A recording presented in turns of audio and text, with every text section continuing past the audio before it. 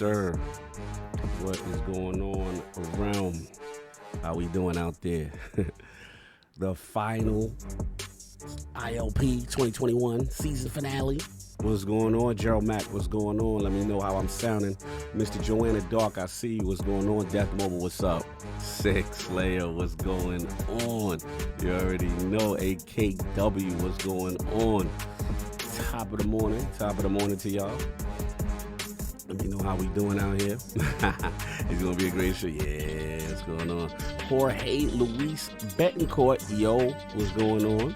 D Nasty, what's up? What up, guys? Chilling, man. A little tired. What am I? I appreciate y'all. Thank you for the sound check. You know what I mean? So, yeah, we got some fun in the realm. The final one of 2021, we got Lady April in the building, a.k.a. Lady Lyric. LordsOfGaming.net's own. She'll be up in here. And, of course, the Lords. Daph, what up? No doubt. Good to see you. Blade X, what's up? We here. No doubt. Yeah, it's going to be a fun one, you know. A little tired, but saw that Spider-Man last night. Crazy. I ain't going to spoil it, but definitely crazy. And if you're a fan of MCU, I highly recommend you see this movie. It's crazy. D4, what up? The Lord's Day, that's right. Sunday, y'all know what it is. 5-1, because the Lords do need a break. So we will take 2 weeks off after this. But D Nasty, I know you got some fights to talk about. Oh, yeah. Shout out to Dude Wipes, though, D Nasty, if you know that reference. Shout out to Dude Wipes. They got a bag messing with Tyrone Woodley. But yeah, that was crazy. I think King might have something to say on that. We'll see. You know what I mean? But we get that when we get Lady Bond. Oh, I would love to have Lady Bond, the Queen. We would love to have her on. We would definitely try to work to make that happen. Hopefully next year. That would be dope. Have Halo. Yeah, I see y'all. Well, yeah, it's a lot of stuff going on. But look, let me get out of here. I'm going to go grab up the lady of the hour, Lady Lyric. We're going to get her in here, and we got some fun on the season finale. Oh, there go Hustle. I was like, where Hustle at? That's my man. What's going on, Hustle? How we doing out here? How we sounding out here? What's going on? Gotta get the check real quick from Hustle. But yeah, we got a fun one, y'all. King coming through. Addict might be like 5-10 minutes late. His computer did some Windows 11 update on him. You know, Dutch. Oh, okay. The Dutch man. What's going on? Appreciate you, Hustle. Thank you, brother. I appreciate you. Yeah, the final Sunday of the year. 2021 closeout show. Gonna have some fun. We're gonna talk it up. You already know. Oh, Christopher Hart. Oh, this is gonna be a crazy show. You already know Christopher Hart in here. You already know what's going on. Anyway, I'm gonna see y'all in a bit. Let me go grab up the lady of the hour, and I will talk to y'all.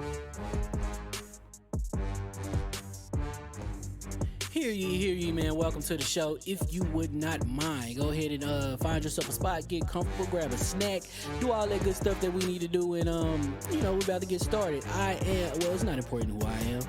What's important is that you are pulling up to the Iron Lords podcast right now as we speak, and I guess I'm here to keep you entertained until it's time to get this show started. So look. Y'all done messed up and turned me to an animal. And haters be swearing they real, but come to find out that they really mechanical. And yeah, I be eating these rappers, but that's all a part of me being a cannibal. And they say I'm better than money because you can bank on me being accountable. I know a million rappers that don't want to be on a song with me, that's understandable. I kill a beat and they want to compare me to Freddie and Jason. I'd rather be Hannibal. They be like, why use a video game? Just be original, y'all too dramatical. I know it's random, but I am addicted to flipping the sample and making it flammable. This is that yoga, fire, flame. They think it's arson up in the apartment, they call it department and I get the blame. Still I be running, collecting them rains. You just a target when I'm in the range. I was the hardest to start regardless back when you was messaging people on AIM. Check my vocals, all on Twitter, but I'm anti-social. Love my city, but I'm still bi-coastal. I got no, let's switch that up. What did you do? What I want to do? Don't stop. Nah, that was dope. I'm just Keep that going. Nah, go ahead. Look, I guess you could say that I'm very spoiled. For them to be your dogs, they ain't very loyal. But I ain't gonna hold you, I ain't here to boil you. You ain't gotta say it, I'm embarrassed for you. Always been a nerd, never been a loser. Making Voltron with a gang of cougars. And I'm going places, better tell a Uber. Cause it's pretty hard to sleep on Freddy Krueger. That's... Whew. Let's do that again. Hear ye, man. Welcome to the show. If you would not mind, go ahead and find yourself a spot, get comfortable, grab a snack, do all that good stuff that we need to do, and we're about to get started. It's not important who I am. What's important is that you are pulling up to the Iron Lords podcast right now as we speak, and I guess I'm here to keep you entertained until it's time to get this show started. So look. Y'all done messed up and turned me to an animal. And haters be swearing they real, but come to find out that they really mechanical. And yeah, I be eating these rappers, but that's all a part of me being a cannibal.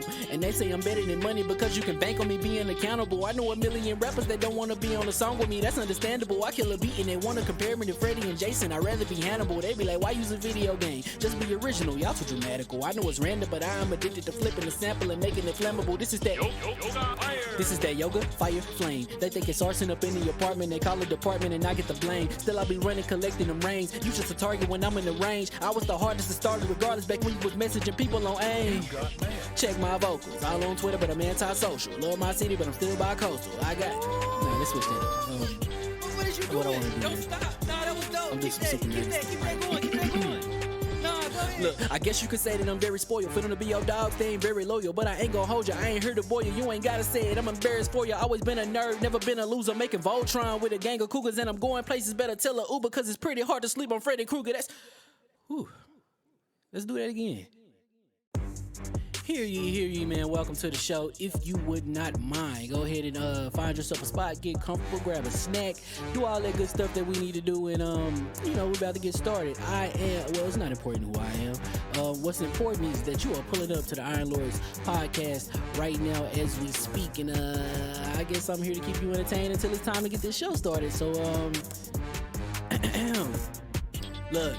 Y'all done messed up and turned me to an animal. And haters be swearing they real, but come to find out that they really mechanical. And yeah, I be eating these rappers, but that's all a part of me being a cannibal. And they say I'm better than money because you can bank on me being accountable. I know a million rappers that don't wanna be on a song with me, that's understandable. I kill a beat and they wanna compare me to Freddie and Jason. I'd rather be Hannibal. They be like, why use a video game? Just be original, y'all too dramatical. I know it's random, but I'm addicted to flipping the sample and making it flammable. This is that yoga, fire, flame. They think it's arson up in the apartment, they call it department and I get the blame. Still I be running, collecting them rings. You just a target when I'm in the range. I was the hardest to start regardless back when you was messaging people on AIM. Check my vocals, all on Twitter, but I'm anti-social. Love my city, but I'm still bi-coastal. Let's switch that up. What is you doing? What I wanna do. Don't stop. Nah, that was dope. I'm Keep just that super going. Keep that going. Nah, go ahead. Look, I guess you could say that I'm very spoiled. Feeling to be your dog, they ain't very loyal. But I ain't gonna hold you, I ain't here to boil you. You ain't gotta say it, I'm embarrassed for you. Always been a nerd, never been a loser. Making Voltron with a gang of cougars. And I'm going places, better tell a Uber. Cause it's pretty hard to sleep on Freddy Krueger. Let's do that again.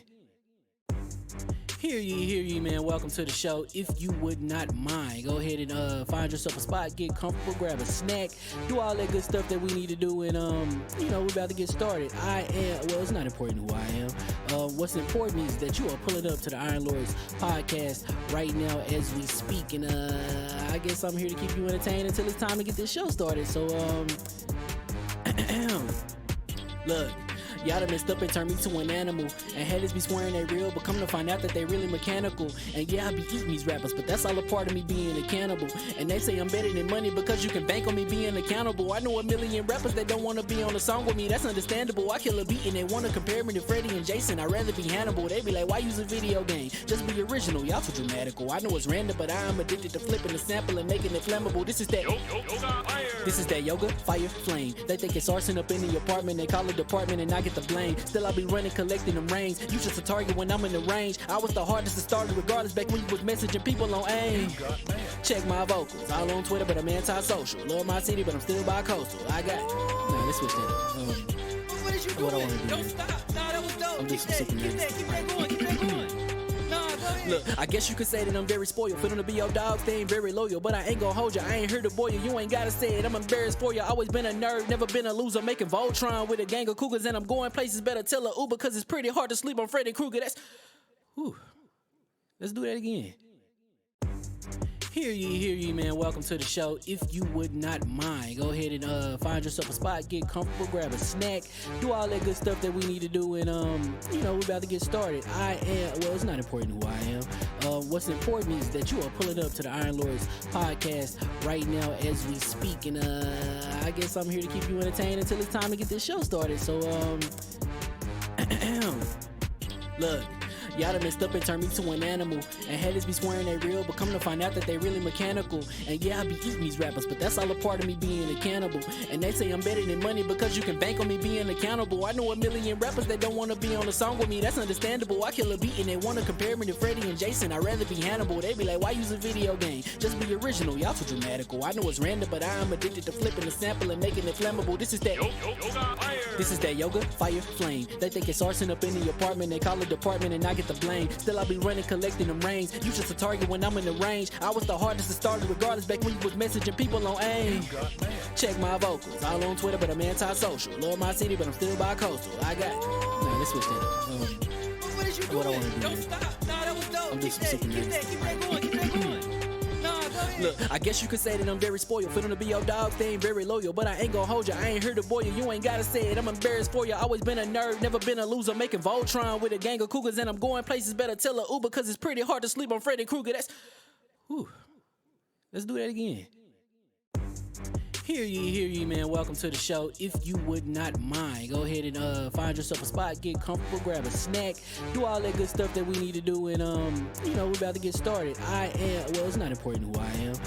What's important is that you are pulling up to the Iron Lords podcast right now as we speak, and I guess I'm here to keep you entertained until it's time to get this show started. So look. Y'all done messed up and turned me to an animal.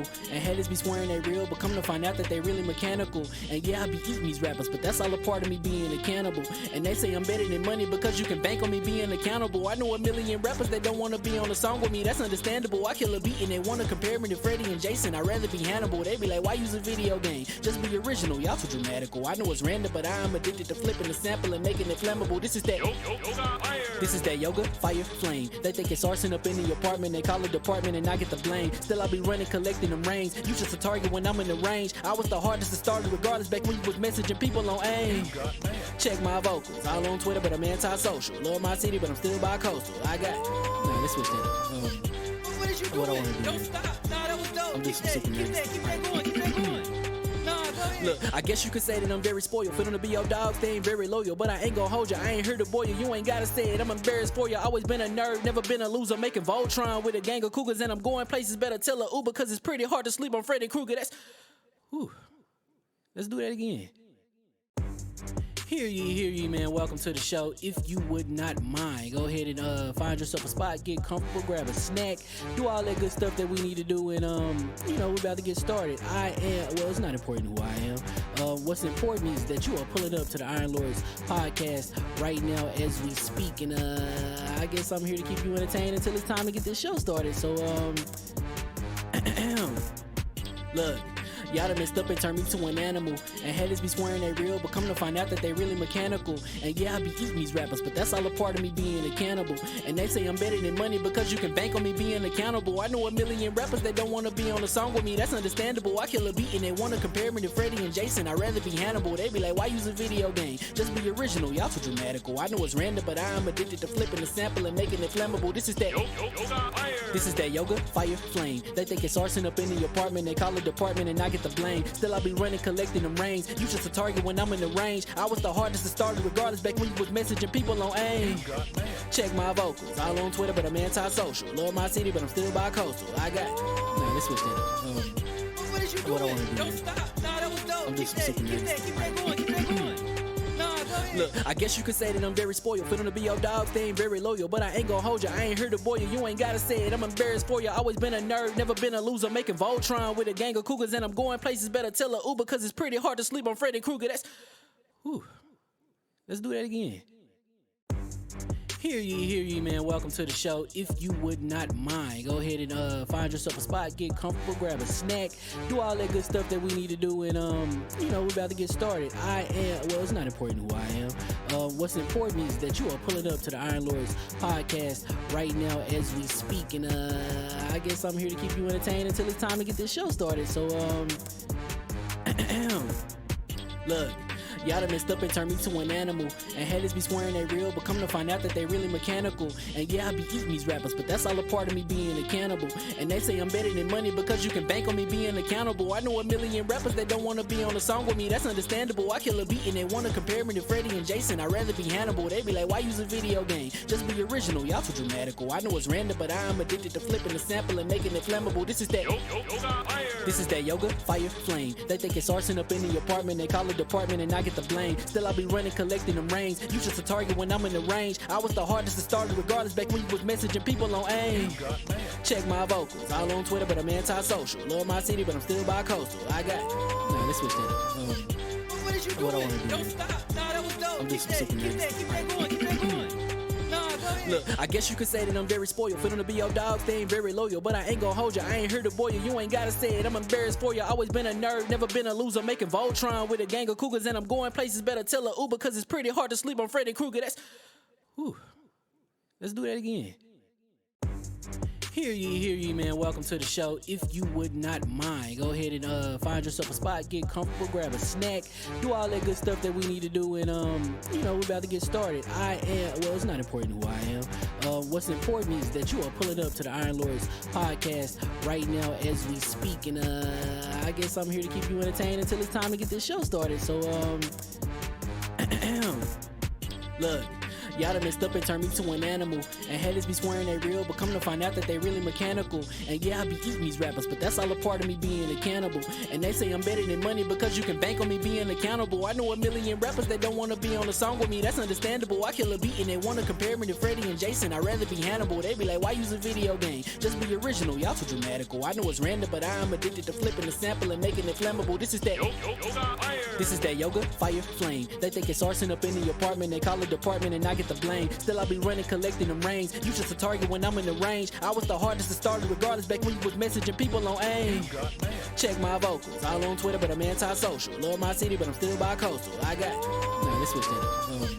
What is you doing? What I wanna do. Don't stop. Nah, that was dope. I'm Keep just that super going. Keep that going.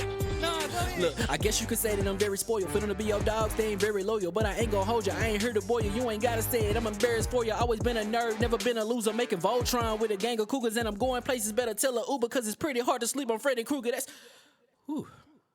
Let's do that again.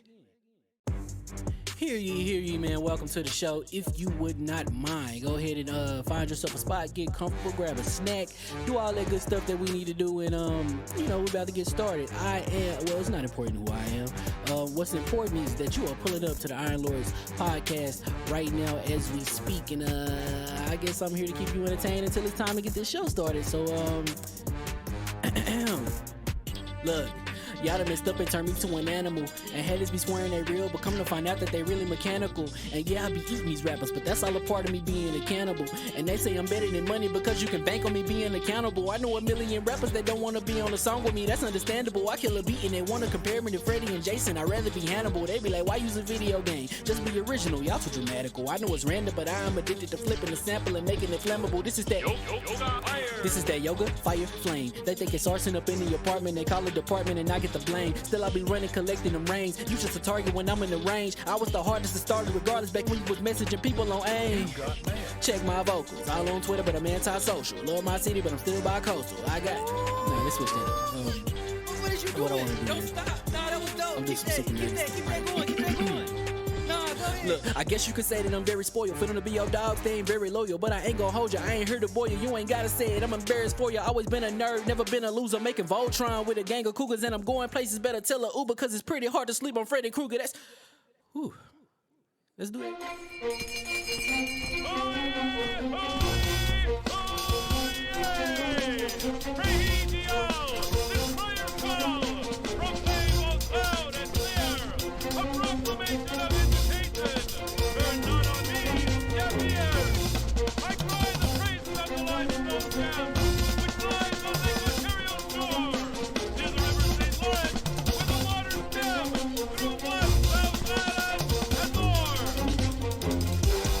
I'ma just chill and watch them and eat snacks in the attic. I wanted to chill with the pack and be like a young wolf, but then they would mistake me for addict. If I can imagine it's cool to give you some advice, then invite your girl to your squadron. Cause if you don't give her that option, you gon' be single player like Sovereign. You gon' get tossed in the bushes by King David. Royalty and not a pretender. Detrimental to an elemental, what's an avatar to a knee bender? I gotta be me though. I know it's my destiny, word to Carnito. Who cares if you fly, if you still a mosquito? You swear you ain't stunting, but really be Steve-O. You like to collect stuff and that's cool, but I got bad news. Even if you really was that dude, King David still be the king of the statues. Since a juvenile, I've been cursed with a curse to be musical. And if you hate it, we'll meet in the crucible. Other than that, then it's cool and it's beautiful. We let you know that your dreams are pursuable. Whatever you wanna do, then it's doable. If you got work on a Sunday, it's suitable. Cause you can listen to this in your cubicle on the Lord's Day. Woo.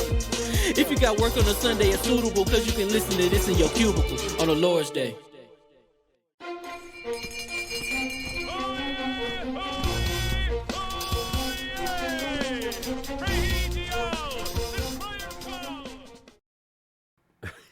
All right. And we are live. Hear ye. And welcome to the Iron Lords Podcast, LLC, and also live on lordsofgaming.net, episode number 238. It's another glorious Sunday. We're back at the round table on the Lord's Day. I'm extremely excited about our special guests, and we've got the Splinter Cell Remake announcement, PowerOnStoryOfXbox documentary, and ILP's 2021 season finale to discuss, so we gonna get right into it. I want to introduce a lady whose insatiable passion for writing, gaming, and all things geeky truly make her an up-and-coming force within the realm of content creation and female gamer empowerment. Introducing the creator and host of the Blazing Nitro podcast and esteemed writer for lordsofgaming.net. The lady of Kingdom Hearts, Final Fantasy, and Persona, who always puts the pedal to the metal for us all to just geek out. Live from Ohio and making her LOGNET debut in the realm of the Lords, my girl, Lady April Pence, a.k.a. LyricAiLove. How we doing, sis? Ooh, I love that. Let's get it. How we doing? After that intro, I'm doing amazing. She's like, I'm going home. Listen, thank you. I appreciate that. No doubt, you're a lady at what you do. Always appreciate your contributions. Long overdue in the realm. What have you been playing, sis? Well, I've been replaying Persona 5. Okay. I've been replaying Tekken 7. Oh, wait. Oh. Hold on. You ain't just gonna Oh, slide in gosh. some Tekken love, like you know what I'm saying? Like Lords don't get down with this. What's your character? Yeah, let's go. Okay, so I main Asuka and Josie and Huarang. Oh, Oh, wait a minute. Use a flamingo. Oh, okay. Let me find out. Wow, this is news This to is me. new information. Okay. So Well, who's your go-to? Yeah, who's the what? Like, who's your go-to when you get in there and you start mixing it up and that dude win that one match and you're like, oh no, hell no, not today, Satan. So who's that go-to? Oh, my Frozen. all-out fighter is Josie. Oh, okay, Okay, Josie. Josie. Okay, Okay. no doubt. Shout out to Josie. Yeah. She got added. I would say she got added more recently, right? Yeah. Like one more recent Tekkens. I do remember. So to Josie. That's it. So anything else you've been playing besides that? I have Sims, Sims 4 Okay. and Sims 3. So Persona, April, are you playing Royale or are you going to just be playing OG Persona 5? Vanilla Persona Vanilla, 5. okay. Okay. No doubt. So I don't know if Attic. I know he just jumped out. Said he's gonna reboot. I don't know. I see him there, but I want to make sure he good. Attic, you good?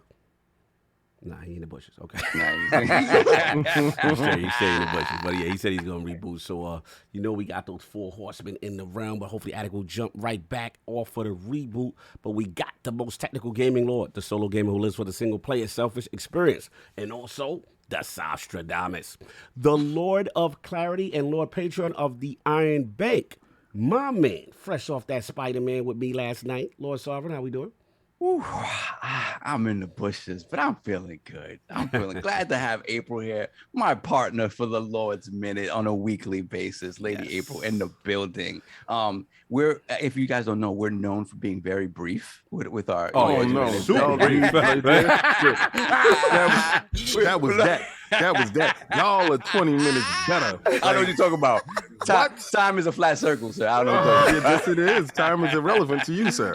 Saba, you implying that we have a very brisk pace when it comes to intros in the room? Some people do. I don't know about it, but I know it when I get down with my Lord's Minute. You know, we in 5 minutes in and out. You know the way. Oh, that is wrong. Lady Lyric know about the meetings. They be like, "Could you get Saba under control? Because he going extra with the Lord's Minute that be 20 minutes." I heard it was supposed to be a 10-minute cap. I'm like, but my man's over here though. I don't know what you're talking about. Yeah, I know. You're like, wait, man, why can't he get away with it? No. At the end of every video, we apologize to Pete for having to. Yeah, Pete like a Pete. He like fraud. Fraud, I hate you. Fraud alert, no doubt. So time on Saba. Okay. Yeah. So Spider-Man. Oh, that was a moment. For us to, I'm an old man. I can't be doing late night movies anymore. That was crazy.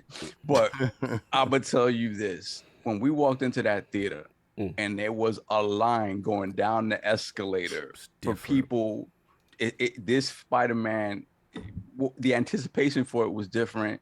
I mean, you saw people in costumes. It's something that at this theater we normally don't see at this particular theater that we go to, and it was just you could see the excitement for it. And it lived up to it. So that was something special. Gameplay wise, I haven't even gotten to touch Halo Infinite this whole week. I'm so mad at myself. But what I did do is I managed to secure. King gonna laugh at this. I managed to secure an OG Foreman grill, 100% back compat PS3 since my idiot self got rid of mine. Back when who was that? That was not Sean Layden. Who was that? That was not Casserai. Was it Casserai? I think Casserai was in charge around that time. Yeah, that's right. Yeah, you need another job. Yeah, you need a job. Yeah, exactly. That's the famous words. Yeah, famous last words. We have those dudes. So since Sony does not appear to care about their legacy, I had to go out and do what I do. Yeah, exactly. You do. You do. So you swiped twice. I swiped twice. No, it was free. It was free. Thank God. So again, when I saw the opportunity. No. I saw the opportunity. Somebody was, getting rid of it, and they didn't care for what it meant. So I was like, I do though. Oh wow, that was a come up. That's a lick. That's a big come up. That's a come up because somebody slipped it. You know how much they. Yes. You know how much they go for. That one in particular. Yeah, from Sony themselves. I downloaded. So firstly, I downloaded some of the OG PS1 games real fast. I love Siphon Filter, so I threw on Siphon Filter. Wow, that does not hold up at all. Oh, he said, "Wow." He set it up perfect. He's like, "Wow, that doesn't." But it was nice to have. So, okay. No doubt. So that's been it, sir. That's been it. I'll read these super chats afterwards. All right, no doubt. And of course, while we're waiting for Attic, we got the Incredible Hulk of this, aka the XS Gamer. Ooh. The prophet of Xbox. King of the statues, who demands nothing less than that premium experience. It is the leader of the Fraud Alert movement. Ooh. Beloved. Lord King, how we doing, sir? Better than Tyrone Woodley. Shout out to Dude Wipes. Shout out to Oh. Dude Wipes, though. Dude Wipes got a bag. Yo, I'm not gonna lie. I got you. We hear you, Attic. I'm not gonna lie. Yeah. Your man went to the Shadow Realm. Yeah. Like, he got hit and he got checked out. It was like, finish him. And he did the Soul Snatcher. Bro, you gotta see, kid. They got the Doctor Strange. You know when he hit Spider-Man in the soul. And the body come They out. got Tyrone Woodley's body outside the soul. Like, it's bad. The memes is crazy. Hold on, I haven't seen it yet. I'm gonna watch it right now. Oh, watch it right now. I'm going to tell you this. First, I knew he was going to lose. Second, I knew he wasn't in shape. Third, I knew he didn't train. So I'm just It's out of control. Yes. It's out of control. It's out of control. So he gonna let that Jake Paul dude go, and they really training. Yeah. Yeah, They yeah, really working out. Go Puerto Rico, baby. Jake Paul and PR doing his thing. Yeah, he's really working out. He's really do taking. it. Yeah, no, he lives over there Yeah, now. he's taking. Oh, I He's didn't know taking the that. wild. He's taking the wild cow beef. He know what he doing. What I've seen, it looks like, is like these UFC and fighters, like, oh, he's just a YouTuber, so they're like, I don't have to do anything, and then they get knocked out because of it. And they now respecting boxing. Let's just call it what it is. This right? this is entertainment. This is not a fight. And let's be real, this is the biggest bag they ever gonna see. Yeah. The UFC dudes. Let's keep it a buck. You know what I'm saying? I got to give Tyron. He got back in the ring. I knew it was gonna end bad for him.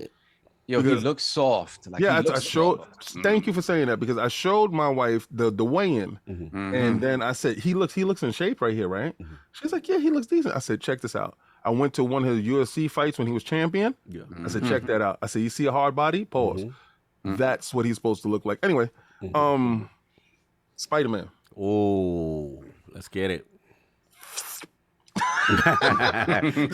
Yo,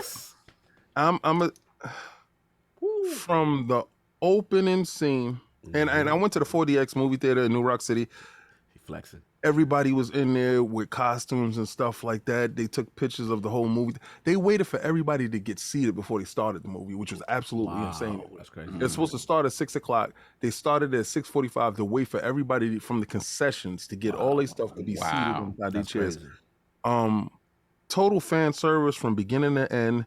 Kevin Feige and the team at Marvel and at Sony. Shout out to Sony too. Facts. They did the unthinkable. Yes. They pulled off the incredible. My wife was sitting there like, what the hell did she stood up because it's like, everybody in the movie theater, could we take a picture with y'all? And I sat down and I had this little happy sad fast mask on. I was like, I'm in a witness protection program. But it was amazing. Y'all dudes keep fronting on my man's name. Put some respect on Phil Dominus Maximus Aurelius Spencer's name, man. Spider-Man. Nah. I'm not even talking about that. I'm in Game Pass right now. Oh, okay. Like I thought you still in Spider-Man. My bad. I had to put this on. 10 games in one day, and I told you, dealer. I told you. Who else came at me? It was like, King, if you like a game, you gotta buy the game when it come out. Mortal Kombat 11 inside my Game Pass. I ain't had to buy nothing. Ooh, look at you waited. Hard work, dedication. The same people that say that, like, do they be buying The Witcher season 2 when it comes out? Like, listen, like do they be doing like any of these like popular TV shows? No. Like, where's that Loki season 1, guys? Where is it? I don't pay none of these dudes any mind because it felt like a new release to me. Like, the stuff that they dropped in there. First, I finished the Halo campaign. Oh yeah. And again, I might be a prisoner of the moment, because I a lot of times this week I've been a prisoner of the moment. I said Spider-Man is the best Marvel movie, period. And that's lofty. I got other stuff that's there that's lofty because I love Age of Ultron. It's past that. This Halo 343. This is the best Halo, period. And I don't care what anybody gonna tell me. Go pick up the first one. Go pick up any one of your Halos that you love so much, and sit next to me side by side. See if your Master Chief move like mine. He don't. He do not. He do not. That was the defining factor. Yeah. Exactly. And then the removal of CGI, except for the opening scene, I think that was something they already crafted early on. The removal of CGI and allowing the game to breathe and do what it's supposed to do. I feel that. I know the ending is a little cop out. Yeah. It worked for me. I feel that. Okay. No doubt. Addix is back with his mic, so we got to hook him up. My co-host with the co-most, my brother from another mother, the difficult game conqueror, lord of his own world, and the how of the young wolf. No longer young wolf. Happy born day. Lord Addix, how we doing, sir? Doing pretty good, man. Tired still. I don't know. That's what happens when you turn 45. There you go. Yo, how your 40s, bro? How you doing? Oh, it was good. Now you're gonna have people thinking in the chat that I really am 40. No, I'm not 40. We got to spread the propaganda. But I I want to talk mailed you the about. Ben Gay that you asked for. I want to talk about What you the want to talk about? Spider-Man thing. Yes, Like, spoiler free. like obviously, like Mhm. Spider-Man. I can honestly say that there's very few people that could have made this movie work. Like Yep. very few people. Like Yes. the amount.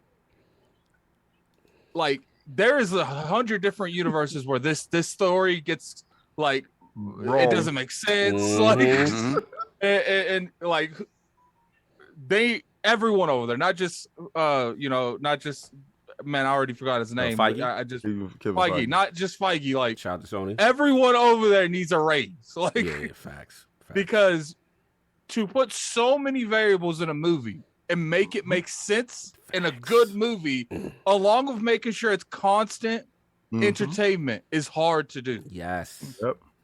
Yes. Every thread, no missteps. Just the They continuity. pulled from 3 different storylines Think about and that. didn't step on the toes. Toes. Nope. The ultimate fan service. Yeah, we ain't spoiling it, Double M. We got you. It's Oh, just I'm not saying anything. No, I'm just not telling you you. go No, I'm looking now. at the chat now. It's just I'm with you at it. But yeah, when you told me, you was like, go see it, and you was like, yo, I'm telling you, call me out, and I was like, yeah. It's like you said, like King said, it's rare that it live up to the hype. Okay, what else? What you been playing though? What's been going on? And I will say that like when it comes to Spider-Man, like I don't think it's the best Marvel movie ever made. Okay. But I do think I would give Infinity War above it because I feel like there's a lot of stuff Infinity War had going for it, the Thanos, and I feel like that really carried that movie above it. But this is like right there with the original Avengers. Yeah, anybody who You know, say that, can we reason- definitively say, King, the best Spider-Man?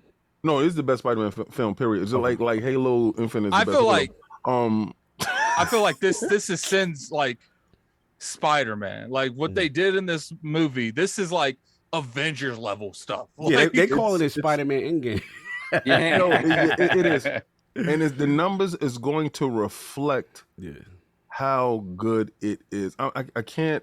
and it's better Listen, than from- Endgame, by the way. From listen, when I'm telling you, from beginning to everything, just stay in the movie there. Don't leave until they tell you to get out. Yo, King, shout out to the Cross Bronx Expressway and the BX in the top. Did you catch that? Did you catch that 95? So I was like, oh, they got it. I caught my job, like where the warehouse is at. Everything. I'm too much. I want to go upstairs and play Spider-Man. Yeah, facts. It's too much. Yeah. Facts. Sorry, Attic. Go ahead. We was IPSing on you. Yeah, but I enjoyed it, man. As far as like games, I ain't really played much this week. I've been doing a lot of sorry, other Attic. stuff currently. Or I'm what? sorry, Attic. I'm sorry. Why are you sorry? No, it's just my toothache, man. No, I'm so- sorry. What are you sorry about? What happened? What'd you do? 'Cause I we don't know. supposed We're going to play ignore. the Among Us. Oh, the stream? Oh, And we was That- trying that- to make it work so bad. that had nothing to do with anyone, man. I just my tooth was hurting so much. Like my thing is like I didn't want to start it and have to end it in like 40 minutes because it just randomly. Like the more I talk, the worse it gets. Oh, you could have just shut up and let me find out that it was you. 'Cause we could always just blame you and just throw you out. I can't play Among Us not talk. Yeah, I he can't got do to it. talk Like, his talk. No doubt. Yeah, I know. No doubt. So that's been pretty much it, Attic? Yeah, that's been about it. I'm waiting for that Dying Light 2. No doubt, no doubt. And of course, we have the gaming ninja himself, the Shinobi, Lord Cognito, spreading that realness in the realm of the ILP. Not telling you what you want to hear, but what you need to hear. Again, we talked about the Spider-Man. You already know what it is. Go see it. It's fire. Shout out to Defining Duke. We had that up. Mr. Matty Plays. Go check that out. Talking a little bit of that Stalker NFT stuff. Little Splinter Cell, which we will get into here in the realm. And yeah, on the Patreon. Shout out to Colin, a.k.a. Cobra Commander. Colin Moriarty, I call him. Him and Matty got a good Defining Duke ultimate. I call him Cobra Commander because he always wearing like G.I. Joe Cobra stuff. And I love it. I'm like, oh, that's what's up. So salute to him. But yeah, they got Duke up with about BioWare. It's fire. It's fire. So check that out. Shout out to the last word, my bros, Evantis, Ty Guy Travis. I was back in the saddle. Had my man Kevin OSX fire. We talk about studio culture, what's going on. It's kind of crazy over there right now. It's kind of crazy. So we had to address that. We talk about the dawning and the 30th anniversary. For me, yeah, just kind of getting back on my Halo ground, you know, rocking and rolling, just loving the verticality, having fun with it. You know, did a couple of fights, high value target fights. Just kind of, I'm taking my time just exploring the map. I don't want to rush the main. Can I ask you a question? Let's go. Was you able to do that in any other Halo? No. And to be honest with you, King, I know where you at. It's like, I'm a purist, so I was very skeptical of open world Halo. Right? How they do it. But like, there's a feeling of you with your crew. Like, I take it personally when the Marines die. Oh, yes. I'm like, oh no, they killed Bobby. They killed Bobby. Like, I try to hook them up. Attic, I was speaking to him because he was telling me how his brother be hooking everybody up with snipers. So I'm trying to unlock the snipers and the beasts because I want them kitted out. I want us to jump in the Warhawk like I got a gang with me and we're gonna run through this map. So that's where I'm at. I make sure I don't take the dude with the t-shirts. Like, y'all t-shirts dudes is gonna stay at the base. I'm just gonna take the dude with the armor. With the armor, okay. The t-shirt dudes can stay back. No doubt. So I'm doing that. T-shirt. Out there fighting brutes with a t-shirt on. I did this some foul jet where it's like Bruce was, because I'm playing on a heroic joint. So Bruce was, sometimes you got to get up out of there and get run down. Yeah, get on high. Yeah, you don't want to run. You know to do. You only got the one-hitter quitter. Yeah. So it was this poor little Marine, and I had freed her, and I kind of used her as bait. Yeah, I'm sorry, Larry. Don't judge me, Larry. Don't judge me. I kind of used so that I could pick them off, and her service was very appreciated. She died for the cause, so salute to her. But anyway, that's been it for me on that. You want to get these super chats on before we get into it? Yeah, no doubt. So we got Gameonomics, member for 2 months. What the crest of the chat for Gameonomics for Lord Bronze? Thank you so much. Then we got Michael, aka Bed-Stuy's finest, $5 super chat. Shout out, shoot out to the Lords. And I hope all of you are well. Now that we got that out of the way, PS is trash, no cap. King, pain to the PlayStation community. God bless. Wow. We got them bing bong.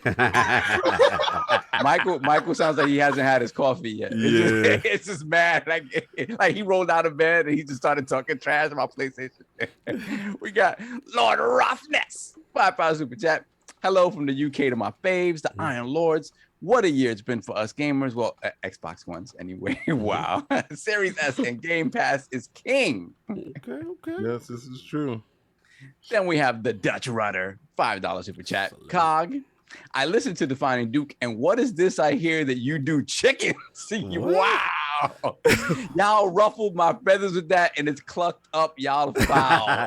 Listen, all that chicken stuff, that's the Defining Duke Last Stand Media thing. They just be throwing it on me. I just be like, I don't know what's going on. I didn't even know what they was talking about until I had to find out the history. So that's Colin. You found out the what is this history? Yeah, okay, so let's just look up Ernie Anastas, our very own New York City's Ernie Anastas. Look up Ernie Anastas effing the chicken. That's it. Oh no! And they running with this inside joke. So that is not me. That is not creative. You're out here doing the chicken. That's Last Stand Media. I'm just having fun with whatever they talk. You know how whatchamacallit, like anchors sometimes have little faux pas on live. This was a faux pas to end all faux pas. It was like whoa. It's like they paused him. They had to pause him. So we got one more super chat. We have Mass Hole 1977. Wow. $2 super chat. My 80-year-old grandfather picked up Lil Man and Game Pass. Wow. God bless. No doubt. Oh, you lit.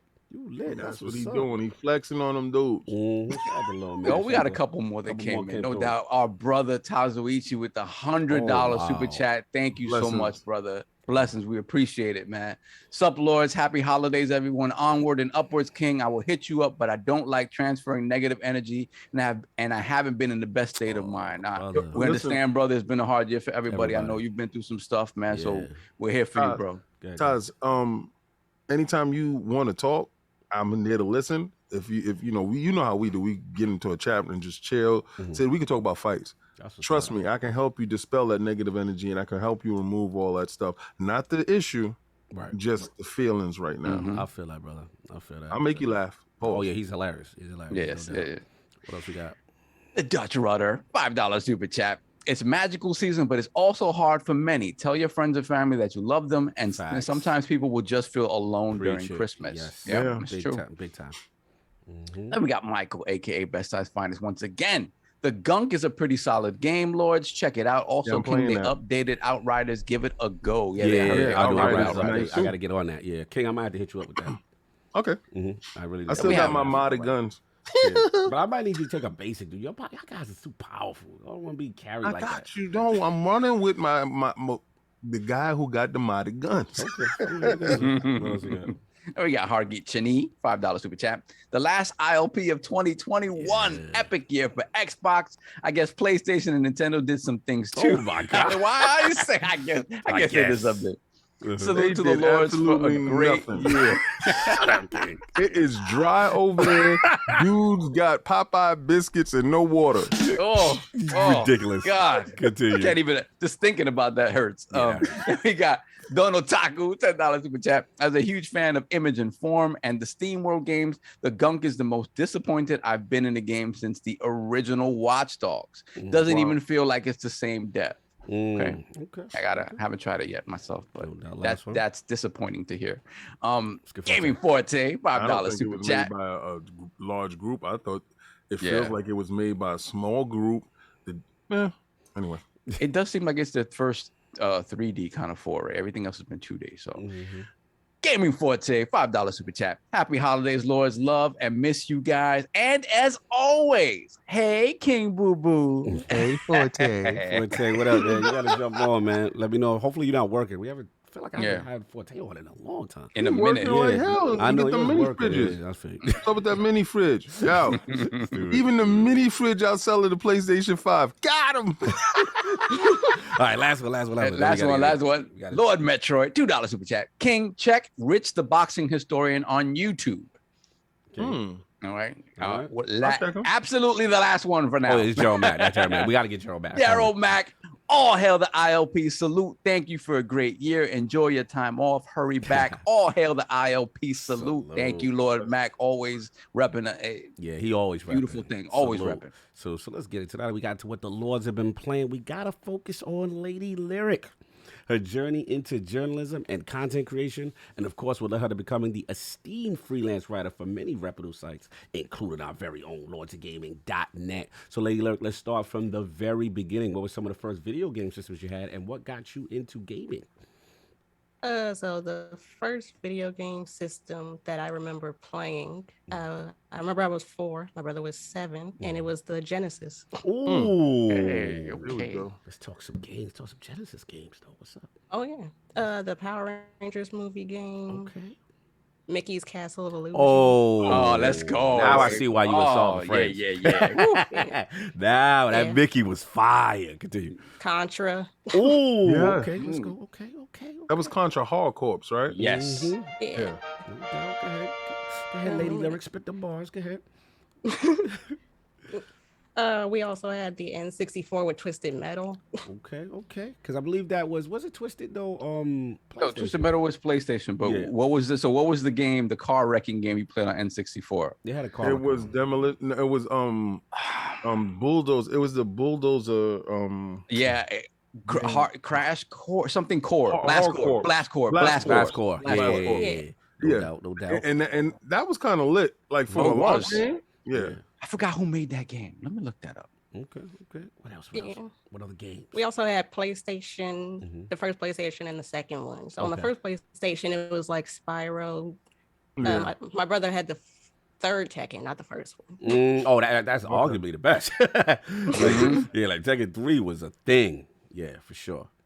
Then They, when they did Tekken Tag after 2, right? Mm, Tekken they- Tag they- was the was launch PS2 title launch on the game. PS. on the PS. Yeah. the PS2, right? Yeah, 'Cause I remember, King, that's when we- the mouse started moving. We was like, oh, the mouse. Yeah. Yeah, Like, oh my I God, remember. it's on. I remember you guys. That was the first time that COG Mm-hmm. went and did a King and bought a Japanese place. I can't wait Yeah. a second. I That can't was wait. not to cut like lyric, but that was literally the first time I spent like $1,000 for a console, Mhm. and I didn't care. I was getting that PS2, and that I could not have that Tekken Tag out there in that street. And I remember because that was when imports were a year early. Mhm. So he came over to my house and saw it and said, "That's it." That's it. I don't know what I did to get that. Yeah, I don't know either. But, But we made it happen. Yeah. Things happen. Continue later. Another like very vivid memory of like gaming is when my dad would take me and my brother to Pizza Hut, and they had the MK4 arcade machine stand up, and we would play it while we're waiting for our pizza. Wow. Fire. That's fire. I like that. That's what's up. Arcade upright. Okay. So you pretty much went from so you pretty much had like a little bit of everything. You had PlayStation, N64. So after PS2, then like where did you transition from? So our PlayStation 2 was Christmas 2000, and Christmas 2000. And I remember when we got it, and me and my brother immediately ran upstairs. He hooked it up. And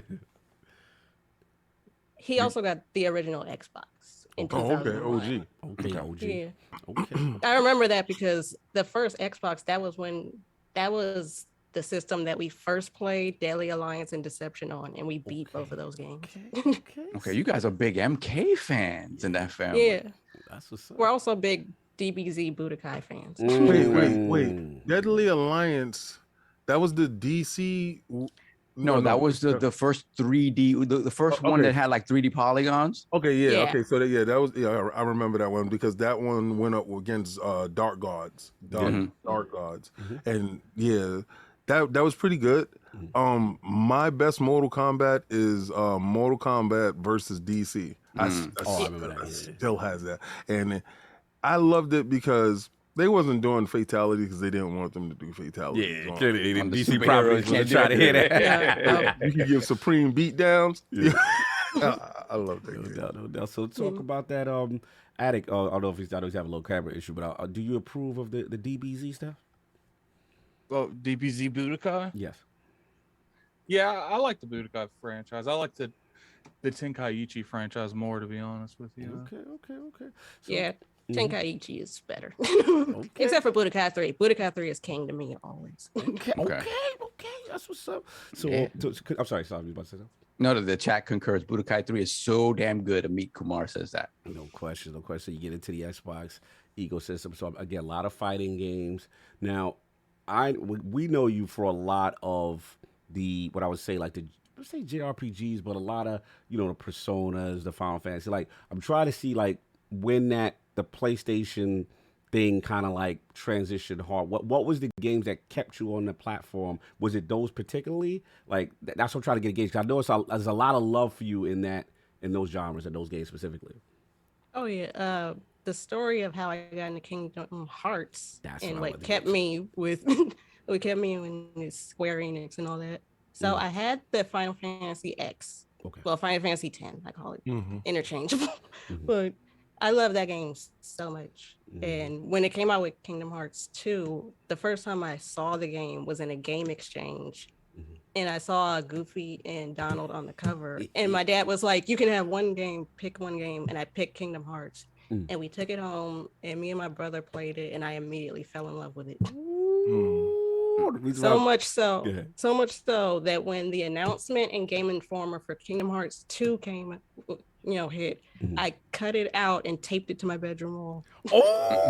There's a love like that. So what was it about Kingdom Hearts that you really felt? Was it the characters, the story? Was it the Disney characters, or was it like? Are we going to interrogate everyone that comes on this show that likes Kingdom Hearts? Yes, we have to understand the thing. We have to understand the logic.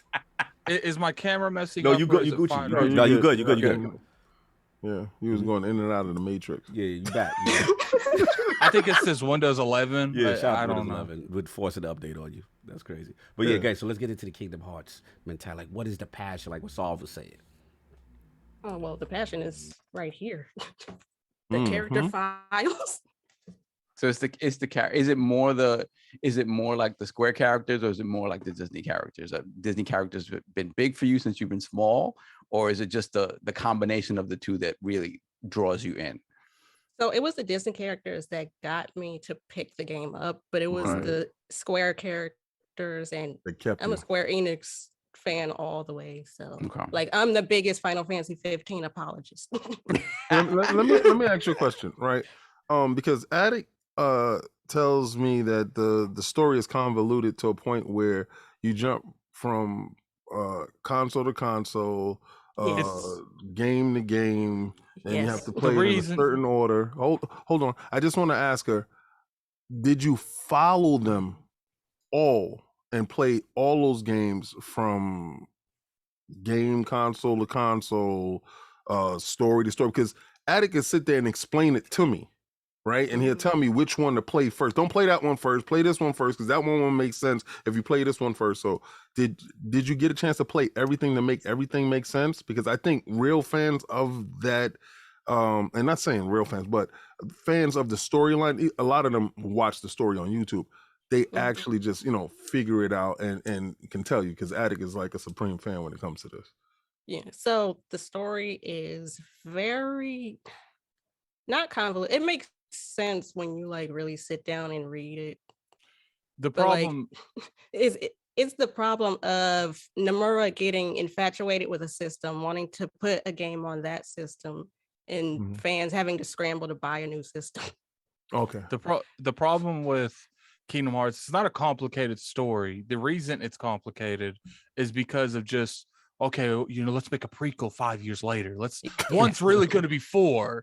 Let's have the story told them on like 5 different platforms. Yeah. So like there's a chance at least one of every 3 people didn't play this game, and they didn't play this game. Then we're going to put the mobile game as the one that starts it all. Like, Yeah.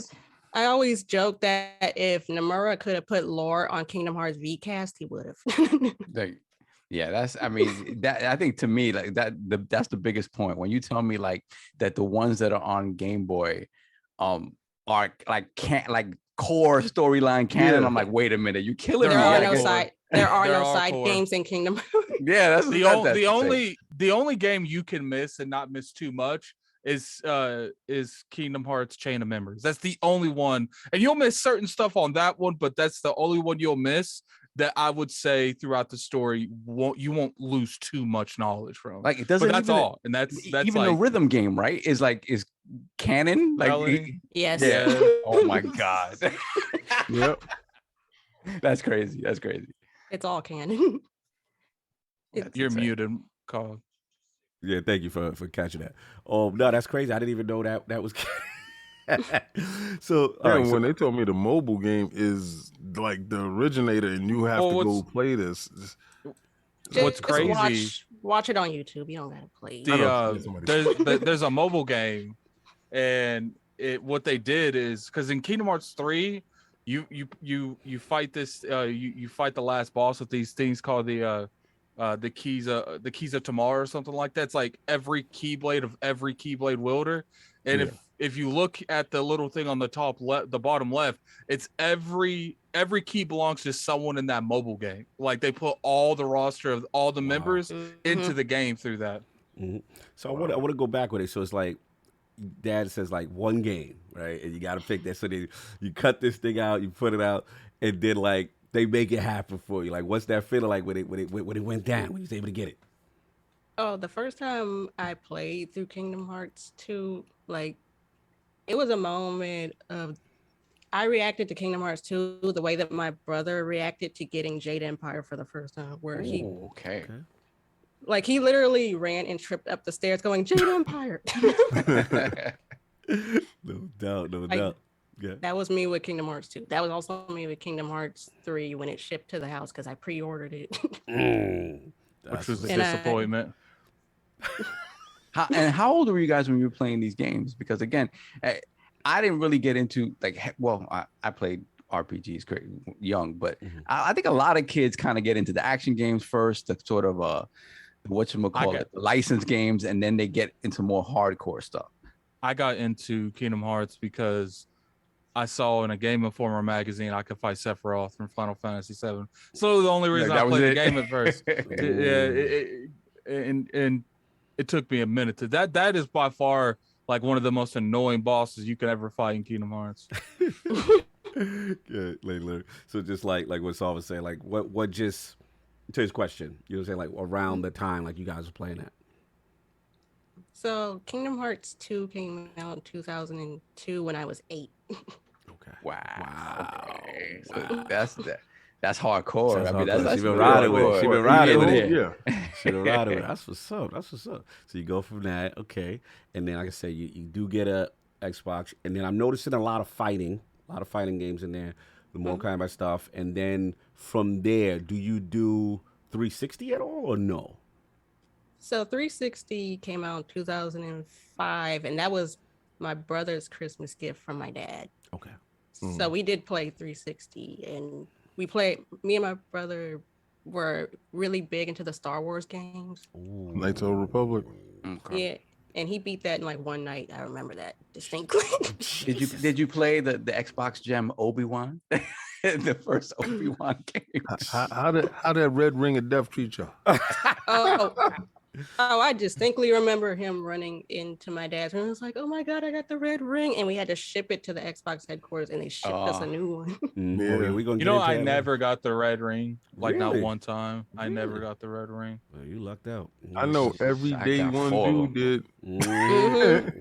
Yeah, we get into that documentary, Dapper. Yeah. No question.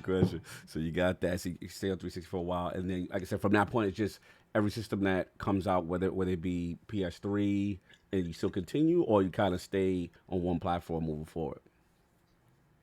So we stuck with the 360 for a while. I remember he got a PlayStation 3 because he had a summer job. Okay. So he was able to get a PlayStation 3. And we played we played Live 4 on 360. We played Devil May Cry 4 on the PlayStation 3. Okay. Salute. No question. PS3 with the Foreman grill saw with the back patch. Oh yeah. When they built the PS2 into the PlayStation 3, those are the good old days. Yeah, that's when they were caring about the fans, and then somebody in Sony said, "What the hell are you doing? That's costing us a boatload." A lot of people don't remember when they had PlayStation Home, which was like the hub. Yeah. Yes. I love that when you had your own little home. Okay, so it was like MySpace, but it was a virtual space. If anybody understands what MySpace Weren't is, they supposed to bring that back in some way? what MySpace? They think No. Yo, MySpace is about to come back. MySpace is about to make a comeback. MySpace, that's back, but we don't talk. I'm talking about home. Okay. I don't know. they were talking that about PlayStation Home was fun, and then it just like phased it out. Like people could walk into your PlayStation Home. It turned into, I guess, what NFTs is turning into or whatever, where you can have your virtual space and people can come inside your house and pause and see all your stuff, your furniture and stuff. And I made a garden here and stuff. It was ahead of its time. Yeah. And I don't think they're like the internet infrastructure, the services were up to snuff to convey that to the masses, because at that period of time, broadband wasn't readily available to a lot of people. So even loading in, we already had broadband because we were doing stuff, that needed it. To load in on a dial-up into home, wasn't worth it. I forgot all about home, to be honest. Like, I'm trying to remember it now. What was it, like a virtual space? It's like that Xbox Museum it was thing. like You it could play. was like Second Life for like You for could play. PlayStation. I remember, couldn't you play like checkers in the mall area or something like that with other Yeah. people? And people was Yeah. all populating and like boop, boop, boop, boop, boop. It was like okay. you know when you have your little Mii's? Yes. When you first had your DS, and if you see a little Mii that was in the area, so people can come to your area and it's populated.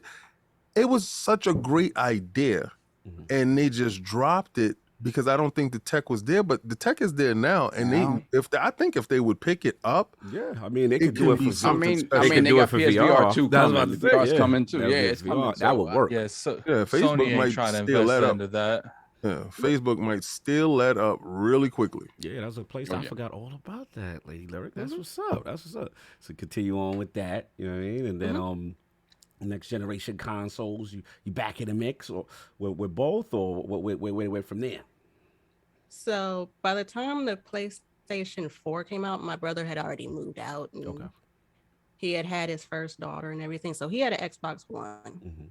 So I didn't have an Xbox One, but I did have a PlayStation 4. And I remember I bought it because What you bought it for? King Kingdom Hearts 3 hadn't been announced yet, but I knew it was gonna be announced, so I was like, let me grab it. Right. Right. Got that Kingdom Hearts. And while you were there, you grabbed it for Kingdom Hearts 3 and it didn't come out for 5 years. A lot of times we purchase these consoles on hope. yeah. Sometimes it pays off. Like I don't buy games on hope that it come to Game Pass. But it goes to show you, right? Like if you're a fan of a franchise, and me and Salva like appreciate it, it's like you would hold out because you knew it was coming to that platform. Right, and that's why I know we were talking about, the little dig me and Sav got about, Persona and things like that, because like Lady Lyric, she's an example of that, right? Like she's literally like, yo, Kingdom Hearts or whatever, like so these are her franchises, and she's gonna get on a platform where she can pretty much guarantee it's gonna be there. So it's gonna be there. Yeah, it's important. It's definitely. So how do you feel now that Phil Dominus Maximus Aurelius Splinter has brought over the whole franchise of Kingdom Hearts over? Does it give you hope that Kingdom Hearts will launch day and date on both platforms this time? I mean, for the future Kingdom Hearts fans. But it did this time. Kingdom Hearts 3, yeah, it did. But no, the better question is how do you feel it wasn't in Game Pass, but it was there. No, the better question is how you feel that we lost all the Final Fantasies here going out. That's the better question. We can't keep them out. You Oh can still my go buy them. god. I mean, like, listen, if you didn't play it when it was there, that's on you. Boo-boo on you. But you can still go purchase it, though. Go get that. So I can purchase the Final Fantasy VII Remake on the Xbox. I know. I don't care. Listen, I don't care. I can about that. purchase 16 on Xbox. But that game didn't come out yet. I can purchase Final Fantasy 14 on Xbox. There you Are go. you living in the future, Addict? Apparently, act like they don't exist. It's way in the future. We're gonna sit here. We're gonna sit here and be like, "Oh, ain't you glad that Phil Spencer brought you Kingdom Hearts 3?" But act like that's the last stuff that we got. I mean, you were excited. I remember. No. Until they start having stuff consistently come out, I can't give them that. They just gave you 15 games. Go back now. 15 games. 15 games, man. Go back. Did you check your Game Pass? See, I do it daily. Because when I walk through the Game Pass, I do this. Oh Lord, we don't went left. Hey, why don't you go play Final Fantasy VII on Game Pass right now? Did it come out? Go play it. It came out in Game Pass anymore. Because you know what happens?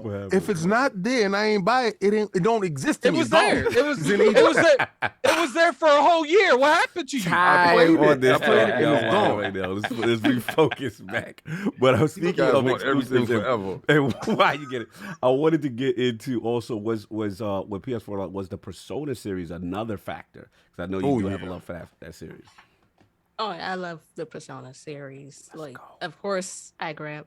What happened with Persona 5 was I bought another franchise we can't get, King. Yeah. I bought my PlayStation 4 and I didn't have the extra money to buy any games. So my dad came home from work and he saw me. He was like, "You have a system, but you don't have nothing to play on it." And he was like, "Tomorrow we'll go to Walmart. I'll grab you a game, pick out any game." Nice. So I grabbed Persona 5. And unfortunately, because I've looked 14 since I was 17, the lady who I'm pretty sure I was older than was like, "You need to be 18 to buy this." And I was like, "I'm 22. You hit her with your ID, busting them out with your ID, like, don't hold on now. She was like, "Excuse me, miss, you're gonna have a guardian here for this." Who let you in the store? You. I always say, if I get pulled over by the police, I'm gonna act like I don't have my ID, so they just return me to my parents. I'm an unaccompanied minor. So let me ask you a question. Did you play the first Persona? The very first one, I haven't played that one now, but I did play the second one. Okay. Me and Sovereign out of control with that stuff. Yeah, I mean, Kaibatsu is Kaibatsu is hardcore. She's a little young for Suikoden, but man, you need to play those. I would suggest you play, Persona 4 again, but that's not coming to Xbox, so you're gonna have to play that on. Wait! You talking about the one that I have for my PlayStation 4? That's we're talking about Xbox. Everything's good on Xbox, but when it's on, wait, you coming at me for something I purchased? Never Oh, he mind, copped. never He copped. mind. Okay, Oh, okay. I didn't know he wait. copped. Time out. You You gonna coming try for to who? flip it? Here we So go. so you purchase on your PlayStation? What Yeah, is it? yeah, I do. Buddy? I got the. See, I don't trust them, so I buy the disc. I don't trust them. I don't.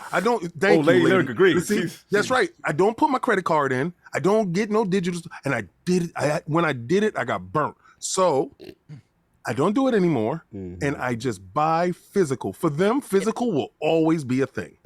But you know, you're a huge head-to-head fighter. Why don't you pick up that Persona Fighters that's not coming to Xbox? I don't like that game. You messy. Moving on. Y'all messy today. Y'all are hijacking this. I don't like this game. I don't like game. it. Anyway, so I salute the lady Lyric. Crazy history. I love this type of talk. But I gotta get into writing and just like kind of like how that passion started for you. You know, what is this journey? How did this journey to journalism kind of get you going? Where did this come from? So it actually kind of starts kind of sad. So 2016, I was kind like I graduated high school in 2013. Could not find a job like at all, and I was depressed.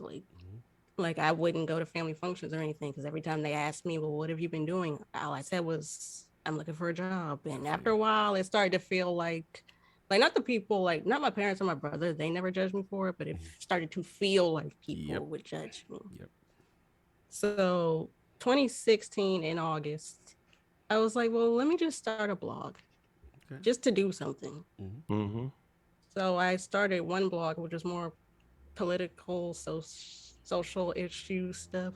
And then I started a fashion and beauty blog. And then in 2017, well, before that happened, 2016 in November, my mom had a heart attack. Sorry. Oh, she's good now. But like on the way to the hospital, I was in the car and I was like praying. And one of the things I said was like, if my mom makes it, like I'll take my writing seriously. I'll take care of her. She'll never have to want for anything. I feel that. And then July 2017, unfortunately that article is no longer up, but in July 2017, I was first published in Lap the Brand, which is Laomi Anderson's website. So that started, and I was still doing my blog at that point. And then November 2017, I saw, before it became Fandom Wikia, they had their writers like contributor program, and I joined that. And I did that until 2019, in which that program ended, and I was sad about that because I was like, well, now I don't have any place to write. But my editor from there, I was like, well, let me see where she's going. And she was going to Black Girl Nerds, which is where I've been writing ever since. So that very night that they announced the program was ending, I was sad about it. I reached out to Black Girl Nerds, and that very night I was on that writer's team. Nice. Salute. Love how you transformed that that moment, that I said negative moment, but something that was really tough during your time, and into positive energy and to refocus it. Go ahead, Saul, you want to say something? One thing I wanted to ask, April, you said you finished high school and immediately you were looking for a job. So did you never, it was never in the cards for you to go to college? You didn't want to do that? You just wanted to work immediately kind of in the industry? So the thing with college, I was accepted to a few colleges, but due to family issues going on at the time, my family needed me at home more than I needed to be at university. Fair. No, that's what's up. And what I wanted to focus on is one thing that I thought was really cool was this, a magic moment you had, and kind of talking about like the most resilient women in gaming, and seeing like Square Enix kind of give you your flowers with the Kingdom Hearts and the Aqua character, and seeing them kind of retweet that and big you up for that article. Like, why does that mean so much to you? Being a Square Enix fan since I was like a kid, like when my editor, she messaged me in like the Slack channel, for those who know what Slack is. Oh yeah, I remember Slack. Yeah. She messaged me, she was like, oh my God, April, they retweeted our article. And I went on there and I went and I ran and I showed everybody. And I was like, look, Square Enix retweeted my article. That's what's up. Yeah. That means a lot. That means a lot to be, acknowledged by somebody or a company that you deified, even if they put a like on your stuff or you know something small like that goes a long way to the person that crafted that the article, the story, the tweet, or whatever.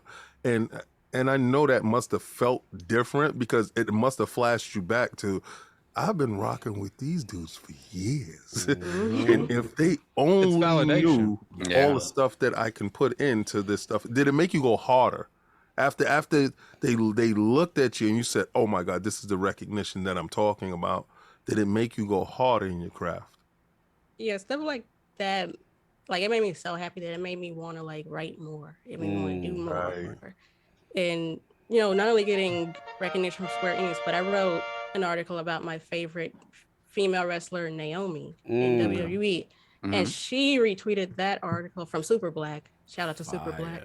Wow. And she follows me on Twitter till this day. Oh my God. That's what's up. That's That's what's up. Yeah.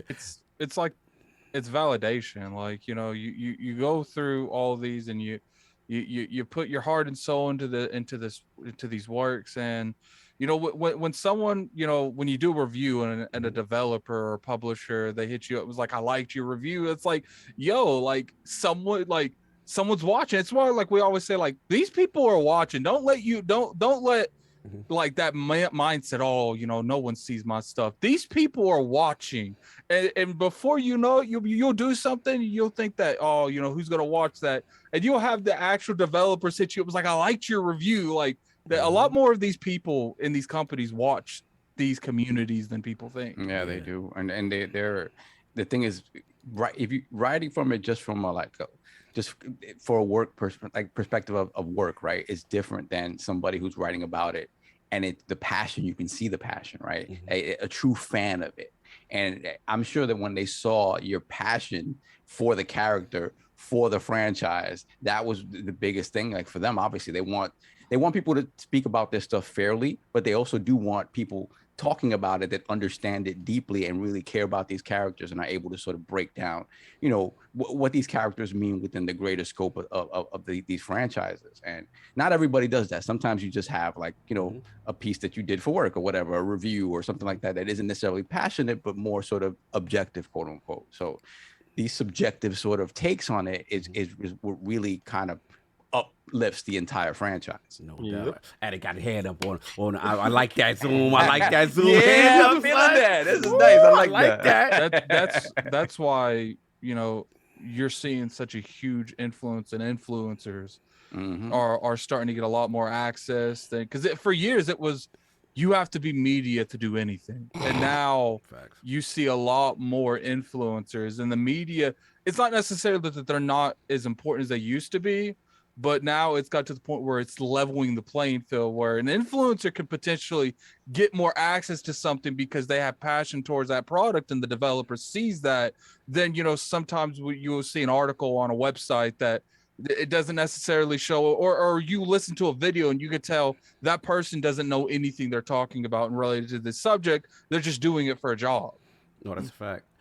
And the thing too is, what I like about it is, besides the Aqua character, like you had like Jade from Mortal Kombat in there. Like you had a lot of top 10 female resilient characters in gaming. It was just so cool to see your passion. And I do want to Aqua. Yeah, Aqua had really bad. Talk that Aqua.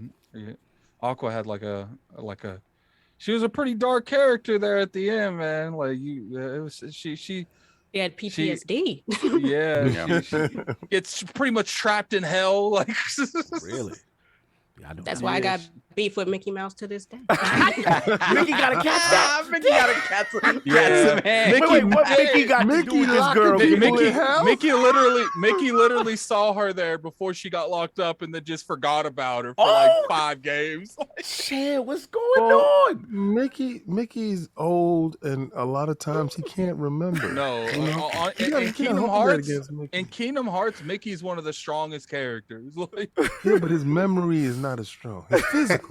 Yo, Mickey's body's strong, but his mind is weak. I can't. Yo, that is hilarious. I had no idea about this. I know nothing about Kingdom Hearts. Yeah, she got stuck in hell for a long time. That's crazy, man. I salute to that Bing article. bong, you get out of here. Yeah, and what's funny, Cog, is when you finally run into her, like when you go to save her, she's like, "No one came for me. I've been left here this entire time." Like, and then she's like, "I saw you, Mickey. Oh God, in there." It was kind of one of those things where she turned it, like she went to the dark side because like that's the only thing she could do to not go crazy in. Wait. I understood. How did Mickey see her though? Was it like a cutscene? No, Mickey was like, King. That's the worst part. He sent other people. He didn't go himself. Oh wow, he's like you. I'm gonna let my little man's handle that. So like, he sent a 16-year-old to hell to pick up another 19-year-old. Kingdom Hearts, y'all. Kingdom Hearts. And the funny thing is, if someone else wouldn't have showed up, that person would have been stuck there too. So wait, why Mickey ain't going his damn self? Like, why he sending people? If he Mickey the the boss. strongest, why he ain't in the mix? Nah, Mickey said he ain't got time for all that. Because you have to have a certain ability to go in and out of there. Uh-huh. They never act like he has it, but they don't act like he doesn't either. Like he was. Said, I ain't It's got time to go to hell. no, literally, it's like they did a game called they did a game called Birth by not Birth by Sleep. They did a game called Kingdom Hearts 2.8 where it explains Aqua's version of what happens to everything. Oh. And then literally, like at the end of that, she gets trapped. Mickey clearly sees someone helped him, and then he's like, "We're gonna forget about her for like 15 years." Wow. So she helped Mickey. And Mickey was No, she's the only reason that, like, at the end of the first one, like, there's these big things that was about to kill you, and you never know how they didn't come through the door the entire franchise. And that happened in the original Kingdom Hearts. Well, then when they did 2.8, like 10 years later, you found out she's the one that killed them to stop them from killing them.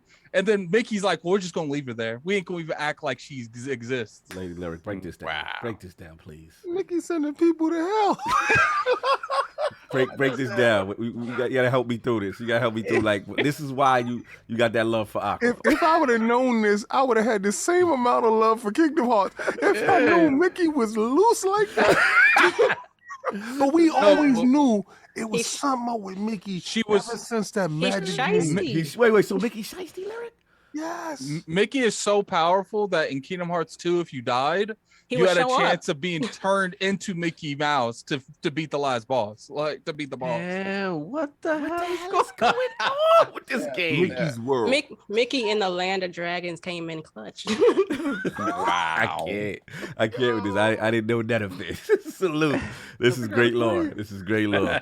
But another thing I wanted to give you your flowers with is I really respect your passion for female gaming, amplifying Black voices, and our gamer girls of color in the realm. So I want to know, like, why does this resonate with you so much? And the second part of the question is, one of the things also I want to give you your flowers as well is one of the articles you did for us, the Lost Game of that name. It was one of your first articles, and it was kind of talking about the tropes of the damsel in distress. You know what I'm saying? So let's start with the first part, gamer girls of color, and then the second part about the tropes of video games, Peach, save me, I gotta be, I'm in the castle, I need the help. You know what I'm saying? So break it down, why these are so passionate for these subjects. So Geeks of Color, which is it's an account on Twitter. It's like a whole organization. So I'm technically not a part of it, but I want to be. Yo, listen, get Lady Lyric down. She's down. We'll put the word out. Like, I've pretty much been a geek my entire life, proudly been a geek my entire life. And I've also been in the alternative community, the rock community. And it's always been weird because people would be like, well, Black girls can't be punk. And I was like, well, I am, so I don't. We're going to talk about that. Black girls don't like gaming. I was like, well, I do. And all of the women in my family. I'm still in it. That's right. Like I had a whole emo period. We're gonna talk some Prince talk and some Purple Rain because I see some vibes we got. But continue. But the whole damsel in distress thing came about because of my love for Kingdom Hearts. Because people are going to argue this, but I still maintain they do not treat Kyrie like a character. Kyrie is a plot point. Sora only cares about Kyrie when it's the designated time to care about Kyrie. Okay. And they were saying, like, in Kingdom Hearts 3, she's going to fight, but she got sidelined right at the beginning of the war. Yeah, they literally had like a whole chapter dedicated to making her stronger, and then she didn't do anything. Like, Wow.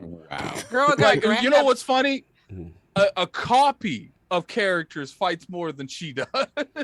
Yeah. Right. Shion took her place as a guardian of light. Wow. Continue. So you wanted to get that off and then tie that into the article with other examples of the tropes. Yeah, so the example of Peach came about because I do love Peach, and I like that even though she is technically a damsel in distress, she's still treated like an actual character in a lot of ways. You know, she has her own storyline and stuff. And even in the more modern games, Peach is treated like a character with agency, which is what I wanted to highlight. And also highlight that there's not technically anything wrong with having a damsel in distress, because some people really do just want to be saved. Right. Yeah. What do you feel about? So what's your take on more recent sort of kind of protagonists in gaming, female protagonists, like like Ellie, Abby, the Gunk, right? Are you excited for Forspoken? Like what kind of things? What do you expect out of these protagonists in these games?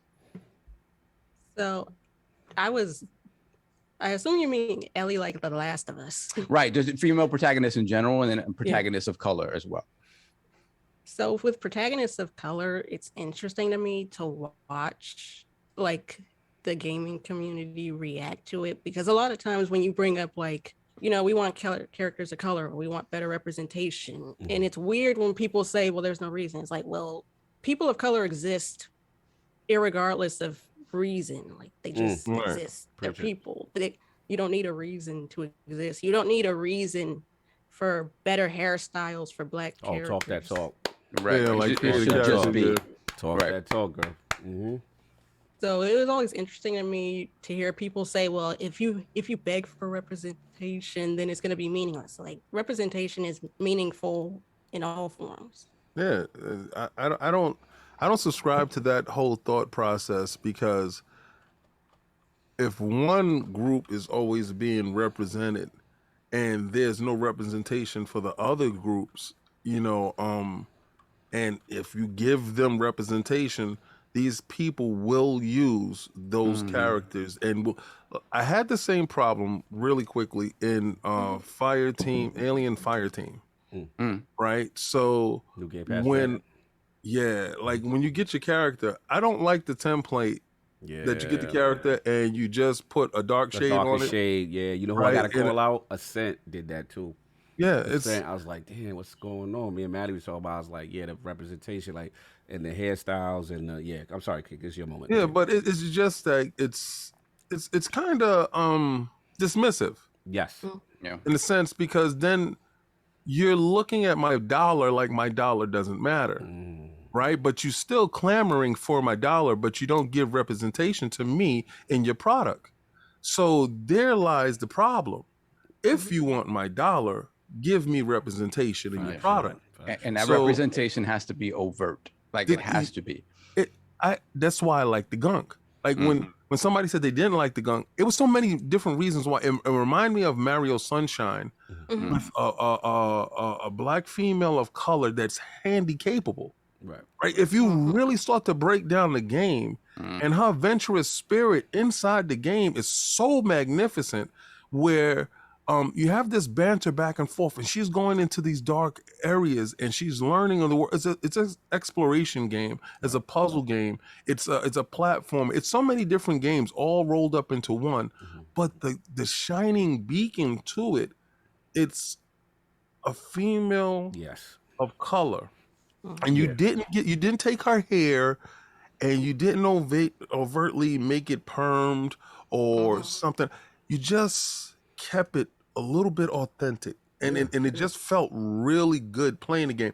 And I know that, and I'm not going to apologize for it, because I'm happy for it. Yeah, all right. Absolutely. So it meant something to me to play it. Absolutely. And I don't like, and I was just about to do it, I don't like apologizing No. for when we get a cookie. You have to go Yeah. out of they have to go out of the way to do it so that it becomes the norm. It's a taught thing. Unfortunately, that's what it is. It's a taught thing. I Right. remember you know, Ryan McCaffrey talking about this, like, you know what? The things that are happening in society right now have shown me that I have to go out of my way to understand something that I have not been taught. I haven't seen in my day-to-day life. If I don't do that, I'm frauding because the expectation is, oh, you should know this, right? And the fact is, if you're surrounded, if your life has you've been encompassed in situations that don't introduce those things to you, you're not going to know about it. So to come out and be like, yo, I don't know about this, I need to be taught about this to understand what it is that you feel and understand. So it is that thing of when you say, oh, you're begging for representation, you're you know, this is a what the hell is it called, affirmative action or whatever the case may be. Absolutely. It has to happen in order for people who've never seen that to understand why the playing field should be level. And again, you would wish that didn't need to exist, but it does, because we have to normalize all being the same. And unfortunately, that is not the case. Facts. Talk about it. Yeah, before I give it back to Lady Lyric, it was, I guess that's why for me I get so excited for when I see Forspoken, when I see Project Midnight by Compulsion, right? Because I'm like, okay, you know, we're gonna have a female black lead. You know, she's gonna be in this era. What is it? What is that? I think it's like a New Orleans. What was the Project Midnight joint off? It is kind of like a New Orleans, kind of like it has a down south vibe. Yeah, you know what? Just looking at the character reminded me of. I don't know if you guys ever played Assassin's Creed 3 Liberation. Yes. Aveline. Yes. Oh, I love Aveline. That was the one that was on the PSP, right? Yes. That PSP No, that was Vita? That was PSP or Vita. Vita. Yes, I remember that, Sov. I do remember that. It reminds me of Aveline. It has that down south sort of tinge. Creole feel. Yeah, Creole feel. Yeah. So that was very exciting to me because Aveline is a great character. No doubt. But yeah, I appreciate you on that, Lady Lyric, because again, seeing your content, seeing how you push for that's part of one, almost like a mission statement for you as well, to bring awareness to it and to see that it means that much to you is so cool. And I just love those articles, and I'm salute to you on that, because that was pretty dope. Yeah, I wanted, like, I'm the person that will have the conversation that you claim you want to have. Like, when people are on Twitter and they're like, well, nobody will have this conversation, I'll the person that'll sit there and be like, well, explain it to me then. Yeah. And what's funny is when you finally give them the chance, they can't explain it. Yeah. Now tell them what they want to hear, what they need to hear. Like when the whole PewDiePie thing happened, I actually sat with a PewDiePie fan. And it was like, well, he didn't mean it. I was like, well, he said the N-word. He was a grown man at the time. He knew what he was saying. Right. And they were like, well, he's not like that anymore. And I was like, well, I'll check him out. But to me, I feel like I cannot be a fan for that reason. Okay. No, fair enough. Salute to you standing on your square and having the tough conversations. I did hear you have a conversation, or just a good transition, Blazing Nitro. You know, you speak your mind. You speak your mind there, and I love it. You're passionate. You're outspoken. You know, you call people out when they need to be called out. So I wanted to transition then in reference to, would you ever get back into consistent concentration on that side with podcasting, YouTube, Twitch, or is it something right now where writing is still like the number one passion, the number one focus? Because I think you're super talented there too as well. Yeah, the Blazing Nitro happened because first it was supposed to be on SoundCloud, but that never materialized. And then somebody posted about Anchor, and I was intrigued. I was like, well, I want to do this. Like, I'll try anything once. Yeah. Not me.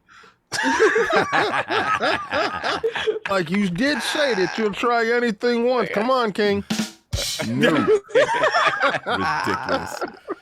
Yeah, I tried it and it was fun, and I still have some plans that I would like to do with it. I think the first one was kind of discombobulated because I didn't know that you could stop recording. So that's why in certain parts they're like silences or it's a little awkward. The second one was a full out rant because for those of you who know about Yandere Simulator and it's Dev Alex Mahan, it was what was it, 2020? Like he had fully just pissed me off, and I Oh yeah, you went in. and You I had a just lot went to off. say. Mm-hmm.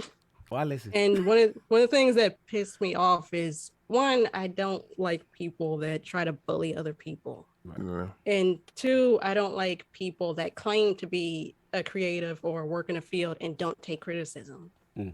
And the way that he has a habit, I don't know if he does it anymore. He's been sort of quiet lately, but like he had a habit of sliding in people's DMs and going at them for criticizing or trying to make their own game. And at one point he was like, if you continue with this project, it could end my life. And that set me off. Wow.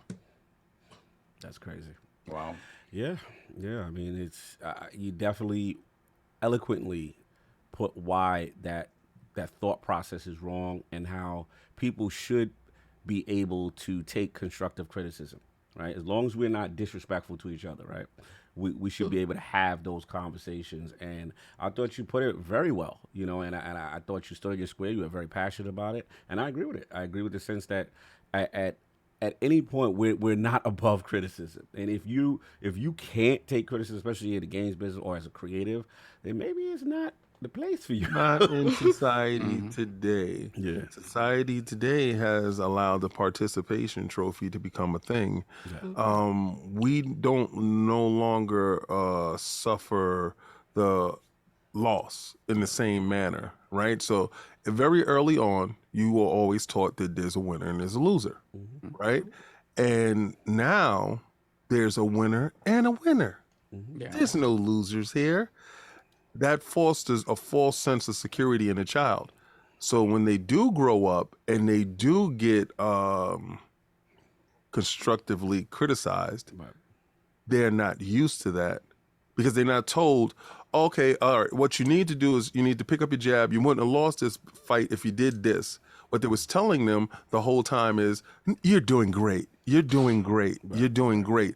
And doing great doesn't help the person grow. So I can understand when he said your project will end his life because he never encountered the no, right? He never encountered the criticism. He never encountered that whole thing. So that's a foreign feeling to him, and he's learning that to process that, and that's very hard for individuals now. I try to teach my children how I grew up, because children now, they're not all of them. We want to coddle them, we want to protect them, but we can't. The world is cruel and harsh, and when you get on Twitter, especially on Twitter, they can say some evil, cruel things. And sometimes I looked at my timeline like, I can't even believe that guy said that, and I have to block you now. Yeah. That's how I feel about like the crazy stuff people be saying on Twitter. It's like I feel like trying to have an illusion of world where everyone's always going to agree with you and everyone's always going to, not say foul stuff with you isn't a realistic world. Right. And there are some things where it's like, block that person. Like, stop just sitting here letting wander on your timeline over and over again. Stop saying, I don't have, I'm not going to block them because that lets them win. Like, I'm the kind of person where I'll mute you before I'll block you. Yeah. But it's just like, look, like, I get it. People shouldn't, like, I've always been the kind of person where it's like, I don't agree with the way he's handling certain things on the internet, but it's just like, you don't have to acknowledge that power, but continuously acting like, we need to combat this because it's not a realistic thing. Like, there's going to be cyberbullying, and if you don't have the mentality to just block it and move on, and you're going to let it dwindle in your mind for over and over again for months and months, you're never going to get nowhere. Like, you got to have. That's why I always tell people that, like, I want to be, I could tell from like 5 minutes of talking to someone, I want to be a content creator. I want to get into this. And I'm like, you're not going to be able to handle the comment section. You're not going to. Like she shook her head. She shook her head. You agree? Oh, yeah, I definitely agree. Like, I've been on the internet since 2005, which I really shouldn't have been because I was like 10. Like, whenever somebody brings up like old YouTube, they're always talking about 2012. When I say old YouTube, I'm talking 2006, back when the internet was the Wild West and you could say anything. And not right after Al Gore made it. I invented the internet. I invented the internet. Good to see you, Layla. So you said you was on back then when it was the Wild West? Yeah, like when people are like, well, I don't like like if it's outright hate, block. Like I'll preemptively block before you even get to me. But like if it's just outright criticism, like I don't think you did this right, or I think this didn't work the way you thought it was gonna work, or even if like if you tell me something and it's valid, I don't care how you said it, as long as it's truth, I'll listen to it. Right. That's fair. That's fair. I have to disagree. Like there, we can't. Even if it's a valid criticism, they say mad disrespectful. We can't let that fly. Like disrespect is different. Yeah, that's criticism. No, but she the word she worded is like, you could be mad wild however you say it, as long as you give me the opinion. It's like, I'm not. There's certain people in this comment section. That's not right. Don't do that. Because if you try to come at me disrespectful, you getting sent to Block City. Like, Block City. I always feel it's just the way something is said. Criticism is fine. You know. So again, Layla, you was about to say something. I'm sorry. Well, I was gonna say like, if you say it and it's right, but if it's like wild disrespectful, I'll fire back and then block you. Get the balls off. Get the balls off. Good point. Peace. After all these years on Twitter, I don't even fire back. You go straight to you get muted straight away. Like, because it's just like at this point, some of these people, that's what they want. Yeah, I mean, they want that counter, and the moment you give them that counter, they're gonna be on your neck every time they possibly can. And it's just like, nah, like I ain't gonna block you unless like the only time I block people is if I see them and I've muted them, because it's just like if I see you and I muted you, I'm probably gonna block whoever retweeted your nonsense. Or you can do he's like getting me. it too out of association. Mm-hmm. You could do like me and relentlessly pound them into the ground. Stay on Twitter 24/7. Leave me alone. Yeah, King's built for that, man. King, they don't leave you alone. They don't never know when leave I you sleep. alone. They don't know when I sleep, so they're like, I would never think. Going. King, go. King, go look at your Twitter and look at replies and quotes. You be on Twitter too much, man. I'm out of that. I can't. No, man. Listen, I'm on Twitter 24/7. I look at my job. I was on Twitter right now. I'm done. Like the thing is, like I'm done giving them people that energy, man. Like I'm bother me. I done slaughtered all the generals. I got all the needs. Right. Like, this is the. You see the but trophies? the thing is, though, is that the generals got foot soldiers, and they gonna be just as extra as the generals. They don't have the dexterity, and this is that's I love it. Like they don't got the dexterity, but they got the numbers, man. No, they actually don't. If you look at my timeline, I'm pretty clean. Yeah. Even my girl told me last night. She was like, "They don't bother you no more." I said, "I slaughtered them all." Yeah, King. King is the human filibuster. Yes, he gonna keep going, and even if you can go toe to toe to him on what's actually being said, he's gonna outlast you because that's what gets you. What I've learned, he tires you out. Yeah, what I learned is like everybody gonna run their Twitter how they want to run it. That's up to you. You know how you choose it. You know, I do lean a little bit more Addict's way in the sense of how I run mine, but again, King is for that. Like he lives for that. This was made literally for me. Because if I get one thing, it could be something so ignorant and dumb. Yeah. If I get it and I get a rise out of you, I'm gonna hold it like a wild pit bull and I'm gonna shake it till you pass out. So at no point in time listen, I'm like 1,000,000.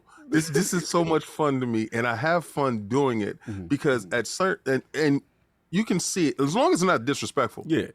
Don't call me out my name. I won't call you out. We don't do that. We don't play that game. Right. As long as it's not disrespectful, I have mad fun with it because sometimes people need an outlet. If it's clean fun and it's an outlet, like we have actual friends that we've met through joking around. Right. So I come from playing the dozens. I come from standing there snapping on people. So that stuff doesn't Well, bother me. You're super that's witty cool. though, but he's You super can- witty though. Like You can drop in the mosh pit. That's fine. That's all you. You can jump in the mosh pit with all the riffraff. That's cool.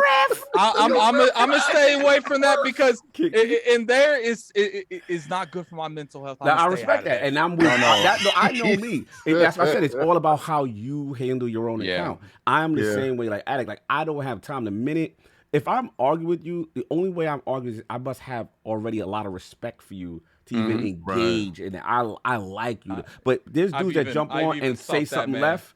I'm not even giving that person energy. That's just how because I don't check and see if you follow me first. I wouldn't even be on that, man. I'll be muting people I like now. So it's just like, it nah. is what it is. If you hit that follow, you got my respect. I'm gonna get back at you. Hey, you know what's funny? I'm on this new thing where I'll mute you. Let's say that like you always saying dumb stuff that like annoys me, but I'm sitting here like an unfollow gonna cause beef, so you get muted. So it's like you're gonna get muted, so you don't know I'm not seeing your timeline because I don't want no beef. But I ain't gonna ever see your stuff again. Like, and again, that's how you choose to run it. It's your personal space. Awesome. Everybody runs it how they want to run it. So it is what it is. But we got to move on. Like last summer, I had to run in with some Taylor Swift fans. Oh wow! The gangster them pulled up. Yeah. They thought they had me, but I was sitting there eating my yogurt and laughing at them. I want to get this last question though, because you kind of mentioned it before in reference to punk and a little alternative, and what I'm saying. I want to shout out. You had a really cool article, kind of like I think it's like 10 songs that kind of define the generation and musically. You know what I mean? You had my Prince Purple Rain. I was very happy to see that. You had I believe Nirvana Teen Spirit. You had up on there. You had Tribe Called Quest Scenario, which was crazy. Salute. Even had Aretha Franklin at Respect. Let's go. So, like, talk about that. It's like the music and just your passion for it as well. Because that's something else that I feel you do it in. Lost Gaming Net, we got an entertainment section. So anytime you want to do that, just let me know. Because I like that article. Continue. Yeah, my love for music goes all the way. I feel weird when I say I love music because that feels like when people go on Food Network and they say, I've been a fan of food my whole life. I've been a fan of eating. I love to eat. But like, I've loved music my whole, like, I always tell, like, when Prince died, I took that like a family member died. Like, I came downstairs crying and my mom was like, what happened? I was like, Prince died. She didn't even react. She was like, I know. Like, I've been a fan of Prince my whole life. Like, he died. That I was already mourning because China had died. Yeah. The rest. Yeah. Yep, I remember her. But I took that. Do you use music as because the way I process music, when I hear certain tunes, like okay, you notice when I started today, I started in with 3 is the magic number. Right. So the correlation to that and what I just recently just saw transported me back to when I was 8, the 7 or 8, how old I was. But it took me back to eating a bowl of cereal in my underoos with my slip-on socks, in the house. And, so do you hear music and it transports you back to a period of time? Because that causality, I can see why Prince passing, because I felt the same way in Michael Jackson, really tore me up for a long period of time. Because a lot of the music, it's like I grew up with him. Yes. Right? So that's how you process music in that manner? Yeah, that's like, Prince is one of my favorites. Kesha is my favorite. Right. And like Kesha is what I call the soundtrack to my teenage years. Like, I would come home from school and put on Kesha. The entire summer, I woke up in the morning, I put on Kesha. Nice. And it was the same with Prince. Like, I picked up a guitar because of Prince. Oh, wow. Self-taught? Self-taught. Oh, okay. That's beautiful. Nice. Okay, let's go. That's what's up. Yeah, I had to shout you out on that. That was pretty cool. Yeah. I like. And I was a theater kid. Like, every talent show, Christmas show. I love that. I love that. Salute to you. Super talented, the amazing Lady Lyric AI Love, and the name Break that down real quick. I gotta get that. Yeah. The science behind that. Yeah, lyric I love. So it I means love in Japanese. So it's technically lyric love, like double love. Mm-hmm. But lyric, I forgot how I came up with that, but I didn't want to use my real name online. Gotcha. Even though it's not hidden now because I'm a public figure pretty much, but it was 2010 and I was on Facebook and I didn't want to use my real name. So I put lyric I love. Nice. And it's like, I'm pretty much the only person, I think there's like one other person online, but I'm like pretty much the only person with that full moniker. So if you type in lyric I love, I'll most likely pop up. Yep. There you go. That's that. Good. That's what's Fantastic algorithm. Let's go. Let's get go that. Algorithm. Original. And of course, we got to ask you the question we ask all the lords and the ladies in the round, Lady Lyric. What are your top 5 video games or franchises of all time? So obviously Kingdom Hearts, obviously Final Fantasy, Mortal Kombat, Tekken, and The Sims. Where Persona didn't make it? Persona is up there, but I haven't played all of them, so I can't really put it in top 5. It's like 6. Okay, fair enough. And favorite console of all time, any generation, and why? Yeah, it's 2. PlayStation 2. I was gonna say that that was your first love when your first game. So That's what's up. Shout out to Lady Lyric. That's what's up. I kind of bet hard on that one. Because if you'd have said no, it was the Dreamcast. The Dreamcast. We missed that whole part of the conversation. I know, right? Should have been this game of history. Now, of course, you rock it out with us. It's all good. We want you to hang out if you got time, or let me know how you're doing on time. Yeah, I was thinking about it last night because I was watching or rewatching the Xbox documentary. Yes. And when they brought up like when they first partnered up with Dreamcast, when they migrated all the Dreamcast games to the Xbox, I was like, yeah, that's sort of when Sega fell off. We gonna get into that. Hold that thought. Fell off a cliff.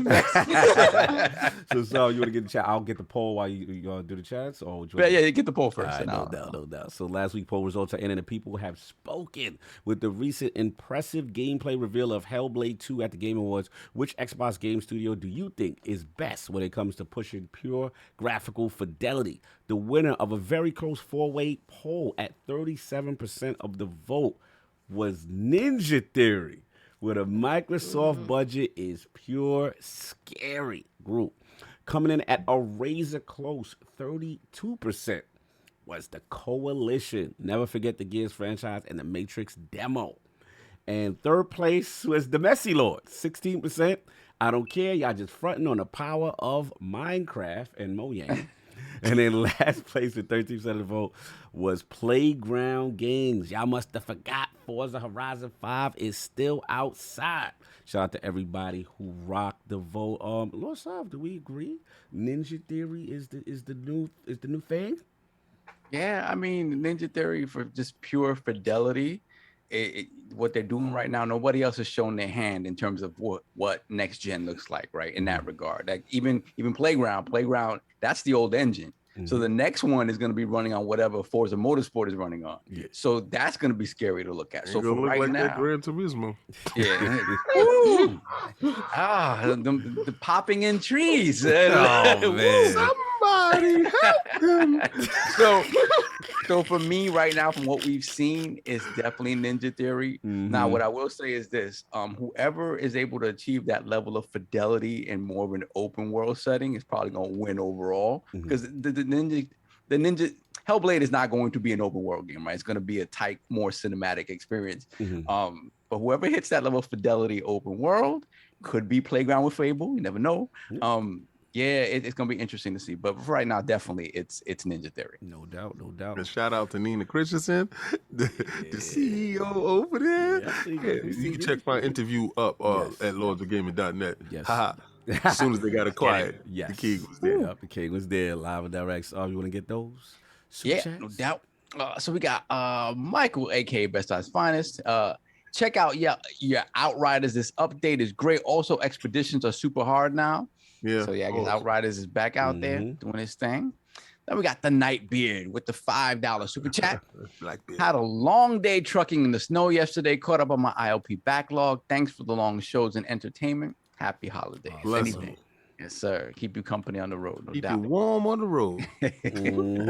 We got the Raiden Blade, £2 super chat. Hello, Lords, listening from work. Have a great show. Salute. Have a good shift, sir. Appreciate it. And Enjoy we got your day. Lognet's own Flame, member for 15 months.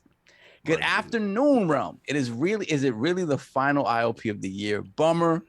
Where did the time go? Hope everyone has a good show and a happy holiday. You as well, Flame, brother. you already know, bro. Yes.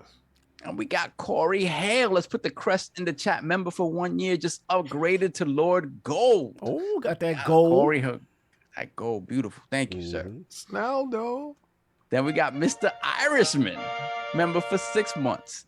Just sharing that Atlas is doing a survey asking what products we would like to see from them. Completed for my Xbox ports. Knees are on the line. You trying to get soft knees? That's what you doing? You trying to get the votes up? I like that. Taint happening. Taint happening. Taint happening. Atlas, how you doing? How you doing, Atlas? How you doing? Then we got Flame once again, $2 super chat. How is anyone surprised at Mickey being OP? I mean, it just kind of makes sense. It just is weird. It's not weird. It's funny that Mickey's like this mafioso gangster character. It's not OP. It's the fact that he's sending people to hell. Yeah, That's the problem. I mean, if you ask most people, that's probably what Disney represents to them anyway. Oh my God. Not me, Disney. I want the bag. Then we got Mad 410 with the $5 super chat. Happy holidays, Lords, to you as well, sir. Then we have Hargeet Shani, $5 super chat. The Gunk was the right game after Halo, a chill game after the fast-paced Halo. Colt convinced me to play it with his enthusiastic praise. No doubt. Yeah, they got to play the Gunk. Then we have Scrub Nurse, member for 19 months. Thank you, sir. Shout out to the Lords in the chat. Happy holidays. Yeah. Enjoy your family, your games, and some free time from the daily grind. A safe holiday to all, to you as well, sir. Thank you. Thank you. Then we have Hard to Find, $2 super chat. Send the haters to hell like Mickey the Godfather. Shout out to Mickey. Throwing Aqua Shout out all to the way in the Mickey, bushes of hell. Goofy, take care of him. He a gangster. Nah, you ain't gonna say Goofy out there. You can't be doing a Mickey voice like that, son. Y'all handle my light work. B-Bomb, what's up? Smoke them fools down. None of them glizzies. Why you sound like a gangster Michael Jackson? That's stupid. And we got Gerald back, $2 super chat. Finally, Sam Fisher is back. Talk about it. Hashtag AHTLILP. Yeah, we're gonna talk about that. We're gonna talk about that. Yes, sir. We got the Dutch rudder, $2 super chat. My fins are mid, but we trashed in the Jets today. No doubt. That's not even funny. Then we got Hell. Jet fans ain't feeling that. blocked. Uh-huh. We got Dragonheart Yobi, member for 6 months. Shout out to Bless you, him. sir. Mhm. Hashtag peace, love, life to the ILP. Continue the great work, gents. Congrats, Cog. You making waves. Oh, King, I think starting next year, when you take knees, they got to scan them and send them in the form of trophies. I don't want. I want their knees to be converted to Bitcoin. Ethereum knees. That's what I need. I need Bitcoin knees. Woo, wow, I don't want to much read is- this one, but I'm gonna read it. Hold on a second. I'm curious how much one knee is in Bitcoin. Is it like I want a half full Bitcoin? coin. You'll feel good. Full coin. So Seven- knees 75 worth like grand. $48,000. 75 grand. Don't send me no Jeez. TCLs. TCL. Now what happens? What happens if it's a smaller person? Like, is it half that 40? Wow, we're not gonna go after shaming little people. So I think they so need why, more you know, valuable. so like someone like, you know, as big as someone like me, and then someone that's a smaller size, All like my needs are cousin created Sage equal, upstairs. sir. All So, needs are created I don't know equal. about that, man. I Now, feel like if my they knees don't are worth more money. Listen, if they don't have the shea butter on the knees, I don't want those knees. Go grease them up and send them back. Pause. Moving on. There we have Let me play with your joystick. Yo! Wait, that's he his gotta name? get this. $5 No, he gotta get the super other one, chat. King. He gotta get the other one. Which Give one? me the other He one. gotta get this one.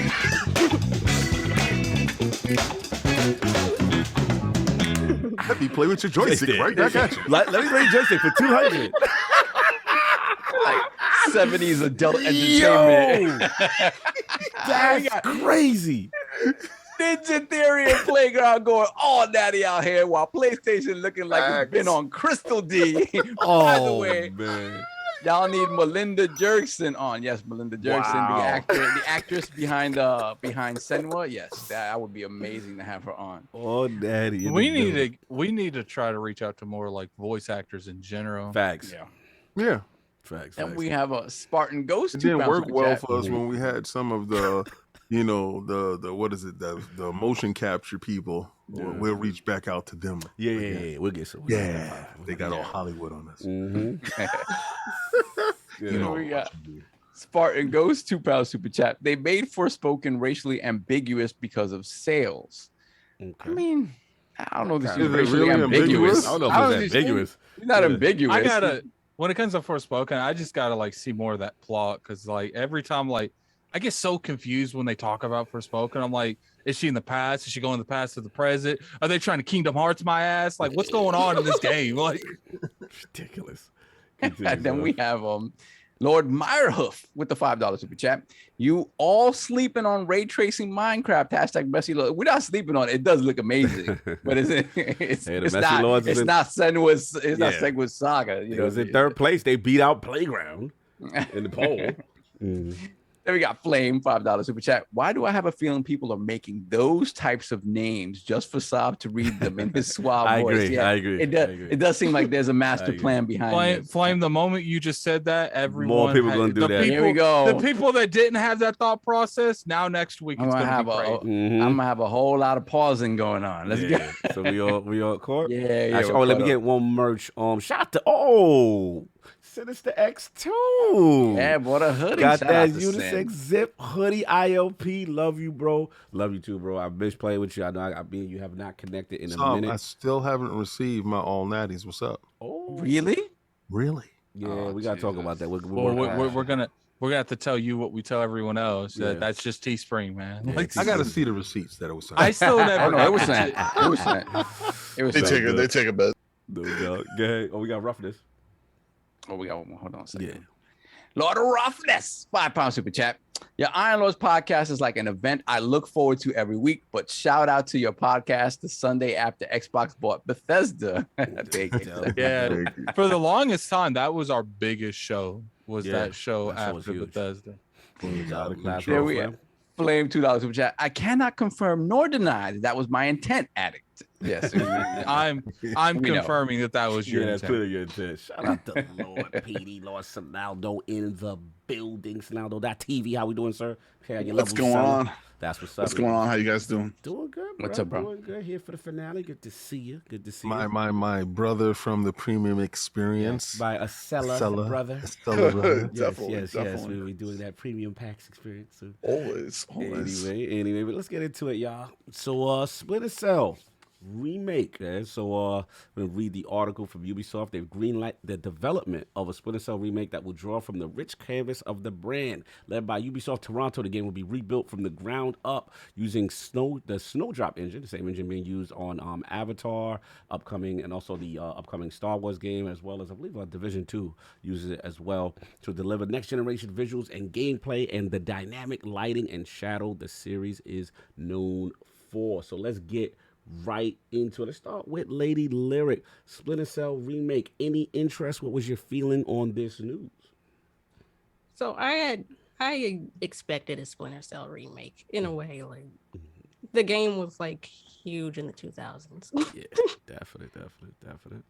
Mm-hmm. So it didn't surprise me, but it's the studio. Okay. It's just a little concerned. Little concerned. Okay. And somebody brought up a good point where it's like, okay, Splinter Cell is announced, so we're just gonna forget everything that happened. So they can't woo you with this. They not gonna make you erase all the bad memories or any negative press. This doesn't wash this away, like Lyric. I wish Activision Blizzard a very merry, get better work culture. Fair enough. And sneaking in the back door, it looks like my brother Lord Fonz from Games Talk Live. Lord Fonz, are you there? Let me get your levels, sir. I saw you, but he maybe dropped out. Maybe coming back. But anyway, let's get a little PD, man. So where we at with this whole Splinter Cell remake? Are you excited? Are you pumped? What you feeling? How can you not be pumped at least seeing another Splinter Cell coming out? Like, how can you not? Like, I'm excited to see them bringing back the original, remaking it, and it's going to be nice to have one. I wish it was a new one, but at least we'll get a little something from it. No doubt. That's what's up. Lord Fonzerelli, are you there? Mic check, sir. Can you hear me? Yeah, they go that smooth. Voice. There we go. All right, there we go. There's the Bay Area. That's what I'm talking about. Let's go. There we go. What's up, man? What's up, man? What's up, Fonz? Yeah. So Splinter Cell, huh? Yeah. Splinter Cell. It's a franchise a lot of people have been waiting for to come back. I think it's about time.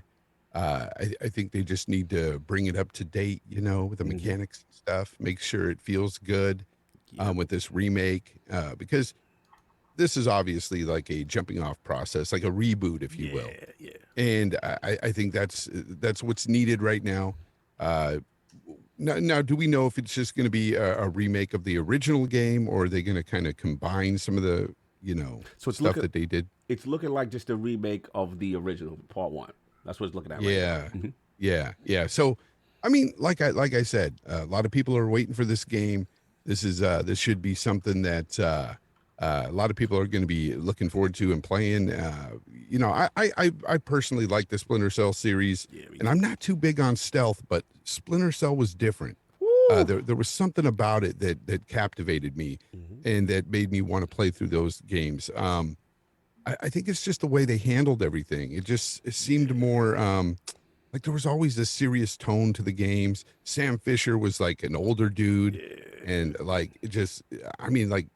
was just such a good franchise, man. I can't wait to jump back into that. I'll definitely be picking up that remake. No doubt. Lord Addict, don't know what your love is for the Splinter Cell franchise. How you feeling about this news? I love the Splinter Cell franchise. I'm more like on PD, where I wish it was like a newer one. I have to see exactly how Ubisoft handles this. Like, I actually, as much as I don't like the way they did with the Assassin's Creed, I do enjoy the new Assassin's Creeds. I just don't feel like they're Assassin's Creed games. I just got to see where Splinter Cell fits with Ubisoft these days. Like, if they try to take Splinter Cell in weird directions, that's going to be weird. I do feel like they could make it work, because regardless what it's a lot of people, I do feel like they still make great games. Yeah. It's just, it's not the type of games that we used to. Like, we're used to a lot of different types of games from Ubisoft, and that's just not that company anymore. And I got to see exactly what their future with the Splinter Cell brand is, and how they try to make the franchise going forward. No doubt. Apparently there are this NFTs things too. Like, they're trying to do some stuff with that. Interested in putting yourself in there and getting the rock on? I am. Oh, there we go. Getting my money. Here we go, Lord NFT. Where my bag at? Oh, Lord. Continue, Addict. So that's just where I stand right now. I'm not against it. I just got to see what they do. Okay, fair enough. Now, this is the one I want to know what he thought about. Lord Solve, Lord Merc in Murder himself. We've named you. What you feeling about this? This is, I'm excited for it. I kind of fell off my chair when they finally announced it. Although I didn't necessarily appreciate how they announced it, because I mean, you had the Game Awards right there. Like, why not? I mean, if we talk about what One More Things might have gotten a pop, that gets a pop, instead of maybe because I think what it is, well, it's not even that. I think that, Did Ubisoft ever do anything at the Video Game Awards? No, not really. Maybe there's like some like low key beef going on between them. Like it could be. Like it if could you be think that about Keighley- it, when's the last time they announced anything at the Game Awards? Yeah, that's true. That's true. And I mean, it could be, maybe if it's not that, maybe it's one of those things where it's like Keeley's not gonna want to show something on a just a logo on the screen, right. And maybe like because of the pandemic, they don't necessarily have anything to show us. And I prefer them do this than hype up some vertical slice that we're never gonna see. So yeah, but it just, you know what it is? It feels so low key that, like you said, Attic, I wonder what their true dedication to this is. So and that just has me a little bit worried about how they announced it. But the fact that it's coming back is super exciting to me. For me, Splinter Cell was that second moment on Xbox that really made me be like, wow, wait a minute, this is on another level. Like when I first played Halo, that was a moment, right? But when that Splinter Cell came out, and the talk was all about the lighting and how light and shadow in real time mattered, and you can literally slip into the shadows. And the thing was, we had seen all of this before in Metal Gear, and we had seen it in Tenchu, but the difference there is that it was more pre-canned. This was the light literally. You could change, meter, bro. Yeah, the meter, and you could change the dynamics of the lighting yourself. So you could, if there was a place that was well lit, you could do what you needed to do to darken that area to move around. The lights out, right? So it was very dynamic in that way, and it was just different because it was all about being methodical. It wasn't about, when you look at Solid Snake, it was more action oriented. Ultimately, you'd always get into an engagement. Whereas with Sam Fisher, you could literally ghost the entire game, and that was a real option, right? So for me, that's what made that game so special. It was a second O-ish moment for me on Xbox, and since then I love that franchise. So hearing that it's coming back, these are the things that I want to see, because the initial sort of rumors were that it was coming back and it was going to be more open world. And I don't think that isn't the case anymore. Like I think that is still the case to a certain extent. I think they're going to take, what I hope this is a Final Fantasy VII remake type of situation where they're taking where they're taking the sort of core of that game and expanding it out somewhat. Came out? Well, it came out in other places. Lyric laughing at. How did she giggle like? She know what King doing. Yeah. You mean King? It came out on every platform but Xbox. It wasn't complete. Exclusively not on Xbox. Exclusively not complete. I gotta get Attic. Attic got his hand up. I love this. I love that hand. All right. Go ahead, Attic. I'll continue. I forgot. You just gonna get on the $70 a pop. Put your head down. Yeah, I forgot.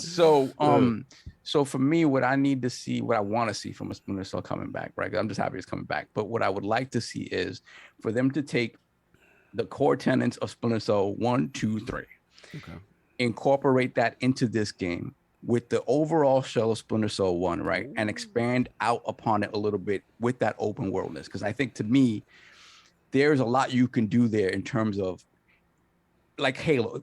Halo is old school Halo when you get into certain engagements in smaller areas or whatever. And then the open world is something different that leads up to it. I think the same thing can be applied to a Splinter Cell game where it's like, okay, make infiltrating the specific area where you're going to part of the gameplay. And then once they get into where he needs to infiltrate, then it's classic Splinter Cell gameplay. And I think that's how you sort of evolve what Splinter Cell is. Man, in addition to that, I don't know if this is the starting point for Splinter Cell coming back. That's what I'm saying. Do you think it's a jump off? That's what and not just a one-off. Then people are gonna hate me for this. But I don't think Ironside should come back. Oh, come on, son. You wildin'. I don't. If it's a jumping off point. Have you listened to Michael Ironside lately? The man, he has a lot of health problems. Right. No. The boss, he just has a lot of health problems. I know. I'm talking about long-term health. Right. He's not. Yeah. He's not. I'm okay with recasting the voice. Me too. Yeah. I would like someone similar in tone, because obviously the Blacklist actor was not at all similar in tone. Didn't they do? I would like that. Didn't Kiefer come in for one? Kiefer came in. No, for one. Kiefer came in for Solid Snake for Snake. Oh, okay, Yeah. okay. Metal Gear Solid 5. I can assure you, there's plenty of people out there that sound identical to that man. So Yeah, so to me, that's the only thing. But to me, I just worry about what Ubisoft is going to do with this. Like Addict said, they still make great games. People could say what they want about the changes that they've made, the sort of game as a service stuff they're trying to do. But at the core of it, like you look at Valhalla, you look at Odyssey. And I'm good with that. I'm good with that. I just want the realm Yes. to mark this day down. December the 19th, 2021, where Solve is about to be let down in a couple of years. Oh no, I just exactly. I worry. I like Lady Lyric said. I worry about Ubisoft in that regard. So I mean, I hope they don't do me dirty. I don't know that they won't. I'm just glad Sam Fisher's is coming back. No it's with a team and people that have done Splinter Cell before and care about that franchise. So my hope is that they are able to bring it forward in a way that kind of brings the character back big time. We'll see. No doubt. Let's hear from the king. He clearly likes the direction Ubisoft has been going lately. So I want to know where he feels about this. The bag. Yes. He wants that bag. Okay, so it's funny that if it sounds too good to be true, it is, right? They were going through a lot of trouble. So what they did, they threw $1 on the floor. Look, $1. And you grabbed $1 off the floor, like, oh man, I got crispy dollar. Wait a second. All serious, King. Like, are they going through trouble? Every Assassin's Creed sells more than the previous I'm not one. talking Rainbow about that. Six Siege. I'm not talking about that. Kind of the court of public opinion. I'm not talking about that. I'm not talking about their games. I'm talking about they have a lot more problems than just the games. You know, Studio culture. That's what. So if it's a smoke screen, let me shut them up. How many times y'all fall for the banana in the tailpipe all the time, and y'all just look over like, how did I fall for that? A game that's announced, they said it wasn't at the Game Awards show. Of course it wasn't at the Game Awards show because it just came out with it. Yeah, it just came out. Let's stop the bleeding. This is a classic stop the bleeding situation. Okay. All right, so this is what y'all all been clamoring for. What do we have in the background? We can shut them. Can't say another Assassin's Creed. We already, hey, yeah, we just about to drop the DLC. They don't care for that. Oh, that's Sam Fisher, don't get them. That got them though. They'll get crazy over this. We get crazy light off of this. They'll forget about the NFTs and all that. And y'all did. Like literally, y'all like, yo, I don't know what they're gonna do with the Ironside if they should bring them back. And you literally forgot about all the other stuff and just sat there with this stuff. All right, I see the banana tailpipe. Let's. This is not even whiteboarded yet. Of course, they're gonna use the Snowdrop engine, right? So let's go into exactly what you're going to get. Okay, right, so Spies versus Mercs. Look into it in a giant world in a separate thing like Division. I think it's going to play just like how the Division plays, on max settings with our consoles that we have currently now. So the tools will be the tool sets will be far enough along that we can have the next generation, current generation graphics, gameplay, stuff like that. They will bring the game up to snuff for all that quality of life stuff that we're used to now. I feel that it should run the way Resident Evil 2 took the remake. Because I've never played Final Fantasy VII. That game didn't come out yet. So it's out. The game that I did play that was masterfully done. And PC. Yeah, it's on Game Pass? Shh. Thank you. Continue. And that's what I'm I waiting wish for. I could have that mentality. Just acknowledge nothing exists unless it's on Game Pass. Listen, Phil Dominus Maximus Aurelius Spencer just brought me Mortal Kombat 11. I did not have to pay a nickel. All right, I'm at a point right now with finance. When the hell did that game come out? That game been up for a minute. He went. His Fonz, 5 years old. Fonz, it just came out. It just came out. Man. All right, I'm gonna download it. We'll play some. All right, thank you. Please do. You know, marketing teams would love everyone having King's mindset. King's marketing dream. We can forget it. Anyway, it's the truth. I don't care. I got so much stuff to play. Everything's new to me. Anyway, so they can do the remake in the way the Resident Evil was done. I thought that was done masterful. It told the same story, but it told it in a manner that felt new, fresh, and invigorating to the franchise. I think that's what Sam needs going forward. I don't think they need to do something like Assassin's Creed it, where you have different objectives on the map, and then you go into this area, and then it turns into a sneaking mission. Because, and I say this for this. Okay. There's 2 other games that's coming out that is going to have these same mechanics, and they won't use that same formula. So they will be more successful in the whole sneaking genre where you say Metal Gear Remake for the PlayStation 5 that we're going to keep on acting like doesn't exist, that does exist. And when it does show up, you guys are going to act like you're super surprised. We know it's coming. And we know that Perfect Dark is coming, and it's going to lean in that same area. So I think we're going to get a revolution back into the sneaking genres, back when that used to be a thing, like Origami 2 that we just got inside Game Pass the other day. It's just the Game Pass games. He's analogy. Anytime you see this on my neck, Game Pass is gonna be talked about a lot. Continue. But it's the fact that we have to bring this generation back to that, so we can get Tenchus and stuff like that. Those games back. So yes, recast Ironside. He has no, but it's not this. He has a lot of health issues. So let's get a new actor going forth that we're going to have years ahead, because they want to turn this into another pillar, like Assassin's Creed. You know, and that's my hope anyway. Yeah, could you imagine spies versus mercs in a Division type of dark side, like what's that when you go to the dark zone? Yeah, could you imagine it like that? And then you pick what side that you're on, and you have like faction battles. That stuff can really work. And back to the monetization That's of what I'm it. about to ask you now. Let's get to it. Financially, this is a windfall for them.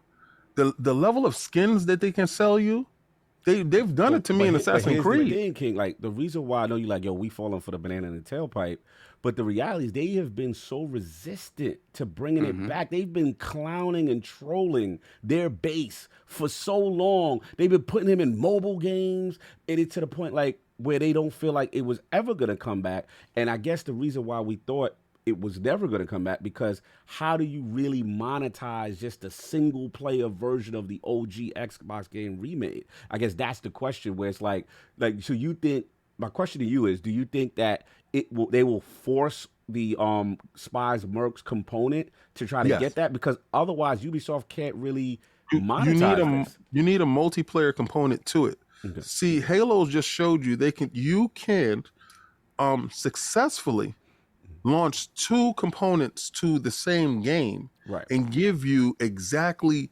both crowds, make them happy. Right? So you have the campaign dudes that are crazy happy right now, and then when co-op launches later, they'll be infinitely more happy. But the multiplayer dudes are in the same space. They're happy as hell. So you can do this, and it can be successful. So looking at that, and this is whiteboarded right now. So it's early. Halo has monetized all types of skins, from the guns to the windshields on your Warthog. They extra with that monetization, right? So when Ubisoft sees that, they say, "Man, hell yeah, we have a service. We can do all of that stuff that they're doing," and they're making money hand over fist with Assassin's Creed.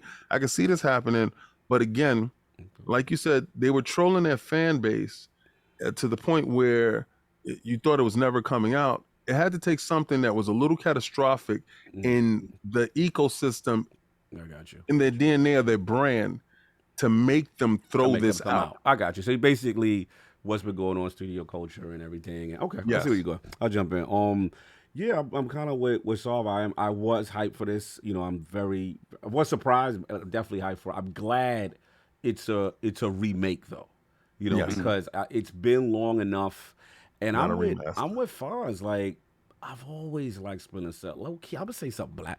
I've liked Sam Fisher better than Snake, y'all. Yeah, me too. I'm gonna keep after it the a buck. Lolly Lily Lahu. Yeah, that like, was it. don't get me wrong. Kojima got the cinematic flair, and I get it, the over the tops, and I get it. But when it comes to what's that pure stealth genre, and like Saab said, like that was the first game I see where light and dark was a mechanic. You had a meter. When you go into dark areas, it lets you know. And then remember, like, you do the jump up on the wall with the split. You know what I'm saying? Come And drop down on. Yeah. I remember the little mechanics. You go to a door, you put the snake camera underneath the door to see what's going on the other side. Like, bro. Remember the time he took the knife and he cut the cloth? And he cut the cloth. Yes. That was that was chaos theory. That wasn't that was chaos theory. We're like, oh my God. He went inside. I said, they doing it.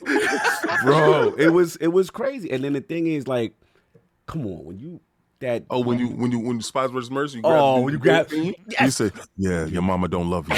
Yeah. I guess at the end of the day, You can whisper in their ear, remember that? you can whisper in their ear.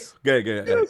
I guess at the end of the day, I get it. You know, maybe a better studio could have been making it, but at the end of the day, like, it's like, I'd rather a realm where Splinter Cell might flop, but it exists, than a realm where it doesn't exist. And like, even like you said, King, like, you grab them up, put the toast to their head, you know what I'm saying? And then you drag them back. That's when Xbox Live. That's when Xbox Live got real. The crossover, because I remember when a dude grabbed me up from behind. He's like, "Yeah, you're gonna die right."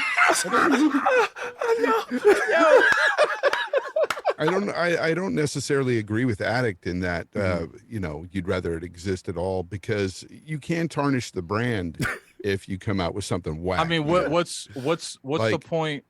So okay, I get that. You can know what I'm tarnish saying? the If brand. it's terrible, then it's like, you know, it makes people think of Splinter Cell in a bad light, especially, you know, the newcomers and the young cats. You know, they don't know what Splinter Cell was. So if all they have is this remaster and they're like, this is whack. Like, let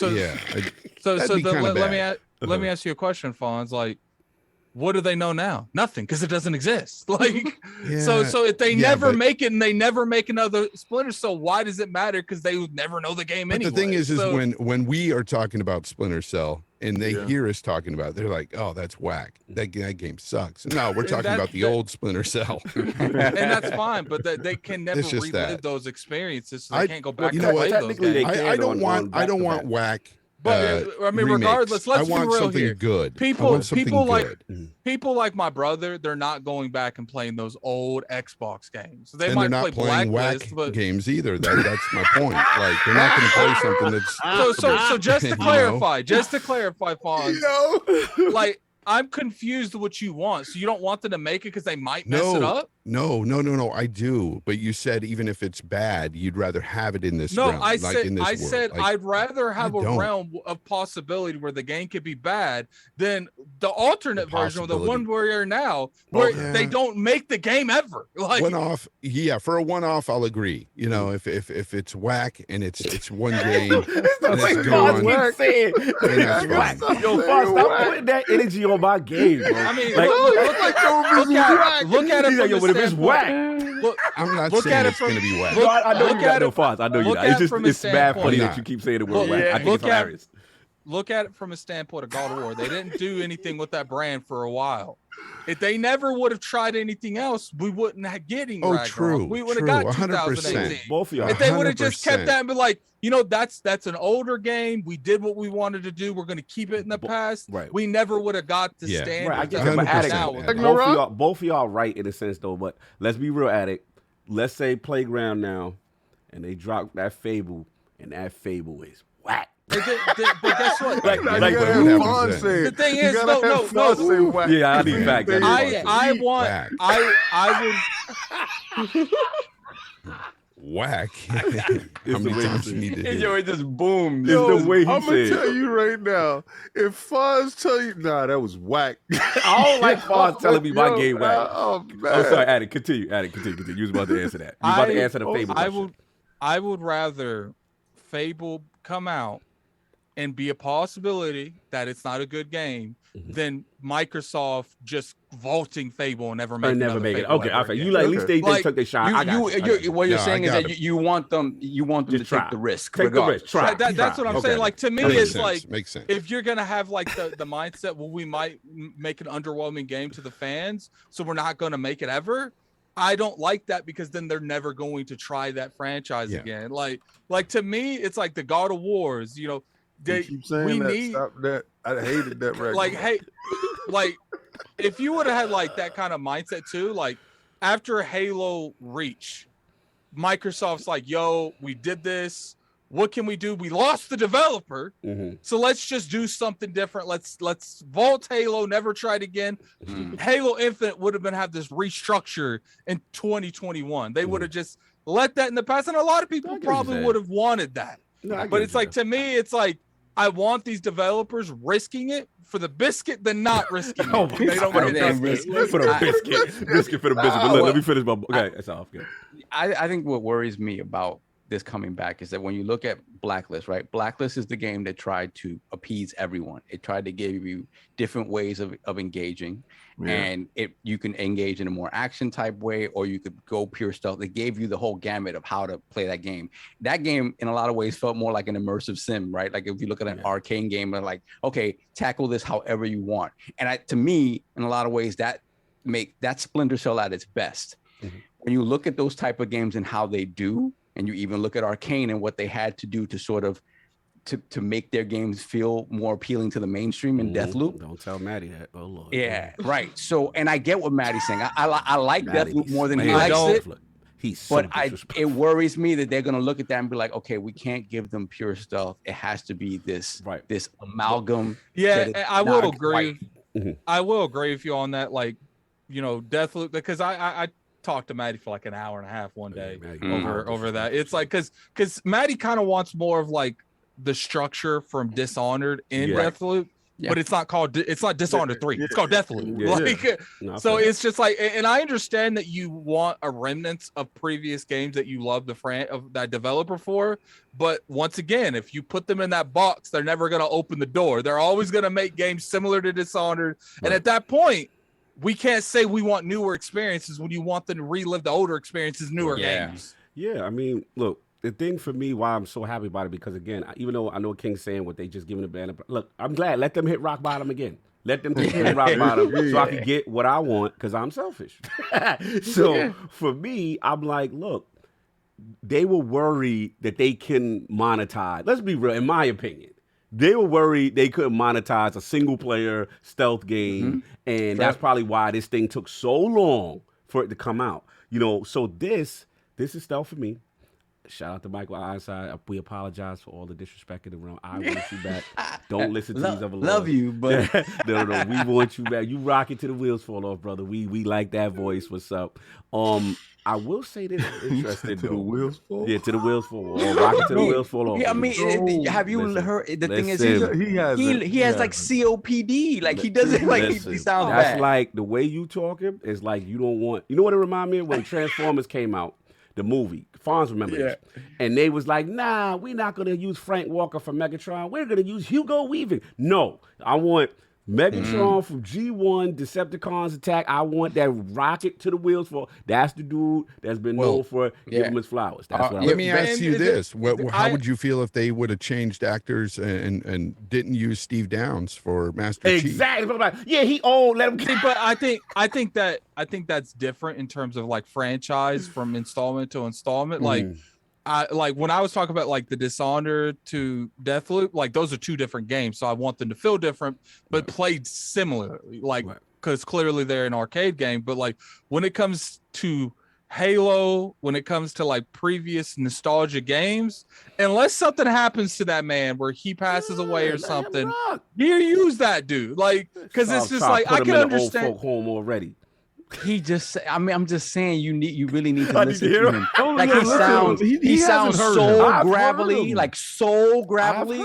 I don't want my Sam Fisher to be associated like that no more. We gonna stop that. We gonna stop trying to shoehorn him into a position that he is clearly outgrown. Nah. We not doing that. We done. Well, apologies to the Lords of disrespect. Oh, and real quick, you mentioned the Transformers. R.I.P. to the creator of the Transformers, Henry Orenstein, passed away. So rest in peace for sure. Yeah, I was gonna say that, and I will say this though. King would find this interesting. If y'all watch the video of the announcement, tons of Xbox references. Tons of we gotta thank Xbox. They want that on Game Pass. And if it wasn't for them, they took a shot on us, and it was high cutting edge tech at the time on the OG Xbox. And I just found it interesting. I mean, I'm not saying it's that's banana in the tail. But listen, I'm not falling for none of their jakes. None of them. They can sit there, juke and Jake all day long. They can do crossovers. I'm just gonna stand there with my arm folded until you present something that's actually tangible. I don't trust you because you have been dismissive with this franchise for so long, and it's just really funny that right now is the time that you put it out when you are on the brink of some type of weird ruin. I don't care. No. The chat mentioned something that I thought about myself. If it was going to be a reboot, but with a brand new character, his daughter. No. I'm just saying it's something that crossed my mind. It's something that crossed my mind, but there's not 5 people that said the same thing. Nah, we can't do that. Nah, we ain't doing that. Lyric, get him. Lyric, get him. Get him. No, She's trying to regulate you to a DLC. All right. So imagine them taking one of your favorite characters, one of your female characters, one of your pillars. That remember the girl they locked in hell? Imagine they take the girl they locked in hell and just said, you know what, for just sake, let's she had a son and we're gonna just replace her with him. No, we ain't gonna do that. Mickey didn't lock him in hell. I need Lady Lyric on this. I need her opinion on this. Lady Lyric, your thoughts? I get what he's saying. Like, you don't want somebody to fridge a character just because, like, they could also have it where it's like a Leon S. Kennedy Ada Wong situation, where if they did want to incorporate the daughter, they could incorporate her could do that as her own side of the story. Like, okay. Hold on, because I feel like they're doing with God of War, where his son is being like bred into the God of War franchise. So, kind of like that, because you can clearly see that they're setting up for him to take over the reins. Sometime in the future. You think so? That is, I mean, they said this is the last one, and throw it away.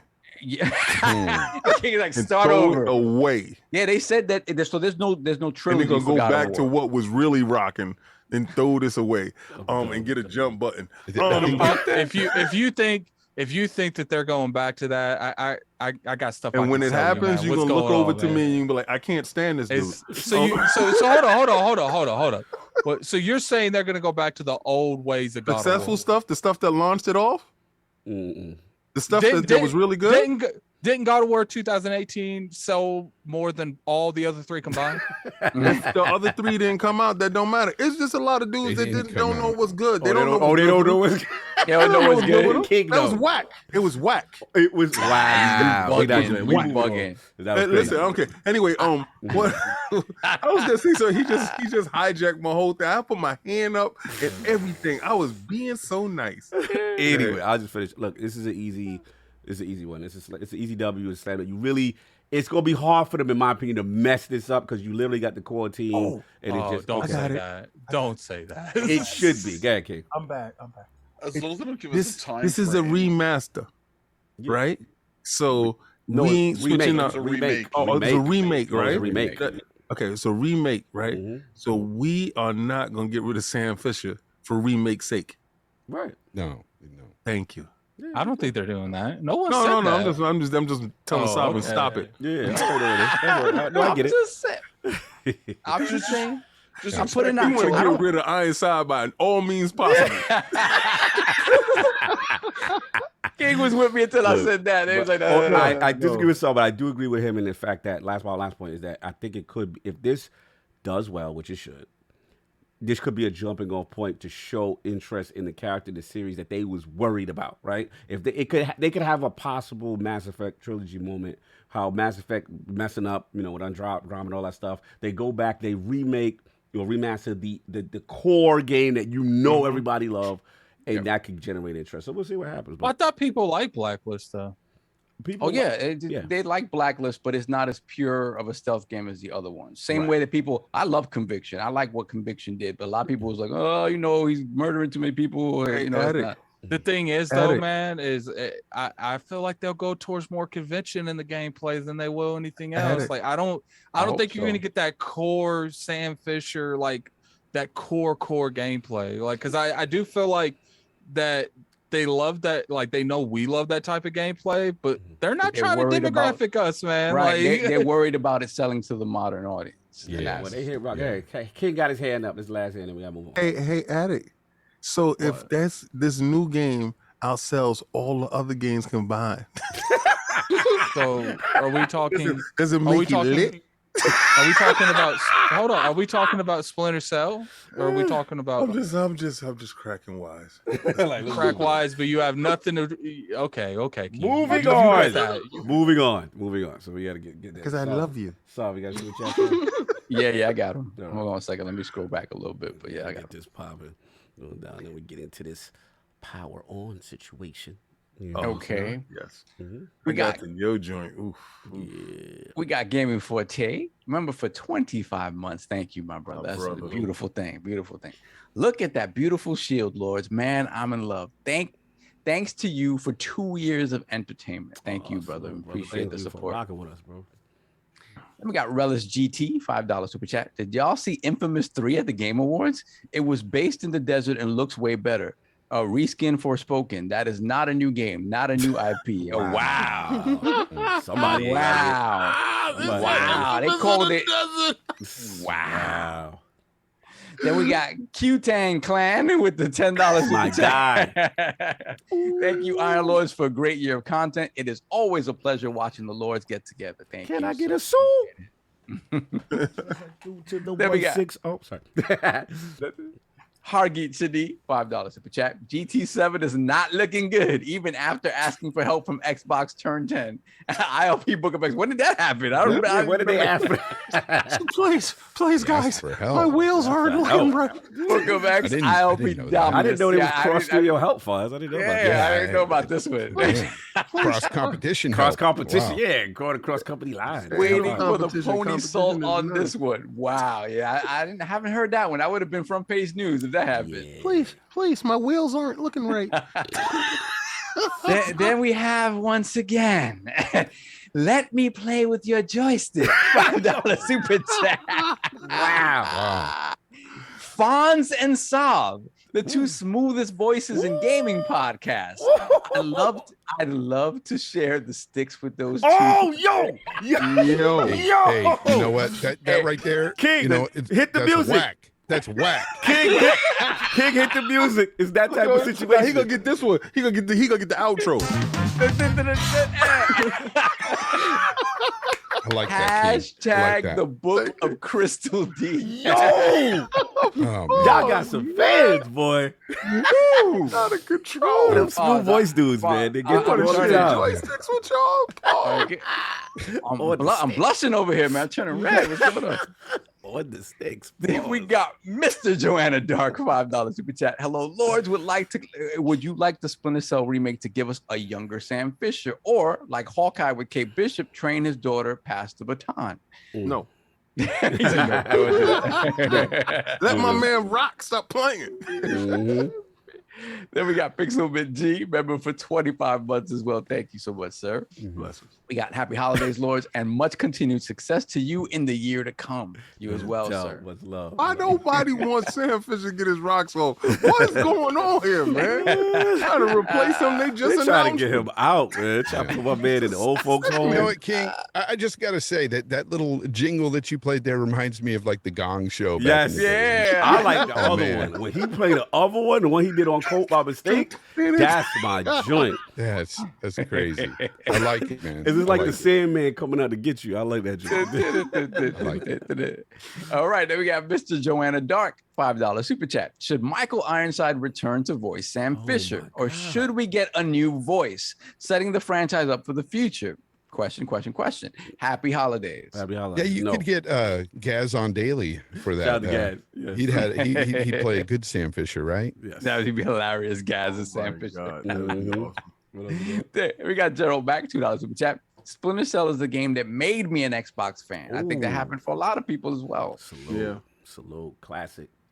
And we have Don Otaku, $5 super chat. AAA Ubisoft is hit or miss sometimes, but their games like Mario Rabbids, Starlink with Star Fox, and Child of Light and Valiant Hearts are goated. Yeah, those are smaller games, but I mean, that's the thing. People, you can say what you want about Ubisoft and the way they make games and what they've been trying to do with continuing to try to monetize their games at any way possible. But at the end of the day, the product still plays well, looks good. Like, I don't know. Maybe I'm in the minority, but I like a lot of Ubisoft games. Yeah, man. Like, look, Valhalla's bloated as hell. But that game did it come out? Valhalla. That's not in Game Pass. That's marketing, sir. Xbox marketed it, sir. Exactly. I saw it at the indie show, and I ain't see it show up where it's supposed to be. Why was it at the indie show? Get it where it's supposed to be. Go ahead, sir. This man is frauding. Then we have Encryption, $5 super chat. I can see Ubisoft putting different color goggles on for Sam as NFTs. The great Chris Reagan once said, "No game, no hype." Shout out to Chris. That's the Chris Reagan. Wait, hold on, King. Is AC Odyssey, has it ever been in Game Pass? I brought that up. Okay. No, I told you I'm selective with myself. Listen, you don't control me. But does Game Pass control? Clearly it does. Actually, I have dipped my toes outside the Game Pass pool. Continue, so. Then we got Pillsbury 27 with the $10 super chat. I like that. It's about time, and next year it's the 20th anniversary of Splinter Cell, and it was on the original Xbox. Ubisoft better not bring microtransactions, loot boxes, and cosmetics. Happy holidays. Yeah, it ain't coming next year either. So you see when Wolverine come out. Yeah, that's like 3-4 years minimum. It's gonna come out with Wolverine together. They're gonna launch together. 2028. That's right. For all of y'all that are not aware, pretty much all the Splinter Cell games are back compat on Xbox. Yeah, go do that now. Go rock. Then we got Gerald Mack, $5 super chat. The guy who voiced Sam Fisher in Ghost Recon Breakpoint, he sounds a lot like Michael Ironside and young enough to do any mocap. Kind of true. He does. Let's go with him. I didn't play that, so I gotta see. I like him. And we got Kid Smooth, the homie member for 19 months. Shout out to you, sir. They do not need multiplayer to monetize Splinter Cell since it's open world. You see, it's that middle ground where I think they're trying to hit. Since it's open world, they can charge for time savers, make the game longer, and add RPG elements. It's time savers. No, first of all, it ain't gonna be what you think. So remember, it's going to ship in 2 packages. He said 2 packages. Okay, let me roll back a little bit. We got a couple more. Give me a moment, please. Okay, I know where we at. So we have Flame, $2 super chat, and the remake will feature Samantha Fisher. Samantha Fisher. They're not going to Uncharted that game, man. Yeah, you never know. Then we have Pillsbury, $10 super chat. Great show. Plus, tell Rick Ross of gaming that with the Louis Vuitton hoodie, he is the hype man of the podcast. He knows this already. Yeah, you don't need to tell King. And you know this, man. Then we got RRD, $2 super chat. Happy holidays, Lords. Love you guys. Likewise, my brother. No Happy doubt. holidays to you. Hey, Pillsbury, if I touch your stomach, do you go? Pause. Got him. HR. Yeah, we gotta get HR. Hey, He yeah, wildin'. that's a touching little man Hey, moment. pause. Time. Everything. Oh, You got Lady Lyric clutching her Oh, pearls. It's been left. All right. So, careful, hold it, finally, One more before we move on. Hardgate should need $5 super chat. Should Xbox work to make Splinter Cell exclusive or day and date Game no. Pass? Yes, they should. Damn it. No. Splinter Cell is definitely associated with I would Xbox. like it. It'd be good for Xbox to lock it up. No. Yeah, I actually, I feel like it's not good enough. Like that game, they need to make sure that's an exclusive. No. Put it everywhere. Who cares? Put all that money into Perfect Dark because I don't care about Sam Fisher doing whatever for Ubisoft. I want Perfect Dark to be way better. Listen. In all honesty, I want Perfect Dark to be the better sneaking game. But this is the thing. The Perfect Dark is stuck to first person. They didn't switch it to third person. So as a sneaking game. Okay, whatever. Don't allocate funds from your studios party. to do what Sony did. That's a Sony move. All right, we're gonna lock it down for 6 months, and I don't care. No, but what about Game Pass, though?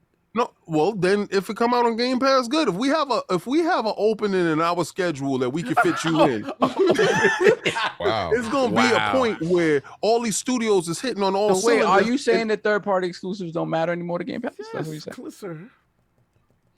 When all those studios start hitting, you're going to see when dudes start beating the doors down to get their games in. Okay. And that's if Sam can fit in the schedule, we can. Oh, you Hollywood or Sam now? This game that launched on Xbox, you Hollywood now. Now He took a long time to show up. Speak to your people to figure it out. He took a long time to show up to the party. I don't think that's the right move. I do. With you. I feel like I'm not gonna put my money into somebody else. If Microsoft can make that an exclusive, If they need can. to make that an I exclusive. don't want them to bust a hammy trying to get them in there. But think about how many people comes playing natural. it, King. By the time that game comes out, you're gonna have 100 million Game Pass subscribers in your mind anyway. There's gonna be a lot of people to play that. Yo, you know what? The last time you clowned me, it was the million people on CFP. Look, see, that wasn't me. I didn't say That was that. Addict. This dude says Xbox has been losing all the exclusives to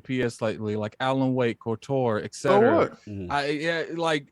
Look, man, if you don't go after it, Quantum there's a Break, chance we ain't Sony lose might. nothing. We ain't lose Quantum Break. but they got pretty much exclusive marketing I on don't care. control. But my point is if you don't go after it, Sony might. And then Let them go ahead. They don't Let it got no studios and no games. Let them go get what they can get. Just to clarify, you don't think it'd be an issue if Sony went after that and made the next Splinter Cell an exclusive on That's not a PlayStation. problem. Listen, do it. That's a problem. Like if you can do it, do it. And This you know is what why I'm we gonna a say? Microsoft podcast. Listen, I say, listen, do it. Give me a reason to play the console. Do it. Right? I don't want them. So we don't to need go reasons to out- play Xbox. We need reasons to play PlayStation. Listen. Just to confirm. But Yeah, you wouldn't play it exactly. anyway because Okay, I mean, well, KOTOR is timed, right? Listen, So my you're still joint gonna wait for it. My joint got dust on it. This is what I'm saying. Don't go out of your way. You understand what I'm saying? Like, Well, overpay? if yes, you know, a lot of times before these dudes will put millions and millions of dollars just to gate it away from the other dudes. Right. If that's your sole intention to gate it away from gamers all across America, I get that don't part. do I that. get that part. But Microsoft does that too. They spent $7.5 billion to keep Elder Scrolls off PlayStation. They spent You think it was however solely for Elder Scrolls? They did that No, to bolster their studio. did- Thank you, They- Fonz. Oh, come on, let's not. Okay, No, let's no, not no. act like. That's what they did it for, though. They But they let's needed have a real studios. conversation here. But we let's have a can't real act like them reaching out to Square Enix. Yo, where's that Final Fantasy? They did that to bolster their content. Yeah, all right, let's not. Okay, Xbox could say, yes, we want it everywhere. We want Game Pass everywhere. What's the reality of Game Pass? It's actually on landing everywhere Play- but PlayStation. Right. What's the reality of that happening? Whose fault is that? That's fine.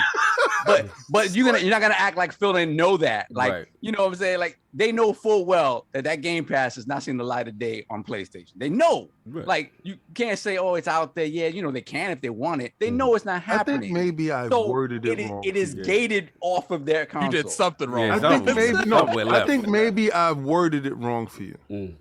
I would want it there. Okay. I don't want them to break a leg trying to get it. Okay. I You think What understand? do you mean? So you would want it in Game Pass, but not? No, you no, want no, it At at a a nice exclusively? price. You want it at No, a no. nice price. Right.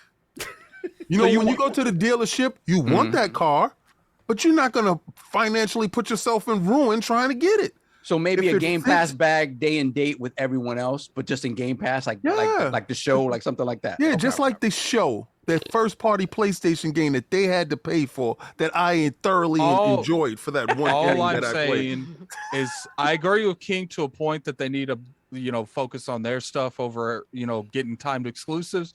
But at the same time, when that Final Fantasy VII Remake Part 2 hit, it's going to do numbers. It's going to have a lot of coverage in the industry. People are going to put that with the PlayStation brand. And that's what I'm saying that, look, But you King can don't do... care because King got his PlayStation got that. So it you doesn't can matter. do- You can focus on your stuff, but I do feel like some things And I play a Valve. Microsoft got to come out of the house and say, yo, where that at? Yeah, Like- I agree. And then when Yeah. PlayStation looks around and say, "Where's a Valve?" Mhm. It's not there.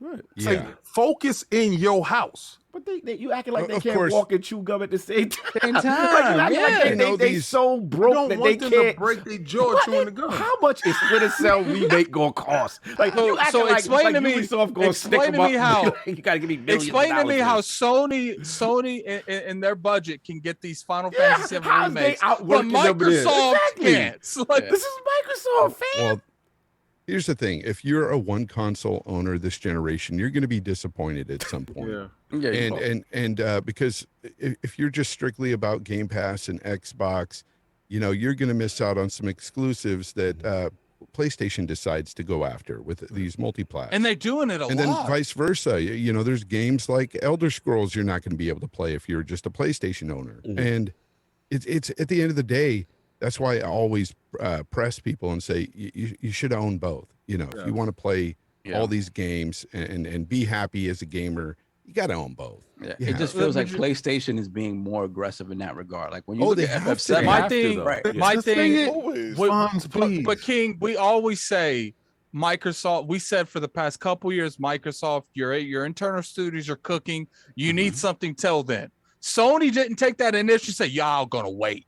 Sony's all right. Let's go over to Square Enix to get this Final Fantasy, the 16. Let's get this Couture from Disney. Let's give our consumer base something to play while our stuff cooks. Microsoft got to be more aggressive in that type of way too.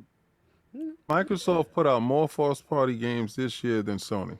Yeah. Oh my god. They So don't need to be Microsoft- as aggressive. Yeah, they don't have to be. See, you're sitting here, you're trying to push a false narrative.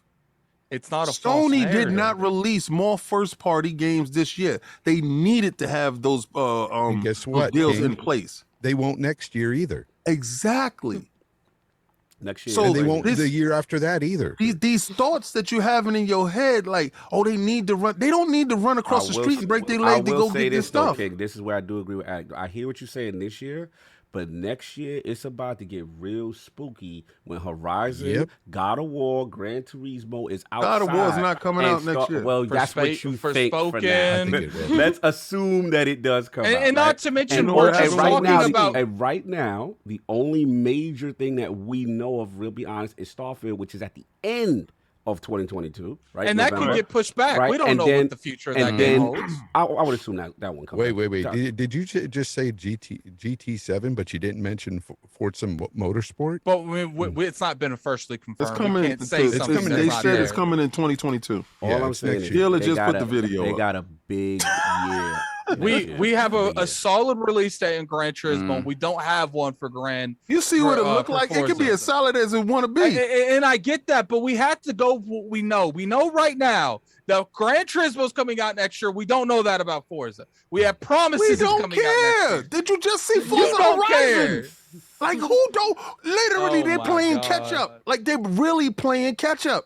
You gonna stop acting like they out here busting moves? And you know what's funny? Like we talking about the stuff that is coming out next year for PlayStation. You keep wishing and we're not hoping, even. oh, soon we're not even. This will be. And Are you ever gonna let me hear talk? you. Yeah. You talk a lot. Go ahead. We're not even talking about the announcements they make next year. Right. We don't know if they come out there and they say, "Yo, Final Fantasy VII Remake 2 coming out 2023." We don't, and that's going to generate more hype. Like we can't just go on this mindset of Microsoft don't need to do anything. They need to do just like I get it. Like Microsoft is doing better than they were, but when you was coming off a 2 and now you're on a 7, doesn't mean when PlayStation was a 9 the whole generation almost. No, nobody's saying they don't need to. Addict. What we're saying is they don't need to be as aggressive going after those multiplats as and they will. They'll put them in Game Pass. They'll get some deals going there. Yeah. But at the same time, I think PlayStation is going to be way more aggressive this generation with going after those multiplats because agree. they for long periods of time. They have to.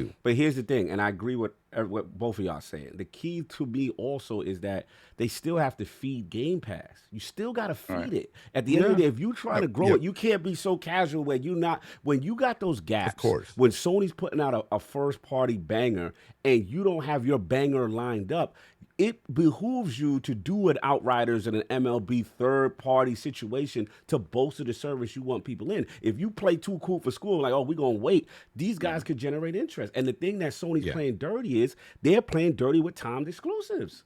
Yeah, like they're literally going and taking pieces off the board. They're not taking them; they're taking them off. Can't be that significant pieces off the board for long periods of time. When you think about 2 years is a long time. That's a long time. So and Xbox is not making that. They all I'm saying is that the top of 2022. 2 years, King. I need to see what Microsoft's going to do. I'm sorry for spoken. That's a PlayStation exclusive. I don't care what they say. Timed exclusive. By 2 years, the game's irrelevant. Yeah. Let's be real. 2 years, the game's irrelevant. In the chat, he said Forza stream from Turn 10 last week said Forza Motorsport is 2022. He agrees. And that's cool, Paris. We wasn't saying that it's not coming out next year. We were saying that we have an actual release date for Gran Turismo. Right. And we know because of the pandemic, stuff's getting delayed all the time. Oh, and the chat wants you to put... I see an actual dates. The chat wants you to put some respect on Redfall as well. Definitely. All right, we got to move on. We went left. Yeah. We got to move on. Look, big documentary. Addict, this is your topic. Power On, 6-part series, I believe. History of Xbox. Addict, set it off, man. What'd you feel about this thing? So pretty much it was 6 videos that came out, and they pretty much went over the history of the foundation, how it was built, the people who struggled to get it into the hands of Microsoft, and it was a really well done documentary, and I really enjoyed it. What I really want to really focus is on the last one, which talked about the Xbox One generation. And it's one thing to make a mistake; it's another thing to acknowledge you made a mistake. And Microsoft came out there, and man, people say people say that a lot of people are too positive, too negative. Microsoft didn't hold no blows. They're like, there's the times where they're like, we let the consumers down. And to come out there and be so open with your mistakes, I gotta respect them for that. Yeah. And that's what I want to talk about. We can briefly talk about all of them, but I really wanted how open they were about all the mistakes from the 360 to the Xbox One. Yeah. And one thing, I remember how dominant the 360 was. I didn't quite remember how they said it in that, how crazy they were doing. Even what the people forget how well the 360 did. This is during the Red Ring of Death. Yeah. This is during all this. And people say, oh, they padded the numbers. Yeah, the numbers were padded a little bit, but we all know gamers. When a hardware malfunctions, we know. Right now, people won't go out and buy that. It's hot when you gotta go get it. Back in the 360, people was like, I'm gonna send this off, but I'm gonna run to Walmart real quick. That's a fact. Let me start off with PD on this first. I want to get his perspective. Did you get a chance, PD, to watch any of the documentary? Yeah, actually, myself and my whole stream, I actually put it on. We all listened to it on Friday. So we all listened to it, and there was a couple of really cool parts. There's 3 parts that I just want to touch on really quick. Yeah, go for it. The first part was when they said that they first introduced their quote unquote prototype of the Xbox to Bill Gates. And he said that he said that like people like didn't really, they were like, this is like a demonstration, you're not supposed to have hardware. Oh yeah. And they were just like, I don't care, I brought hardware. What are the you gonna do about DirectX team versus the Microsoft CE team. Yes. He was like, what do you want me to do? I brought a demo. What are you gonna want? It's a demo, it's a demonstration. What are you gonna do? And then the other guys brought PowerPoint presentations. Yeah, that was cold. I thought that I was like, that's doing them dirty. Shout out to and on Seamus top for the of that, score. just pushing themselves above everybody else. So that was one thing. The other thing is that when they were talking about the Xbox with the Red Ring of Death, them acknowledging the fact they were like, we knew it was broken, we just didn't know what wasn't that crazy? What it was doing. It was like we were just going, oh, okay, what are we gonna do? What are we gonna fix? All right, we're just gonna stop production. I was like, and you know, Petey, like it is crazy that they came out openly on TV and said, yo, we was selling broken content. We tried to fix it.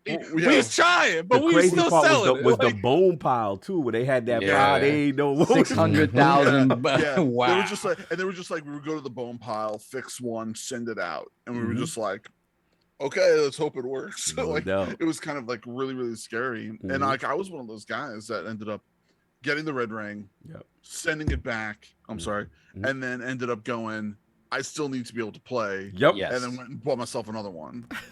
And I was one of those guys. And then when I got my other one back, I returned it.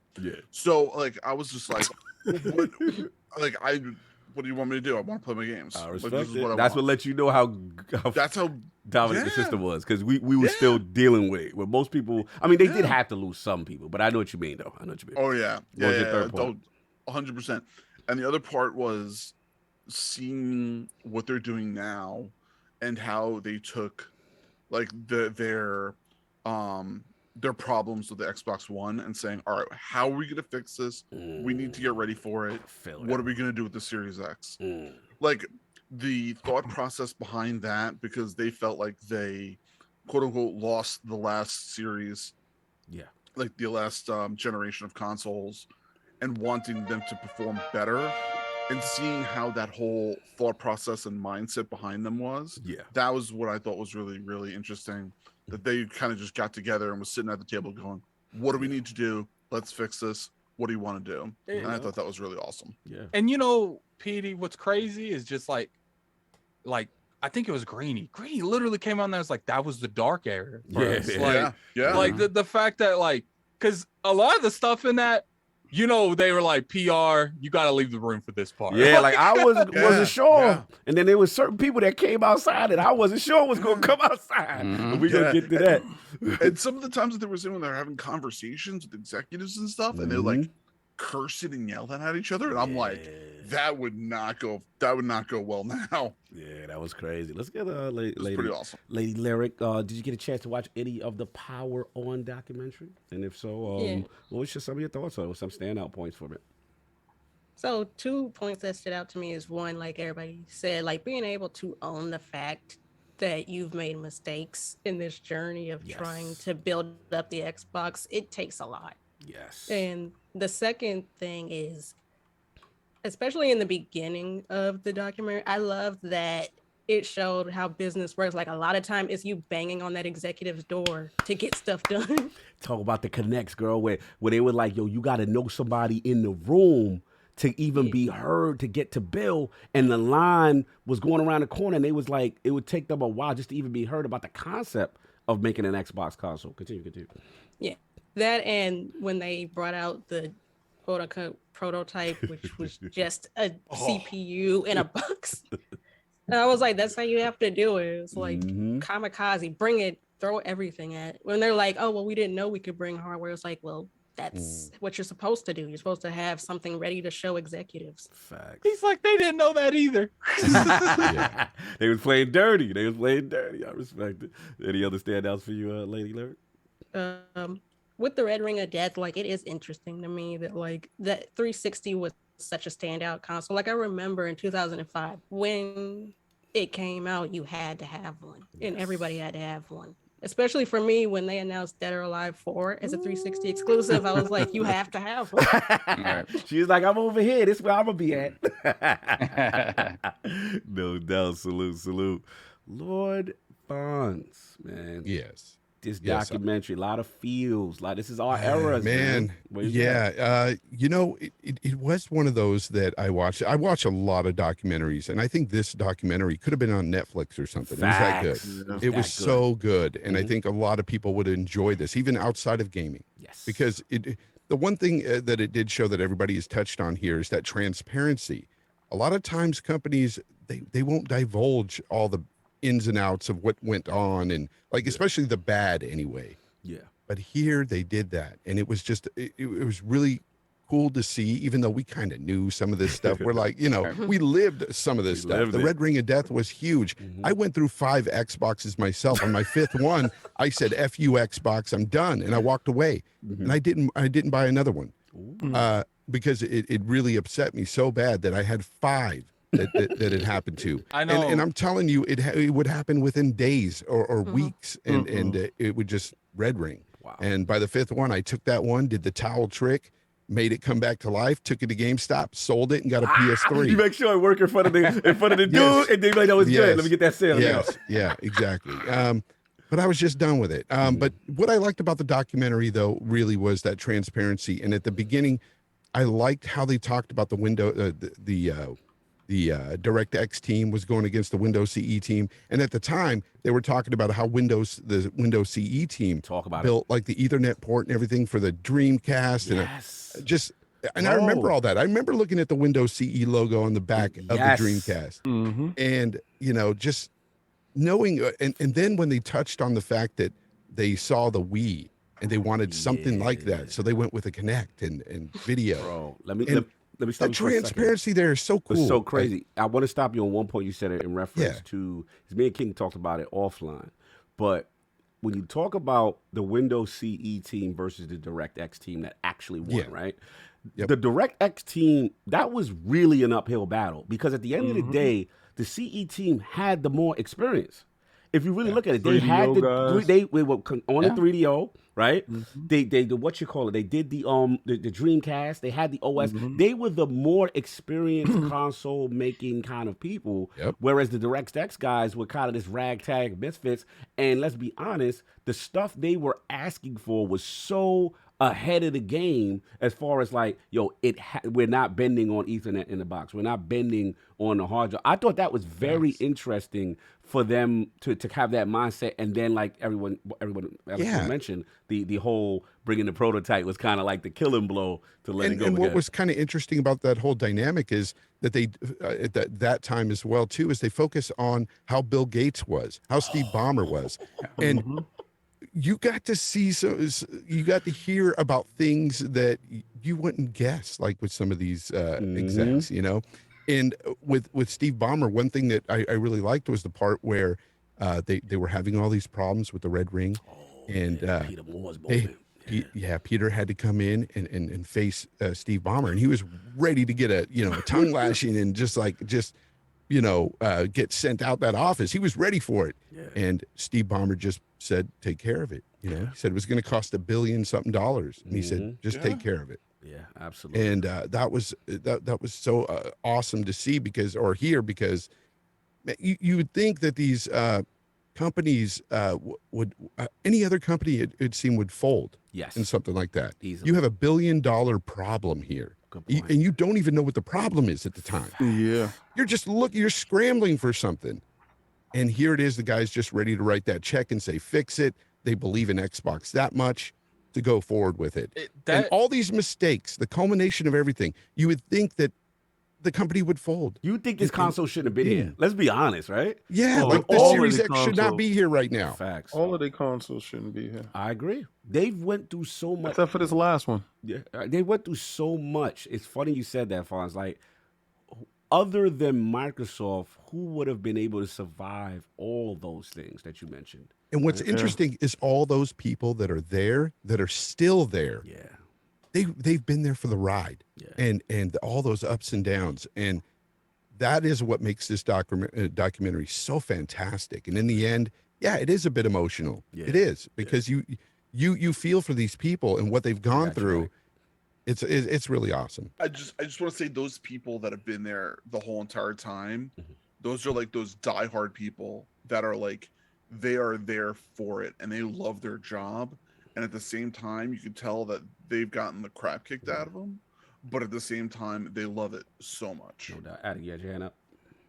I'm good. I forgot. Like I'm telling, like, I have ADHD. Like if it's on top of my mind and then it's gone. Like, yeah, write it down. Write it down. Write it down. Write it down. But I feel you, Fonz. I definitely hear where you're going with. But let's get Soft Man. The feels, man. Watching that, just, I mean, again, I'll go back to the beginning for a second, but the moment I saw Lord Ha in that, when we seen online for the OG Wasn't that Xbox, some type of like how can I affirmation? Like it just felt to us. And if you notice, he was the fan that they left the camera on for the longest, that I noticed. Like, how crazy that we see one of our homies. It was one of our homies, and then shout out to Lord Ha, because Ha is the king of, I'm gonna stand on this line no matter what. Oh yeah. Yep. Ha is, I'm not pre-ordering, I'm gonna go and I'm gonna be there, I'm gonna be part of this. Mm-hmm. And if it takes 24 hours, and if I'm not mistaken, I think Ha got his for free because he was there the entire time. Yep. So just to see that, and all of us, the funny thing is, all of us were there, but we weren't standing online because we had ours pre-ordered and we were picking up the next day. We were just there for the festivities, to see of it, yeah. the launch. But And we didn't go to Toys R Us. Me and you were at Electronic Boutique. right, and then COG was across the street, I think, at EB, at another EB or Another Funko EB, Land, yeah. something like that. Mm-hmm. And so again, we were just there for the festivities, not to stand online. And Those were to fun times, man. You don't see that anymore. You don't see anything of that magnitude anymore. No. When they took over, they literally took over Times Square. Yes. To sell this to you, and it's just a beautiful time. Those memories are so vivid to me, and to see one of our own kind of spotlighted that way, and especially him, because he is the epitome of, I'm going to sit, it rain, shine, snow, I'm going to be here and I'm going to get this. So that was great to see. But going back to the beginning, to me, just to see the evolution of this console that was never supposed to be there. Facts. Right? If Sega doesn't have infighting and collapse, there's no reason for Microsoft to even think about getting into space. They were killing the world with Windows. Mm-hmm. They didn't need to even think about it. And shout out to Seamus and the DirectX team for convincing Bill Gates, falsely in the moment, convincing Bill Gates that they were going to put, by telling them, hey, we're going to put Windows in the living room. And that was not true. Yeah. Well, I don't necessarily think it wasn't true. I think at that time he thought he was going to, but when they actually got around to doing it, They they're were like, oh, wait a minute, yo, no. this ain't gonna work. Who's telling Bill? It's so crazy. While you're on Who's that, telling Bill? while you're on that point, I love the part where he showed Bill the boot up, and he was like, "How did it boot up so fast?" Like he was just stunned. Because none of his computers can boot up that fast. Yes. And So how they put it up? Because we took everything out. Yeah, because it was a stripped down kernel. You know what's crazy? How well the Xbox 360 did, and how much they were willing to, like, oh, here's $1 billion, fix this, do the UPS thing. Yes. But like, it shows how bad that Xbox One destroyed the morale in the entire brand. Because it's like they go from investing $1 billion to a couple years later, they're having a hard time getting funding for games. To see Don Matrick come out and speak, and he was still very sort of, a little defensive. He's a little defensive. A little defensive, a little like executive. For coming out and talking. Respect but for him for coming outside, though. Respect. And we have a super chat that alludes to the fact that some people say I, some people say we. Right? He was definitely a we guy, and his take that maybe that wasn't the right way to go about it, right way to talk about it, even though he he never brought up the you have a 360 for you. They went away from that. They went away from it. They ain't doing that dirty. They was like, look, he showed up, don't play that. Yeah. But all right, to one point though, I want to get before I give it back to you, Saul. I gotta give him credit on one thing. And we clown him, and rightfully so, for the Xbox One era, right? the TV focus was just over the top. It was just ridiculous. They were back making TV studios. You know, I remember all the evil memories started to come back, and I'm like, oh no, right? But remember, he did take over towards the end of the 360 era. He did, and to his credit, I had to give him this one. Netflix. The let's be real. They're really responsible for having these streaming services, media, and entertainment as part of the box. And a lot of these people, they started to mention how Sony and them was like, yo, they getting that bag for having all these apps on your joint. So I give him credit for that. And yes, they did try to catch the Connect wave. I mean, the Wii wave with the Connect, which they did do fine. But the problem is they went so over the top with Xbox One, and it was so much of they forgot, they lost sight of who they was at that point. The problem is, Cog, he pushed things that were so far advanced at the time. But it wasn't even gaming related. Agreed. It was more TV. It was more, you know, videos and movies and things like that. And he didn't know how to message it. He didn't know how to message it. Like if you think about with the state of Xbox today, all of that stuff came to fruition. And it's a matter of the industry being ready for it, the fan being ready for it, and how you message it. If you message it like, hey, we're telling you what you need, it's never going to go over well. Right. Go ahead, Lady Lyric. She got her hand up real quick. Oh, absolutely. One of the things that was hilarious to me is when they showed up to the games conference with the like big giant X version of the Xbox that fell apart and it wouldn't work. No, it didn't. It didn't. And they were all of them in the back soldering. Had 4, didn't they? They had 4, and none of them worked. And what was your name? Bach? What was his name? Robbie Bach. Robbie Bach. Yeah, he was. No, that's when that. That Robbie Bach. The actual Xbox itself didn't turn on when they showed the actual Xbox itself. That didn't turn on. GDC. Right. The X itself was the one that they had the one they were soldering Seamus soldering and then they had the backup underneath the stage in case so that the gameplay would be parallel when it failed. I think to Fonz's point, one of the biggest things I took away from this entire story is the transparency of when we messed up. When you talk about the fact that, hey, things might look completely different in the gaming landscape if they had taken the bet on Grand Theft Auto 3. Oh, I forgot they had a shot at that. That was a big one. That's a big one. The fact that they owned what happened with the Xbox 360 and how it absolutely could have run them completely into the ground. How they owned what happened with Xbox One and kind of that showing you the steps that they took to turn the ship around, you know, when Phil came on. And it was just like, to me, the transparent, it was absolutely everything that we've been talking about Xbox in this new era, 2017 forward, whatever.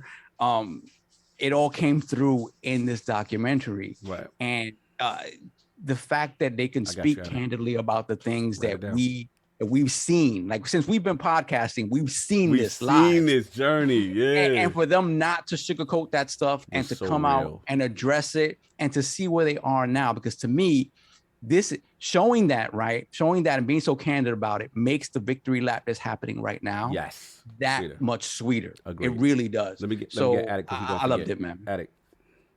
You know, one thing I don't think we've talked about a lot is how open they were about talking about Sony.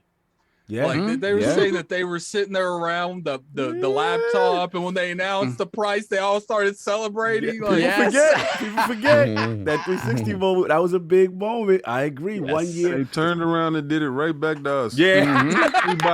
Everybody that let's go, King. Set up transition. You brought a PlayStation 4 because it was cheaper. You used $100 less, and you went to the store. They lost the power, Darren. And all right, let's get it.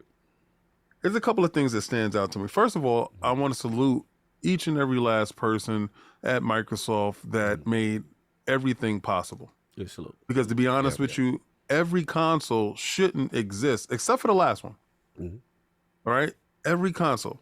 6 months from concept to store shelf. That's incredible. Yeah. To ship before the PlayStation 2. And my timeline was off. In my head, I have revisionist history. I thought that the Xbox One went up against the PlayStation 1. Yep, we had it. Yep. And it didn't. You know, the OG Xbox, it didn't. Yeah. So, just watching these people go to work every day, and who is true soldiers? I say it to this day. If I'm going to war, I'm taking Steve Ballmer with me.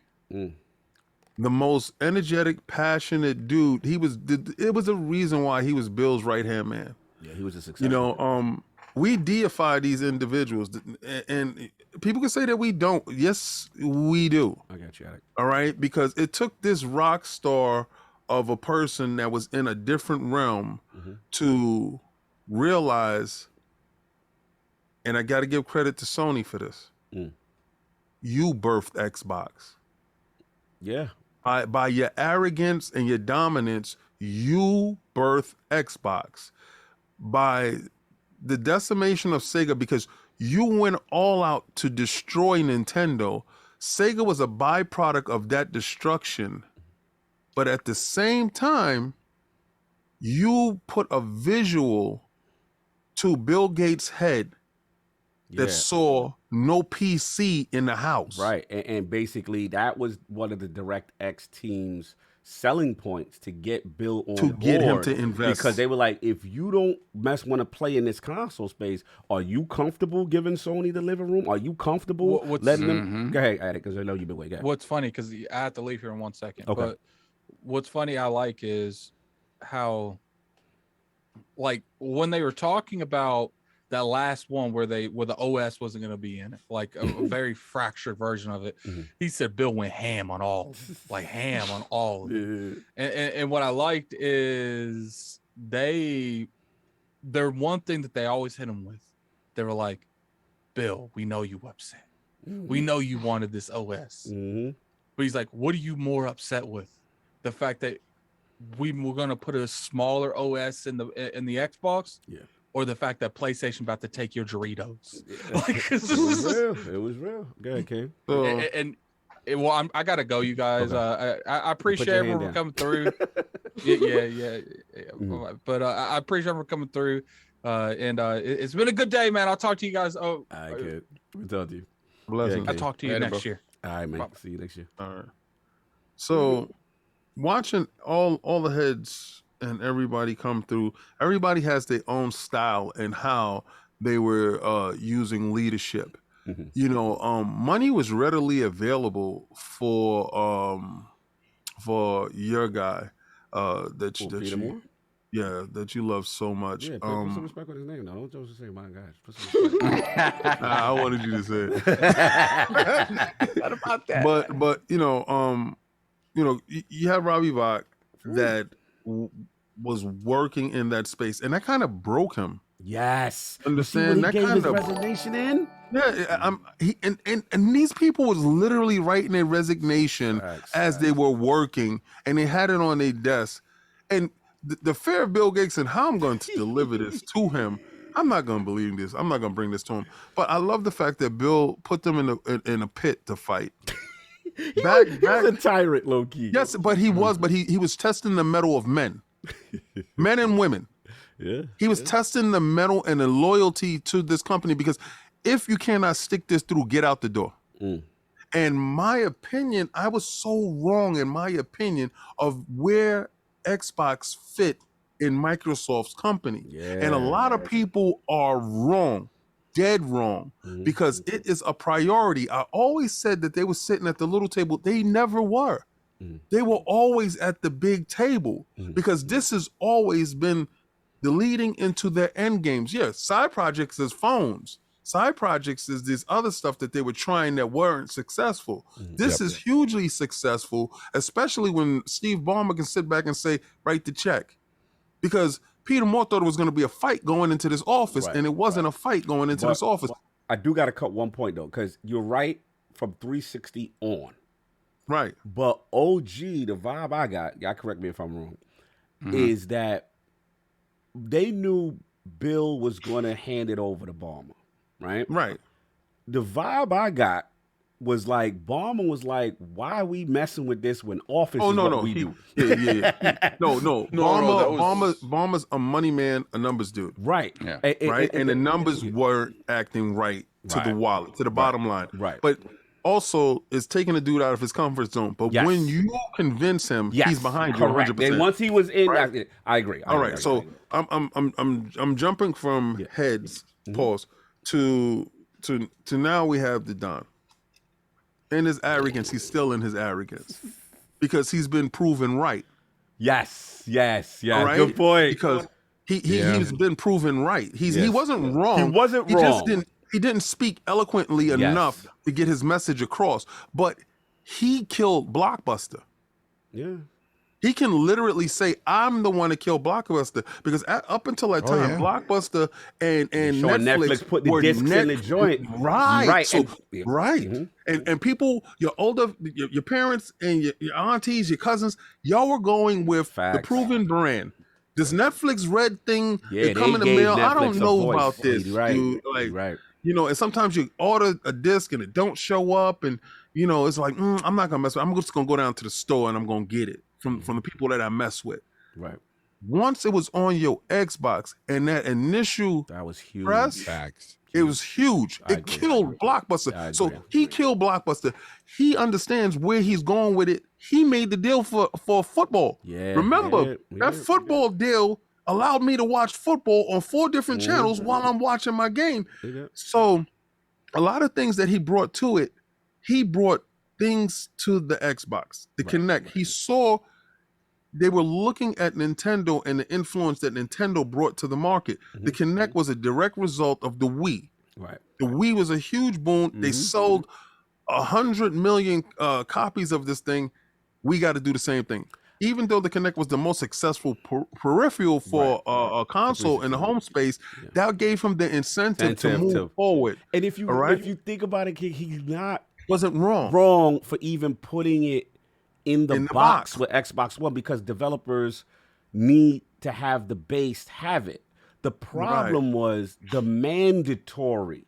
Like the fact that $100 was the $100. Oh yeah, for problem. sure. And the fact that you didn't give people an option to say at the jump, which is what Phil did, you have the base version without it if you don't want any part of that. Like they were selling it like, yo, you had to have it. It won't work without it. Remember all that? Yeah, it was a big message. This but he is what you tell wrong. people. I know where you're going. Right. So I got to respect him for sitting there, and he takes the excoriation of it while Phil reaps the benefits. It's like going out presidents. You know, they sign their bills into law, but that president that just came in, he gets to reap those benefits. I disagree. Go ahead, Fonz. I disagree, only because you're right in the aspect that he was right on one part of the business strategy where, you know, he wanted the TV and all that stuff. Right. But it was the messaging that he himself carried across that was awful. And that's where he was wrong. And that's why he was a bad president, let's say. Oh, yes. And so when you're the head of a gaming, company, and you're trying to push out games and stuff, and all you're talking about is TV and Netflix and stuff like that, they don't want to hear that. Gamers don't want to hear that. And we didn't want to hear that. I remember at the time I said, I'm not buying an Xbox One because of Don. The infamous, I have a console for you.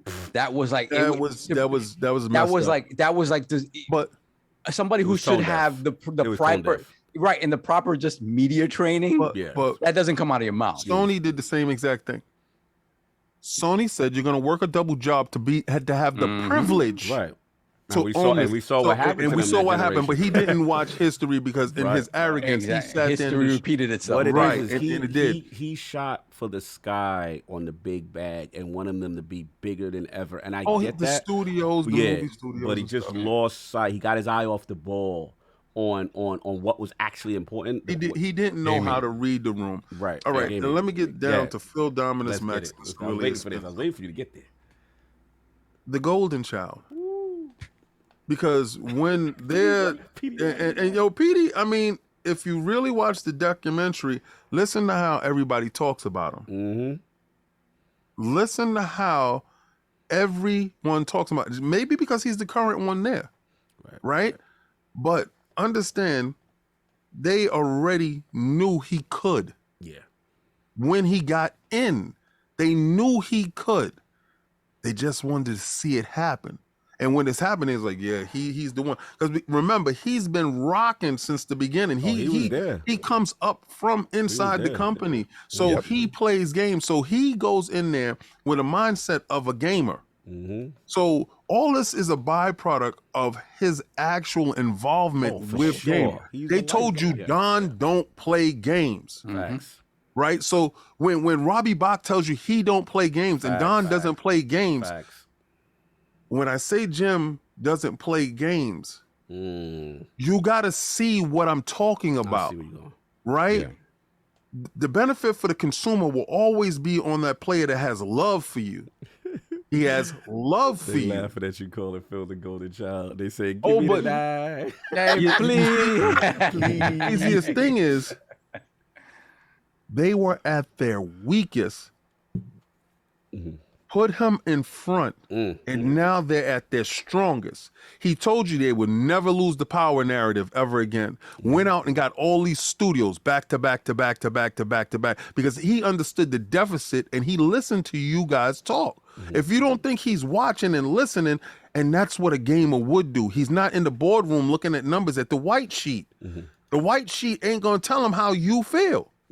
So when I saw that whole thing in its entirety, I'm like, man, I have a different respect for each and every last member that helped bring stuff through, because people lost families, relationships, all types of stuff, and mentally just said, I'm never going into gaming space again. Facts. Did you see when Phil had to talk about how like it was the morale and the damage that Don and that era did was so bad that people were coming up to Phil crying. And like they didn't want to be here, and that like their opinions are not respected. And said, I got you. It was crazy. I gotta give Phil's. I gotta Phil's joy. I'll jump in if you finish. Get it. I'm done. Look, this was amazing. I'm with Fawn. This was absolute. This is a level of journalism and documentary that you rarely see. Like when they was going to buy Nintendo. Yeah, that was funny. They got that they thought they was, right? They went out there.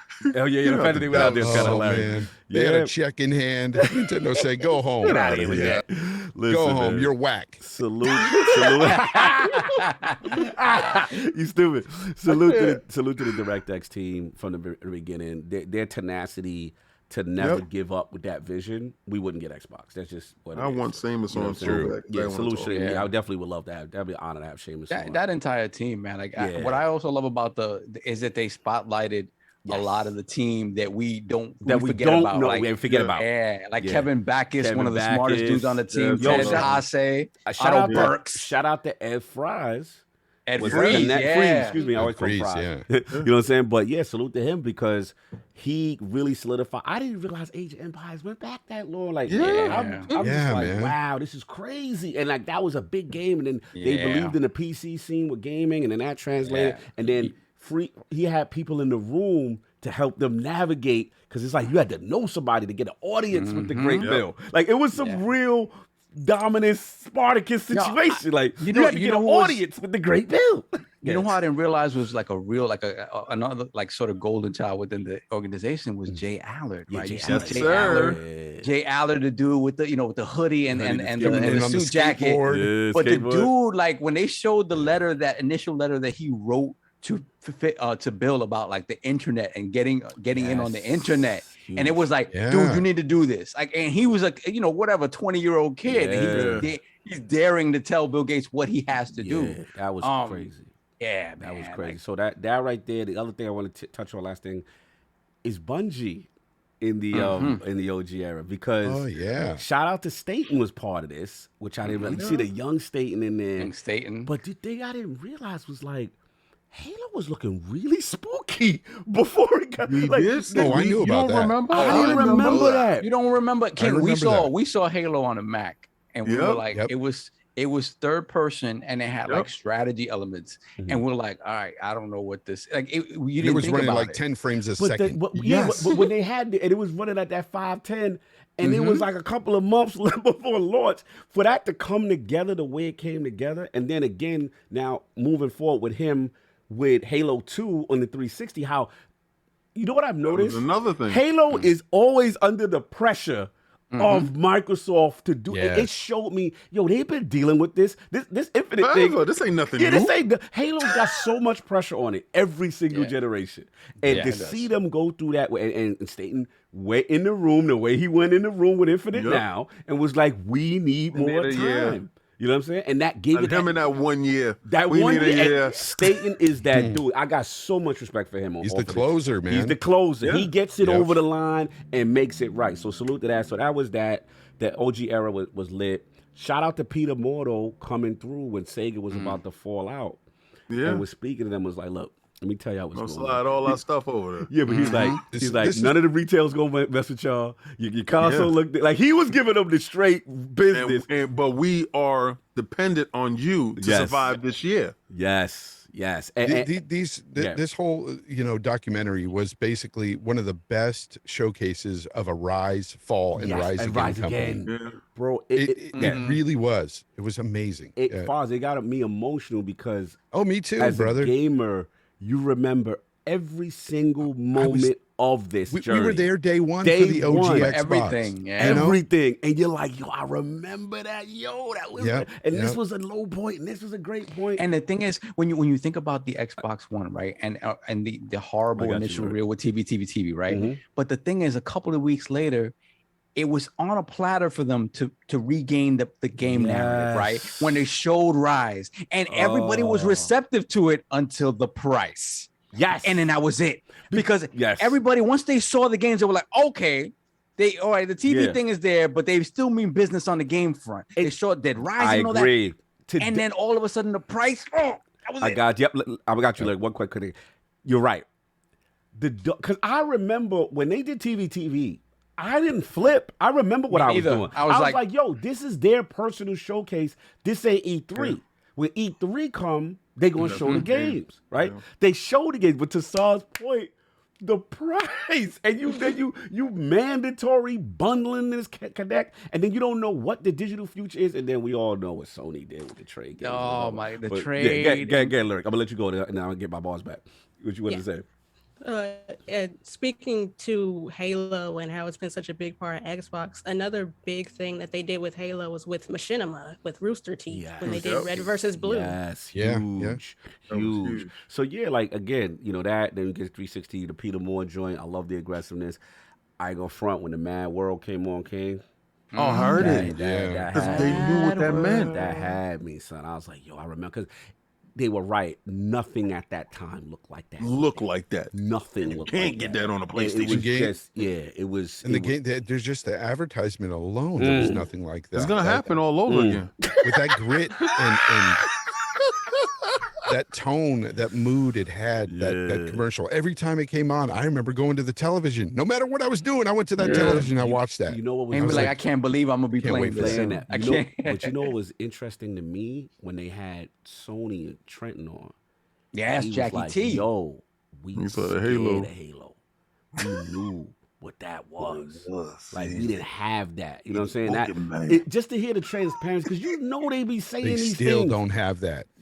It is what they don't. But at the end of the day, like that, obviously the Xbox One era and all the painful memories of that. You know what I'm saying? But I gotta give King this. Like, I got emotional when Phil came out. I was like, yo, like he was really given the bad hand. Like the hand was so low. The morale was so low. It was so bad. They literally lost their way. You get rid of. Speaking of that, real quick. Did you see Aaron Greenberg? Like, I felt bad for him at one point when he was talking about those dark days. Those dark days. He's like, those are dark days. Bro, like, even, it's bad when Major Nelson got bad stuff to say. Major Nelson don't never say that. When Major Nelson got bad stuff, we would know what the hell we were doing. Like, what was going on? Wasn't the Game Pass guy. It was in Dubai. But to see Phil come up with the plan, they had the whiteboard. It was like, okay, 1, price, get rid of that Connect. 2, we're gonna do the ID at Xbox, get Charla, get back on indie game. Because remember, PlayStation was kicking on with the indie, with the joint. Then we had Game Pass the birth of Game Pass, the initial form. We like, okay. And then as it goes on, you see the game studios, the back compat, and then you go, okay. Then they do the Bethesda moment, and they literally, it was like a redemption. It's like, well done, well done. to your point about Phil, yeah, it was that. I think Phil, just with his positivity and his kind of demeanor, I think he made people feel like it's gonna be okay. Yes, he did. It's just that thing where you look at him, and he's like, he's a calm dude. He's not the dude that's gonna come out yelling and screaming. He's just he sees the job in front of him, and he's gonna do his best to fix it. And I think that's what they needed at that time, where it's like, just be calm, stay the course. Yes. We're working on everything.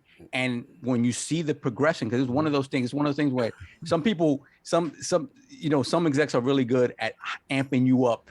And we're going to do this, that, and the other. At the end of the day, the process is super slow, or a lot of stuff doesn't happen. Right. Bill is the calming kind of force, where he's like, it's going to take a long time, but this, and this, and I guarantee you it's going to be better. And it's just like to see it.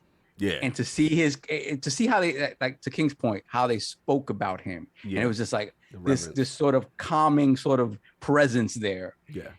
It was unanimous. very Everybody cool was to happy see. when he got the position. Yes. He was one there from the beginning. But go ahead, King. You were gonna say? You know, I'm just saying, anytime I had interaction with him, he had asked me how the show go.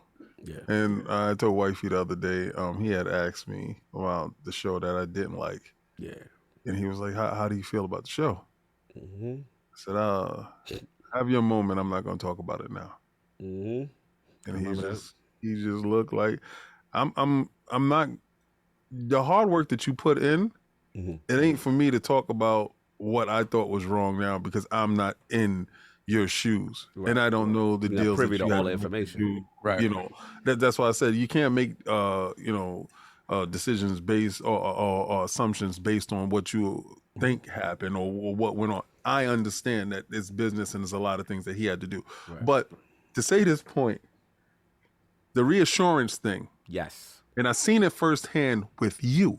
You said very poignantly, how come I don't have a baseball game? Yeah, I did say that to Phil. How come I don't have a baseball game? Yeah, I did say that. And, we had this game. He was ringing them off. He said, well, we're working on it. And, licensees is very tough. Mm-hmm. That same licensee come around and get a side Game Pass. And all I could do is smile, because he wasn't flustered. He answered your question to the best of his ability. But then, oh boy, delivered. Oh no, for sure. And in a funky way. The thing you realize with him is he's not afraid to have the difficult conversations. That's what you realize. He's not. And that matters a lot. That matters a lot, because you can't sugarcoat it. You can't, whatever. But no, this thing was phenomenal. I loved it. What's crazy is that you realize the power of messaging and saying the wrong thing. If you think about like the moment Don Matrick said those words, it was over. And it was, and the crazy thing is, right? They obviously stepped on the rake following that, right? The price point, the connect in the box, the fact that they didn't really have a lot of great games throughout the course of the console generation that were exclusive. They did a lot to kind of support that angst that people had about them in the beginning. Right. But the messaging literally broke them from the very beginning, and it was really no coming back from it. It's crazy what the power of messaging in some words really does. And you saw it on both sides, because like King said, I forgot how bad Sony bungled their messaging, which gave the 360 even more of a reign. Daylight, right? Yeah, you know what I'm saying? Because they came there, they were a year out, but then everybody was shook. Like, yo, PS3 gonna come, what they gonna do? And they said they were huddled up around that E3 to see what's going on. Then they say 600, and they're like, "Oh, woo," they were clapping like. And we got the higher price one. We got the 649 one, the 669 one with the full back and back. That's what I had too. Yeah, too. I remember that. But the thing is, when he said the privilege to own one, you will earn the privilege. It was crazy. Like, What's crazy to me is seeing the difference between Don Matrick and Phil Spencer over the years. It's obvious why they went with Phil Spencer. It's like yin and yang, man. Yeah. You've got Don was the total opposite type of guy. He focused more on things that weren't really something that the gamer really wanted to hear, and where Phil is focusing on games and the future of Xbox with Game Pass. And I think it's incredible to see this rise. Yes. Yeah. At Xbox right now. Phil, And Phil, Someday it's Phil gonna made the be- it's argument. really a great time for gaming right now because they're Yeah. actually competing again. I One think your day point. it's Your gonna point be is at an poignant. end, and I just hope when it is at an end, we don't do the thing that we always do: What? pick wrong. Oh yeah. I What do you mean? His tenure? You mean? Yeah. Oh yeah. Well, Yeah, I listen. find it interesting. I saw a lot of Sarah Bond in this. Oh yeah. That's a Listen, lot. I look at her there, next. and I see everything that she's done with Game Pass and stuff like that, and she is progressive in these spaces. Mm-hmm. And she plays games. Yes. Yeah. My I think- thing is for my CEO, Mm-hmm. please play games. Yeah, If this is what you're supposed to be lording over, Yeah. don't tell me you don't eat donuts and you own Dunkin' Donuts. I don't You know want what it that. is? I You've think gotta Xbox understand. themselves don't make. I don't think they step on that rake anymore. Xbox themselves. I think the problem would come in is if whoever succeeds Satya doesn't care about That's that. a good point. Oh, That's yeah. scary. I That think would be scary. Xbox themselves. I think Xbox has it figured out. It's just going to be a matter of if they're going to get the same Continue, yeah. support from the next Yeah. CEO And right now, of and Microsoft. that to me feels greatest victory that we don't Yeah. talk about enough. Yeah, a business and a numbers guy is great for a company, right? Yeah. But when you're managing a company or overseeing the entire, Xbox division, Yeah.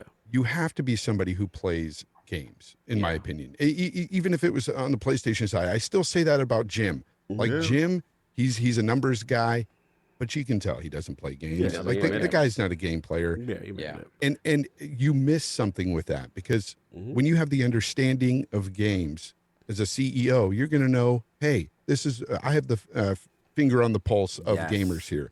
I know what gamers want. I know gamers are talking about this and this genre game. This is what we need to do, and let's get it done. You know what I'm saying? Like Agreed. Jim is totally different. Yeah. He doesn't have that. It's an advantage. It's an advantage. That's why games are $70 over there. It is That what it too. is. That part too. We're gonna move on. Like I said, solve. Actually, make this quick because this last one I just wanted to say a few things. Before then we can read the super chats after. But the season finale for IOP. Oh, yeah. 2021, y'all. We made another year. So I just want to shout out everybody, the team, and everything. And it's been crazy. It's been a fun journey. Just seeing us as a group, kind of rise and let's be honest, like during a period of this pandemic when typically we're outside. Like our thing is we like to be outside. PD's here, he knows. Which you will know. Say that. What we like to do. So that was taken from us obviously, and still being able to do stuff. And then up and down, personally for all of us, right? All of us had something going on. I had the surgery at one point. I got laid off at one point. You know what I'm saying? So we got that. We lost our brother Dizzy. That was crazy. Attic lost his dad. Solve, you had personal stuff going on. King, you definitely had personal stuff going on. We all had stuff going on, but every week, for the most part, we show up. You know what I'm saying? We show up. And then think about it, we about to take 2 weeks off. It's like a big deal for us if we don't never take the time off. You know what I'm saying? But nah, I mean, I'm just proud. I'm proud of what we're doing. We hit 10K this year, which was tremendous for us. I think the future is great. I want to shout out a lot of tremendous episodes we've had. We've had amazing, obviously Colin was huge. We had Colin on, what I'm saying? Just Seth Chazelle was awesome. It was awesome. Jason Ronald always comes through. Jason, Jason Schreier. Jason Schreier was big. I'm very proud to have him on as well. Obviously, Paris, Danny Pena, Maddie, ACG. Like, we had a good year, y'all. Like, we had a really good year considering everything that was going on. And last thing is, obviously, Lady Lyric is here and PD's here. I want to shout out LogNet, man, because LogNet, they the backbone. Like, they give us that media, that reinforcement that legitimizes us. And the articles, it's just been insane. Sure, salute to the editorial. If they're not listening, Way Hick, I don't know if I seen you in there, but Flame, I see you in there holding it down. Shout out to Josh Redden. He's just a beast when it comes to just writing, editorial, making us look right. Got to shout out my homie Nick, Nicholas Downey, killing it, the reviews, all that, Hyde, the admin, doing his thing. I love our meetings that we all do. We get together, we powwow, you know what I'm saying? And we just kind of come up with ideas and stuff. And I'm just, like I said, salute to the whole team. You know, it's been really, really a fun journey. And I'm just going to open it up to y'all. I just wanted to say that because I was just like, sometimes you got to take a step back and just look at what you did. You know, because we always, me and King, we always like, oh, it's the next thing. What's the next thing? We go, you know what I'm saying? But sometimes you got to look at the moment and really be proud of it. And I'm excited for 2022. I love y'all, but I want to get those balls off to everybody in the team. Like, salute. It's a fun year for everybody. And salute to the chat. And also, chat, what I want y'all to do, if y'all can, you don't have to super chat this, but let me know what was some of y'all favorite like moments on IOP, just episodes or whatever. I want to know what's going on with y'all. But I'm gonna open it up to y'all. Let's start with what you call Solve. You know, what did you feel, you know, as far as the year stuff? Yeah, I think you said everything that honestly needed to be said, but it's been a year. I think overall, I think it's felt better than 2020 in terms of just, you know, just us as a community, as an entire planet trying to figure out, you know, how we get through this pandemic. But again, this year we also had a lot of tragedy. We had triumph and we had tragedy. We lost some people near and dear to us. Whether it's on the LogNet team, whether it's, you know, people that have been on our show, you know, shout out to Nintendo Guru. You know, we lost Guru. Forgot about you know, that. Yeah, our brother Sin had a lot of, you know, unfortunate tragedy in his family this year. So, but through it all, the triumphs, you know, as we come to the end of the year, I think the triumphs are what stands, you know, head and shoulders above everything else. And I think, you know, the perseverance that we've seen from everyone in the community just to keep smiles on our faces and just, you know, playing these games and talking about the fun stuff that we love. I think it's brought us to this point where, you know, looking forward to 2022, it feels like nothing but great things ahead for everyone. So yeah, I just want to thank obviously my brothers for having me on here with them and having me be part of this journey, because, you know, God will tell you, man, growing up, I was a quiet kid until a quiet kid, you know, whatever, got bullied, whatever. And then hanging out with Cog, hanging out with King, that made me come out of my shell. And now you can't get me to shut up. But I can attest to that, Lord. Yeah, we can attest. You and Lady Lyric said Lord's minute. Our very brief Lord's minutes. Yeah, I will say that to the day I die. But yeah. So you know, for me being part of this journey and to see, you know, my brother's shine and seeing Addict out there doing his thing and changing up his life. King to see King on a stage where everybody can see King is like, oh my God. Like the fact that everybody that what we know about this man, and it's like a fish to water. Like, bro, it just like amazes me the things he comes up with, and like, you know, it's gonna be fire. Like, you know, you're gonna get it. But you know it's gonna be fun, and he gonna put his all, and then he'll surprise you, like the timing. Like, he'll set you up, and you don't realize it. Boom, you've been set up, and it comes, and it's like bam, it's boom, exactly. And then it'll be a thoughtful thing on a topic or a point that you don't expect him to feel that way about. Yes. So that's always been King, and of course you, my brother, like to see the stuff that you've been through this year, leading up to this year. And to sort of always be that shoulder that people come to, you know, when they need help, and sometimes us not realizing that you need it as well. To see all the blessings that have fallen upon you this year, I still think you deserve more. But honestly, dude, I'm so happy for you, and I can't wait to see what happens in the future. So I'm glad to be part of the ride, and to the community, like you guys.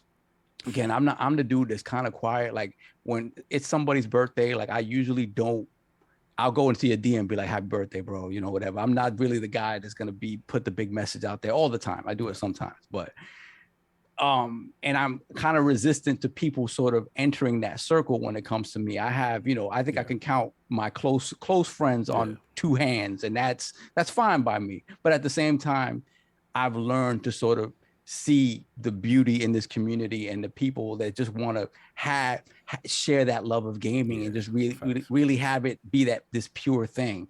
So to you guys who come in here week after week and support us and listen to us and super chat and just engage with everything that we do, thank you from the bottom of my heart, because you guys make it. You guys make it. Like, with us.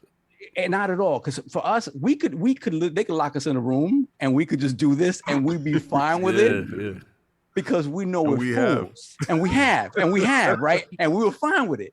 But to see that people gravitate to us and that the energy that we've had since we've been little kids can still resonate 30 years later. It is such a beautiful thing to see. Like, sometimes my wife makes me laugh because she'll say, like, I've never seen grown men gossip as much as you guys do. but it's like, when you think about what we're talking about, like, it's like I'm able to sit and talk about this thing that I've loved since I was 5 years old. And it's gratifying, and it's so fulfilling. So once again, thank you to everybody who comes to the realm every single week, engages with LogNet, because those guys are amazing too. I know what it is to have to sit there and edit and stuff. And, and I wish I could be more a part of that, because you guys do an absolutely amazing job. But everything that has anything to do with Iron Lords and LogNet and this community, it is just so amazing to see the growth and the love that people just bring to it. So again, thank you so much. I can't wait to see what awaits us in the future. Okay. And that's exactly how his Lord's minutes go. You can't get me to shut up. Thank you. Beautiful. First, I want to say, rest in peace to Dizzy. Yeah, rest in peace, Dizzy. Like, I don't reach out to people much. I'm like a real, as much as I joke around and stuff like that, I'm a real closed off individual when it comes to certain things. And really like Dizzy. Yeah. So much so I send him to Dr. Doom, because him and I share love Dr. Doom. He always would clown like, that's the real one. Your Thanos ain't nothing. He would send me comics to Doom choking out Thanos. So I'm like, oh, all right. Just love his enthusiasm for certain things that I shared as well. But real quick, because I have to say this before I forget, before we move on from Dizzy. Shout out to Clowns, the toy drive for his son Parker. We were able to get something so that Parker could have a good Christmas without his father. And I thought that was really special to have that happen. Rose hit me up. She said she got the box. It's under the tree. Oh, there's more to come. There's more to come. We ain't, like I said, he's gonna live on. And I definitely want to shout the community for coming together for our brother, and the community for coming together on our stream for him.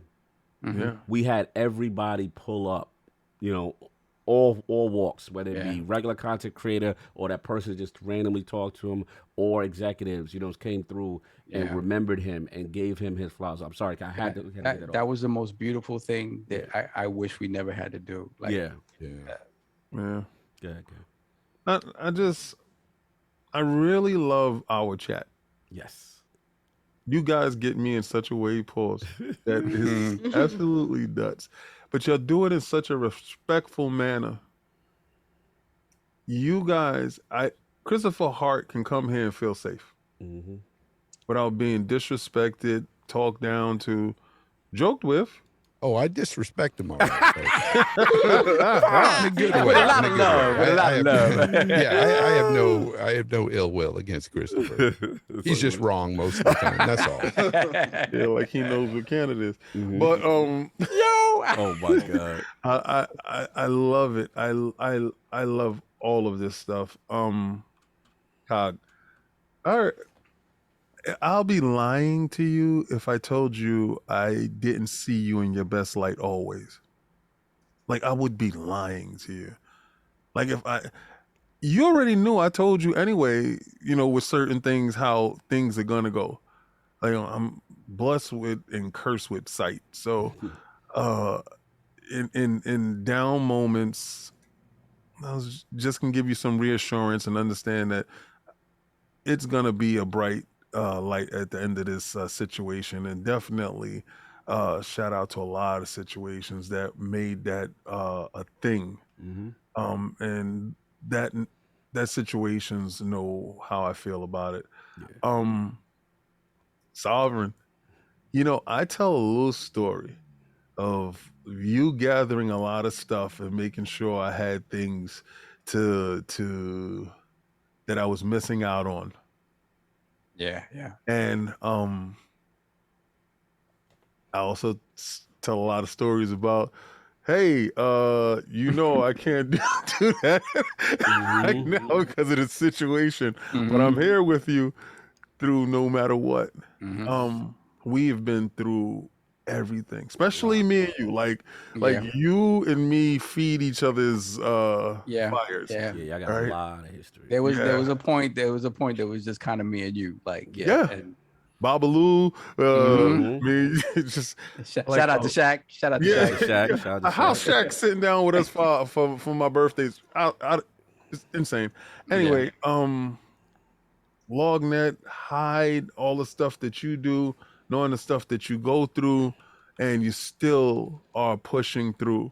Yes. To see that documentary and to look at it and look at the people that are willing to push forward for a company. We became an LLC this year. It has How do we forget that? been my proudest moment as your brother to both of you and the addict.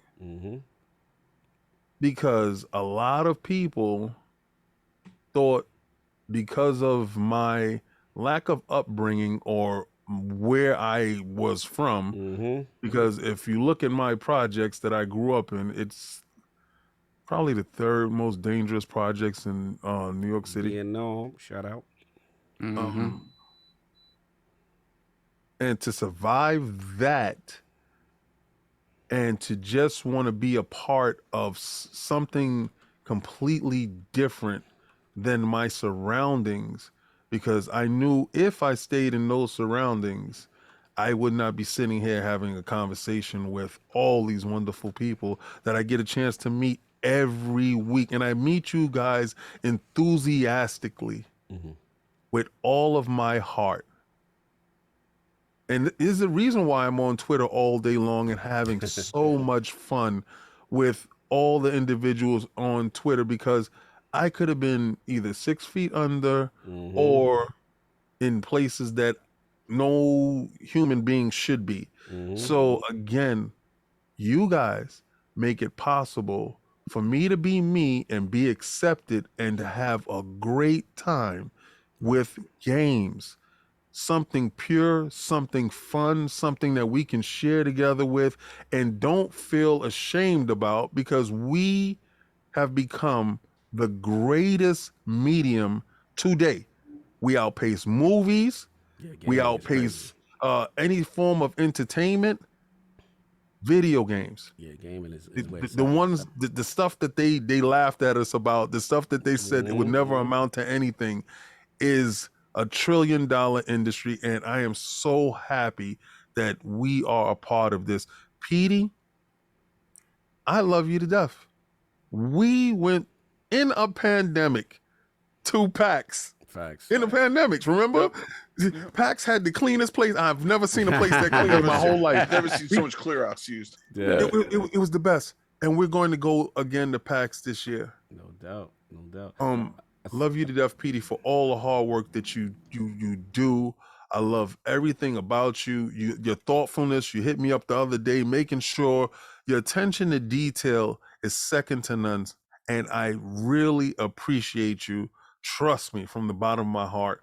All the Lognet, all the hard work that you guys put in, Lyric, I was so happy to have you on today, to have these conversations with you, to learn more about you, because I get a chance to see you with Solve, and Solve taking up all your minutes. to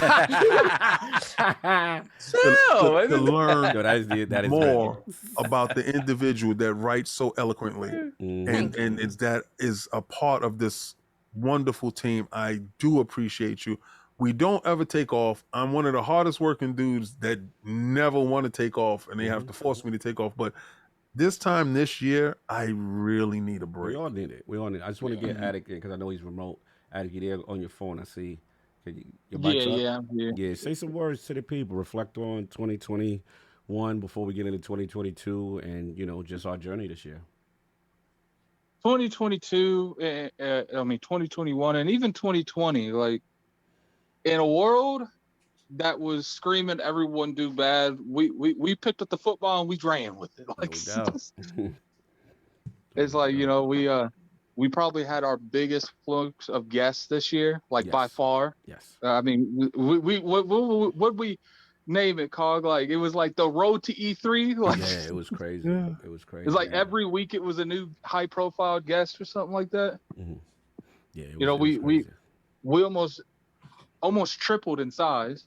It's not until you showed me the numbers, and I don't really get too crazy with the numbers, but it's not until and you were like, "Yo, this is where we were at last year." And I was like, "Yo, that was We crazy. more than tripled, I think. Yeah, I was like, "Wow, I couldn't believe it." So it's interesting. Sometimes you do gotta look sometimes and see what's going on. But yeah, I agree.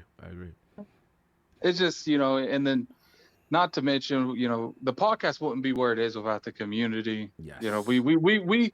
We could go out there and we can do 100% in everything, but if ain't nobody watching, it's does a tree make a noise in the forest if no one's there? Like, and it's nice, we just had a good year, man. We've had a good year. I don't think this year in terms of games was like amazing, but even games wise, it was still a good year. So it's just like this year in the gaming industry, and I always say that it's influencers, people, big stream content creators, big streamers.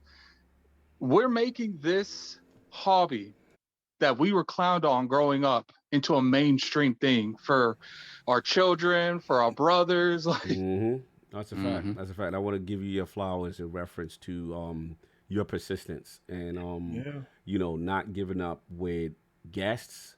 Because even me, I'm care for the South, bro. I got ego. You unread my message, I might not talk to you no more. You know what I'm saying? So I used to get mad with a lot of these dudes. No comment. You know how PD know, right? There's a lot of these dudes that, it took a while for them to get in tune with the Lord. But once they got in tune, it was just like, yo, just let us have a voice. You know what I'm saying? Because I think you're going to have a good time if you come on the show, right? If you come on, you're going to have a good time. We're going to celebrate you. And we don't play that game. Like, if you're the biggest person, great. If you're up and coming and we see potential, great. Like, there's not going to be that thing. And I got to shout Attic out because there was a lot of times I was getting frustrated.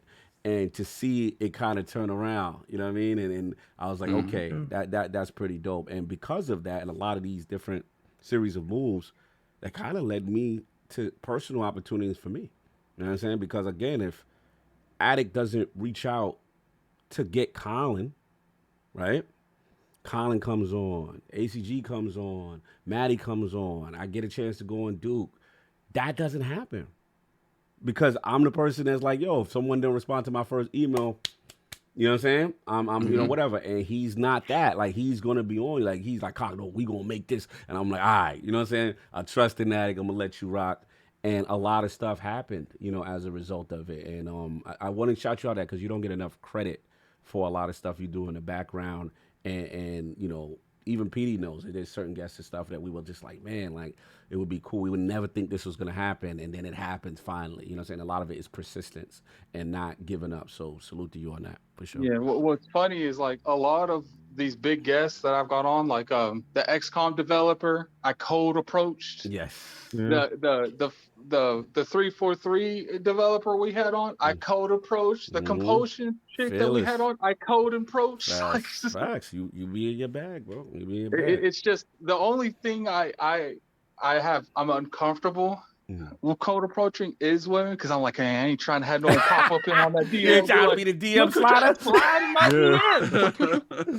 I feel you. But, no, I just want to, everyone that came on this year, man, especially, yes, thank you. What we've done personally, Cogs out there reaching for the stars, and he's grabbed one of them. So, we the only way we go is high up, man. Yeah. That's all we go up. Next year back. So I just want to get those bars off. Yeah. I know Fonz and PD, and Lady Lyric, I'll let y'all get y'all bars off. If you have anything to say in reference to this subject, and then we can just move on. So anyone can say anything if they choose. Well, I'll go ahead and say something, I guess. Yeah, I just want to say that, and I might sound like a broken record because I tell you, Cog, all the time, you guys, what you do here for the community is just flat out special. There is no other gaming podcast like this, period. There just isn't. It's my favorite by far. When it comes to gaming podcasts, you guys rule. Thank you. I really, your success, all of your success has been amazing, because I remember coming here when there was 10 people in the chat, and I was sitting there in the chat going, why isn't more people watching this? What's going on here? And then I DM you, I'm like, why don't people watch you?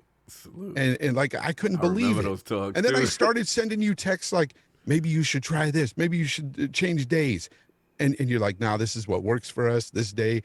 And you were right about that. But at the same time, I'm just like, I want more eyes and ears on this podcast. Love, yes. And then you would reach out and say, they want me to get rid of the intros. Somebody said something. Should I get rid of them? And I'm like, hell no, don't get rid of the intro. And I want to point out, it's like we brought up the community.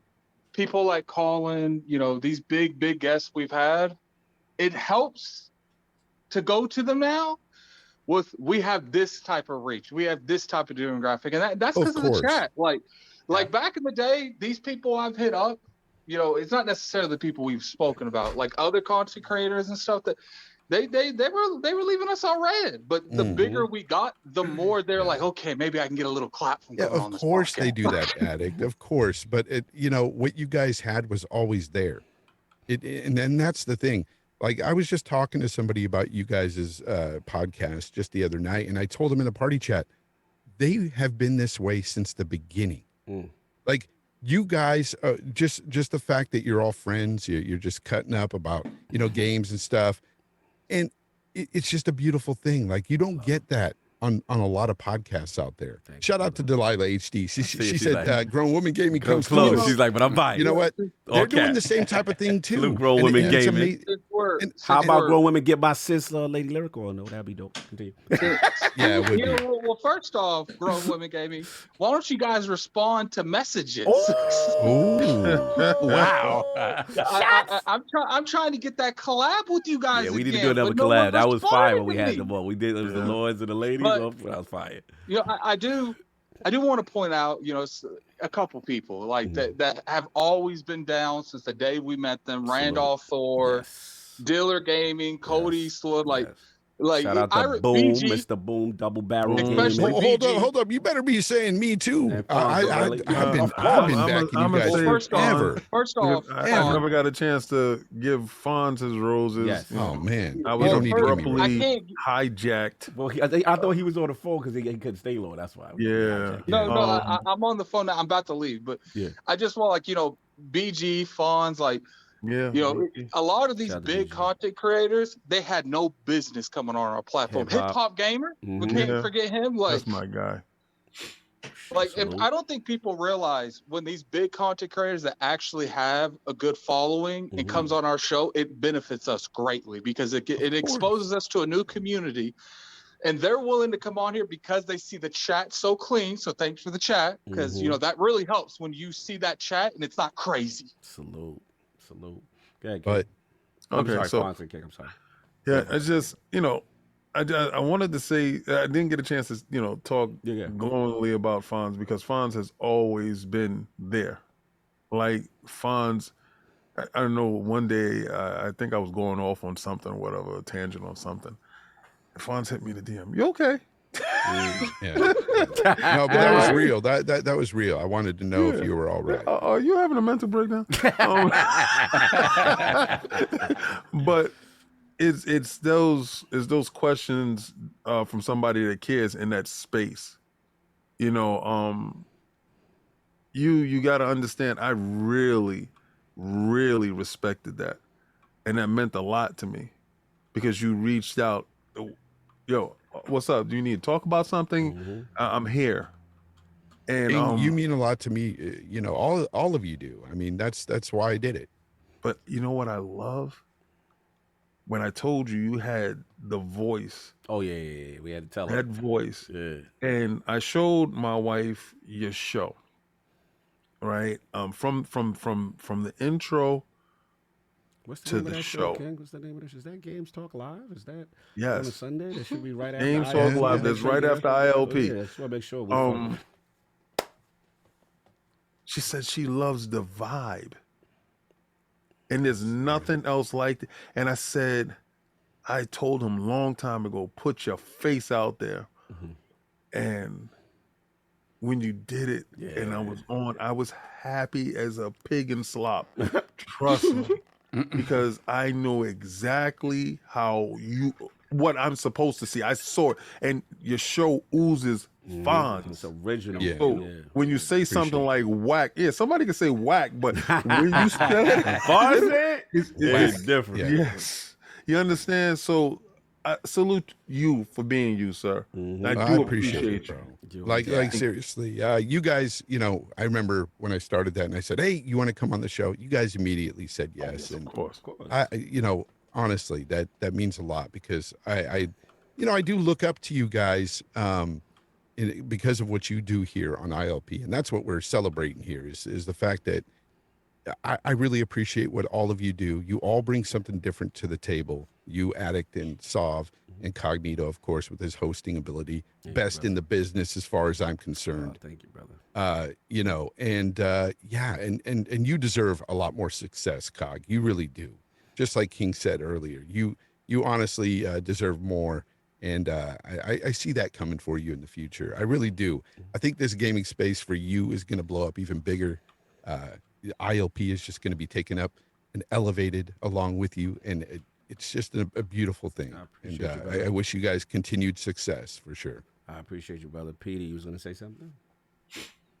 Yeah. Well, I mean, I've been every single year that I've been working with the crew in the background. I mean, it's been almost 3 years now, 3. And I will say that the group of people are fantastic. You know, I've known Cog for years. And when I met him, and I think it was him, Addict, and King at PAX that first time, I was like, who the heck are these guys? and then I started listening to the podcast, and I was instantly hooked. And I was like, I need to get with these guys. I need to help them. I need to do whatever we could do to help, you know, to take care of some of the pressure from these guys. And every single week, and like, you know, almost every day, I should say, there's some way or shape or form something's coming across the table going, hey, I think we should do this. Hey, I think we should do that. And I'm like, and I kind of question, and we kind of have a conversation. And I will say that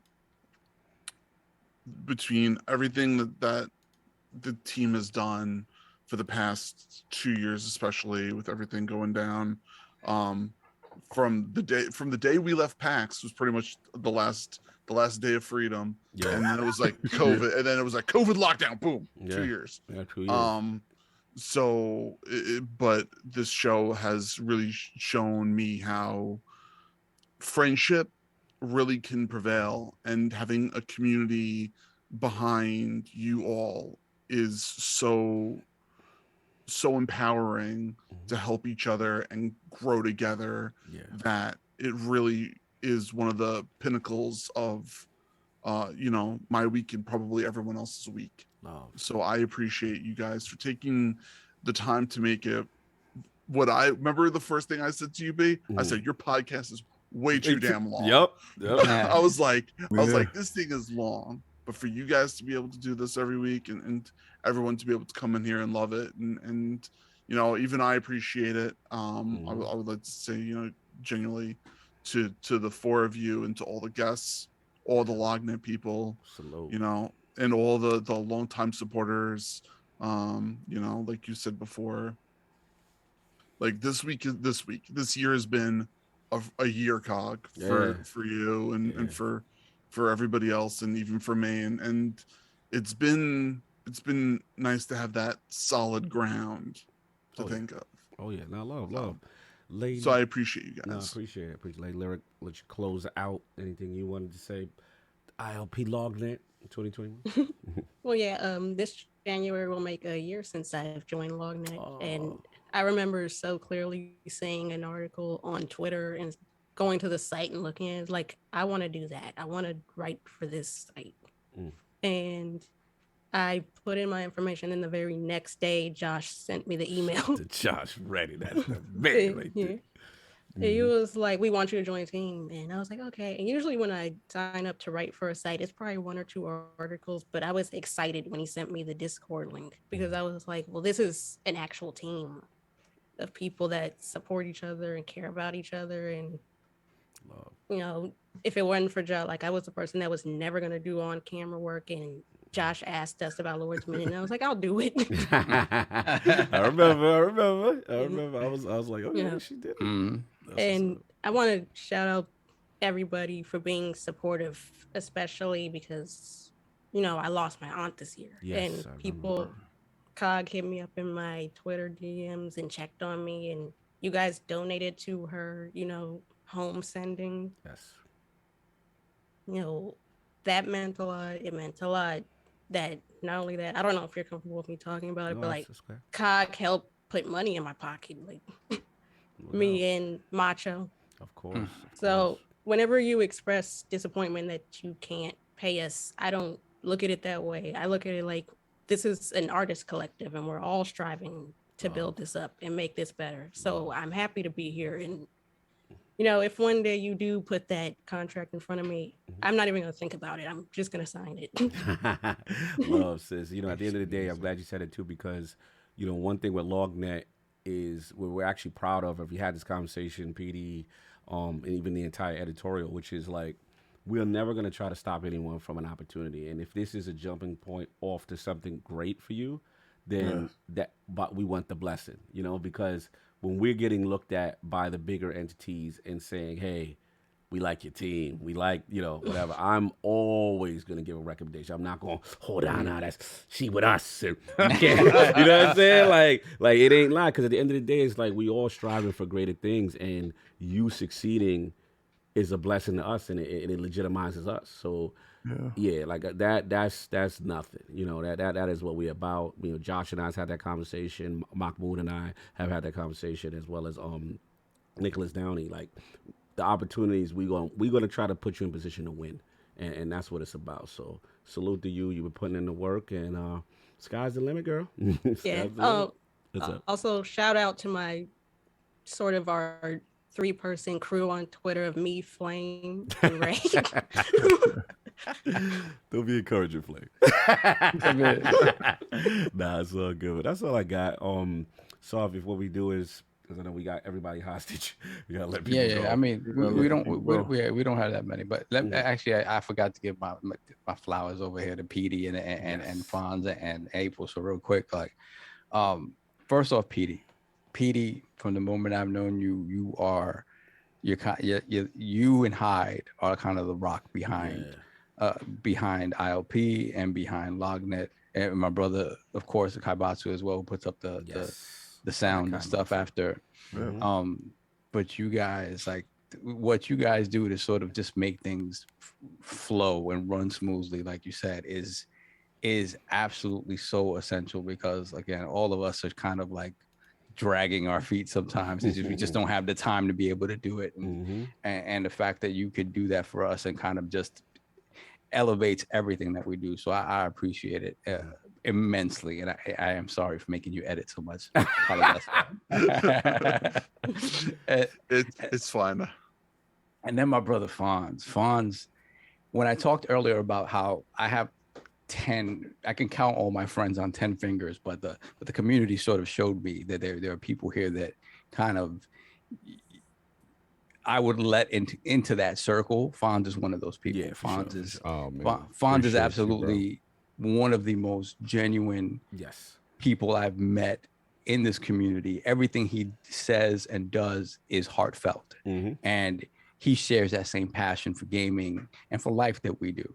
So it was very easy to connect with Fonz. And I loved, I love the fact that you kind of this year decided, hey, I'm going to go do my own thing as well. I'm going to go do this and I'm going to do it my way. It was such a great honor for me to be on your show and just to rap back and forth with you, because I knew that's what it was going to be. It's I'm that buzzer though. Exactly. Yeah. I was terrified of the questions. I'm like, I'm going to fail. Oh my God. But it was great to be there, because brother, I'd love to have you on more often, man. Oh man, I would love to be on more often. But it is that thing of like the same energy I feel with these guys here, I feel with you. It is that thing, like there's a kinship you feel. So I really appreciate you for being there immensely. And April, I got to tell you, when we started doing Lord's Minute, and Josh says to me, I'm gonna put you with April. I think you two would be a perfect fit. Shout out to Josh. And I didn't know what that meant, because I hadn't engaged with any of your stuff before. So when I go on and I see a lot of myself in April, where it's like, again, back in the day, you had to extract words from me back in the day. And I noticed initially she's very quiet, whatever, but she's super intelligent. It's just a matter of kind of engaging her to speak. So I'm like, okay, the same stuff that I went through, I'm going to put her through, right? I'm going to put her through to get her out the shell. And once you do, like me, can't get her to shut up. And I love it. And I love it.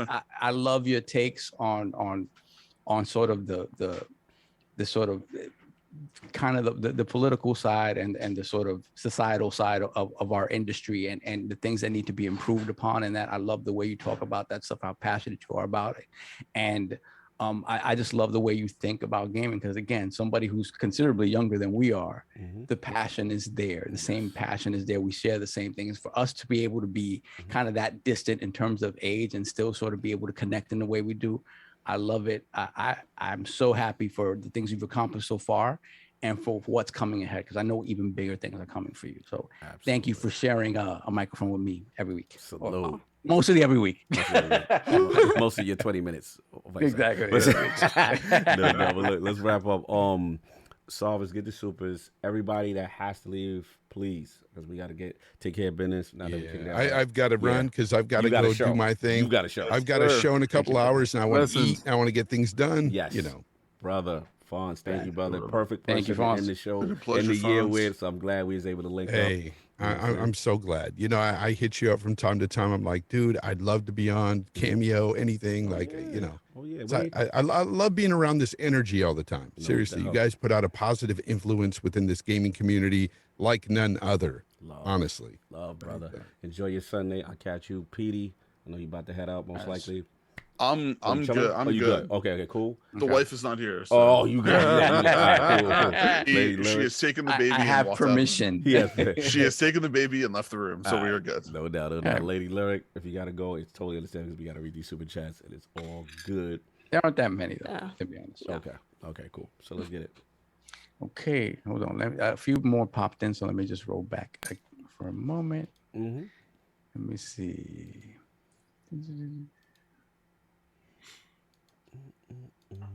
Yeah, shout out to y'all with the moments in there. Yeah, there's some fun moments in there. Yeah, we've had some moments. That's for sure. Oh yeah. Someone's gonna do a best of moments clips. Oh, that'd be funny. Okay, ready to go. Let's go. We have Spartan Ghost 17, £2 super chat. Microsoft should get day one in Game Pass, not timed exclusives. Yeah, I think that's kind of what King was talking about. Like, Clutch Man, $10 super chat. There's a clear difference in the leadership personalities interviewed, though. People who acknowledge mistakes as I made them, and one who said there were mistakes we made. Just saying, that's something I alluded to as well. Yeah, it is. It's interesting how people talk. Yeah. Then we have Rob the Don 202, $5 super chat. It's funny with the Power On documentary, nobody's mentioning how GTA was almost an Xbox exclusive. Yeah. Imagine how things might be different. Almost don't count. Yeah. It's just crazy. It's just crazy how, again, little things could change your course. Back then they would have probably came out messed up. We good. Hilarious. Then we got Splendiferous. Member for 3 months. Shout out to you, sir. Normally, I would be coming at Lord Soft. Pause. But Addict out here sounding like Sony dropped him a bag or a couple. Lord Addict, tell us what you know, Playboy. Yo, this is so funny. We can't even slightly defend PlayStation. Yeah, we got a bag. We got a bag. Hit off. That's how it is. That's how it is out here. I wish it were that easy. And we got Splendiferous once again. $2 super chat. Yo, Cog is killing me with that. Continue. So fluent. Continue. Let's go. Then we got Stitch, $5 super chat. I think Sony lost more people during their first hacking incident than Xbox Red Ring issue. Did Sony ever apologize for that? No. Did they come? I don't remember. Kind of. Nah. It was backhanded. Nah. You know what's funny? When they could tell you, they say, yo, all right, so yeah, somebody charged $500 on your account. It was how many games? All right, cool. What's your gamer tag? Yeah, I didn't do it. Let me have my money back. And you go there and your gamer tag is blocked. Buddy. I remember that. Thankfully didn't get hacked. Nobody stole any money from me. But what I remember vividly from that time is that this whole incident folded SOCOM. Like SOCOM died because of this. Yeah. We got DD Lee, member for 18 months. Thank you, sir. Hello. Unofficially the best Xbox podcast out right now. My favorite moments was Jamaican Jim Ryan. Oh, Lord. Yeah, that was crazy. Shout out to DD Lee. He wanted me to shout him out because he copped 2 pieces of merch, but he forgot to put his name, but he let me know. He got the Throw Him in the Bushes long sleeve tee, and he got the All Natty long sleeve tee. Hey guys, Jamaican Jim is going to have to go back to Jamaica because of. I want you to think about it this way. Mm-hmm. Imagine somebody makes a caricature of you. Yeah. And imagine that caricature is hilarious. All right. Now, I don't know how you might take the joke, but I wouldn't be too enthused about it at some point in time. So I have to respectfully send him to Jamaica. Maybe Delroy might show up. That has absolutely nothing to do with him. But maybe you might get another relative to show up. Out of control. Then we have Army Veteran, $5 super chat. Merry Christmas and Happy New. My favorite time is when King goes off and Jamaican Jim. Got his roses in 2021. Then we got Nam Omar, member for 4 months. Shout out to you, sir. Thank you. Another amazing year for the ILP. Jamaican Jim was definitely the biggest hit of the year. Jamaica drinking Mai Tai. Yeah. Then we got Hargeet Shani, $10 super chat. Happy holidays to the realm and the lords and worldwide, Jim, right? Looking forward to a prosperous new year for the realm. Your interviews are GOAT. See you in 2022. Salute. Thank you, sir. Thank you. Jim is eating kiwi fruit. Come on. Kiwi. Then we have Ultra MSV. $5 super chat. My favorite moment is discovering you guys. I've been entertained since, and a huge thanks to Cog for his health is wealth motto. Thank you, brother. You know it. You know I gotta push it. Health is wealth all day. We gotta be around for these games.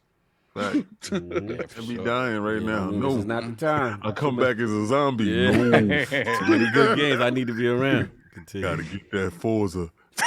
There we go. Gameonomics member for 3 months. Merry Christmas and Happy New Year, Lords. Enjoy the holidays and be back next year with longer intros. Yes. P.S. Worldwide Jim, see you next year. No, we're not going to do it. No, ginger beer in Jamaica, man. He got no Wi-Fi. No internet. He got no Wi-Fi, yeah. 2 coconuts. Oh, the acquaintance we forgot. Yes, we definitely forgot. We forgot. Stitch, $5 super chat. Well, great year so far. The wife and I are expecting a daughter any day now. Oh, fantastic. Stitch. That's a homie right there. Hope it's not at Christmas or New Year's Day. See you all next year. Enjoy. Likewise to you and blessings, man. I heard Davina is a great name. Ridiculous. Bro, I tried to get Addict to read this last week. I'm gonna have to read it. Mandingo McThickens. Yo, what's his name? Mandingo what? Mandingo McThickens. Wow.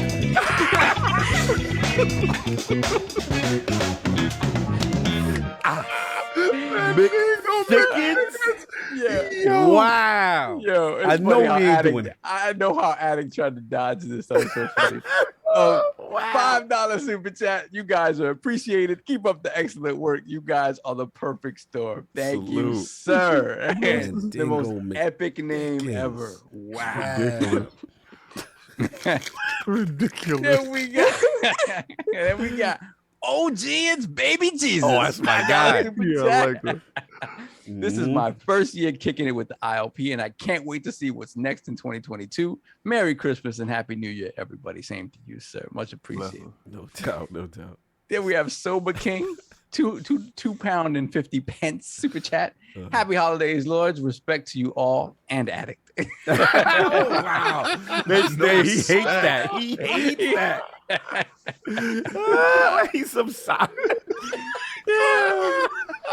Hilarious. Slow-mo Hilarious. started that. That was slow. Yeah, that was slow. Then we got Doovie, $20 super chat. Doovie. Happy holidays to the crew. Another great year watching you all. Favorite moment happens every week, and icing on the cake. King with all the knees he had to take along with Jamaican Jam. He had a fun year. It was a lit year. Shout out to definitely Jay was. Barrios for ending off my holiday present with them knees. Definitely a fun year for sure. Then we got Drunken Ninja, $2 super chat. ILP single-handedly made 2020 and 2021 bearable. Thank you. Blessings. Appreciate that. Always I'm gonna love start them. the year off with Blaze 4K knees. Come to Papa.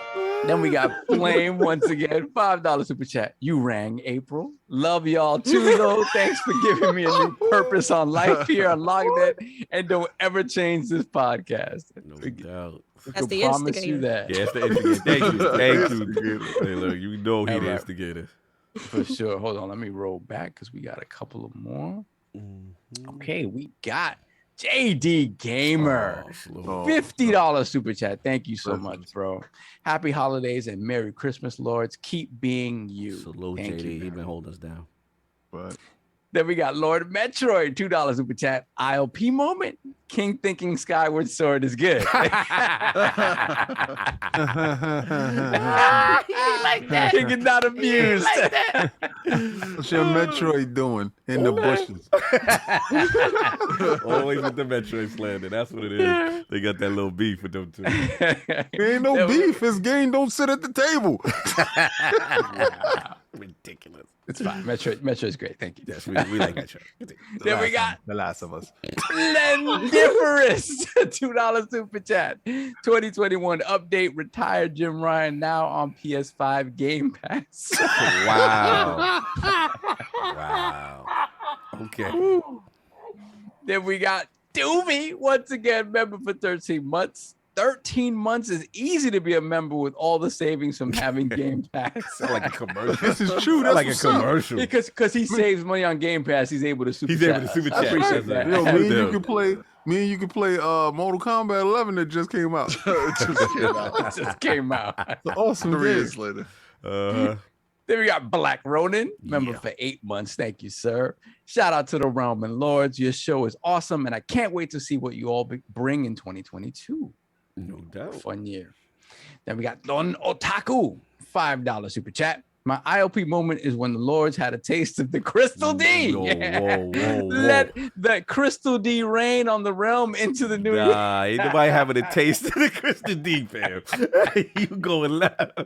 He going left. Salute. Are we good? Salute to you. So yeah, we're caught up. All We're right, caught no up. doubt, no doubt. Look, everybody enjoy, man. This is a fantastic year. Do the outros real quick. Lady Lyric AI Love. Where can the fine people find you? What you have going on? Well, you can find me on Instagram. It's LyricAiLove95. You can find me on Twitter at LyricAiLove. You can, if you happen to see me at Walmart, you can find me there. You sure you want them to do that? Buy me a Subway sandwich first. There you go. There you go. Salute. No doubt. Get that in the realm. A lot of fun. Lord PD Snalydo TV. Where can the people find what you got going on, sir? First of all, I'd like to say that thanks guys for letting me slide in at least once a year for the finale every year. Appreciate it.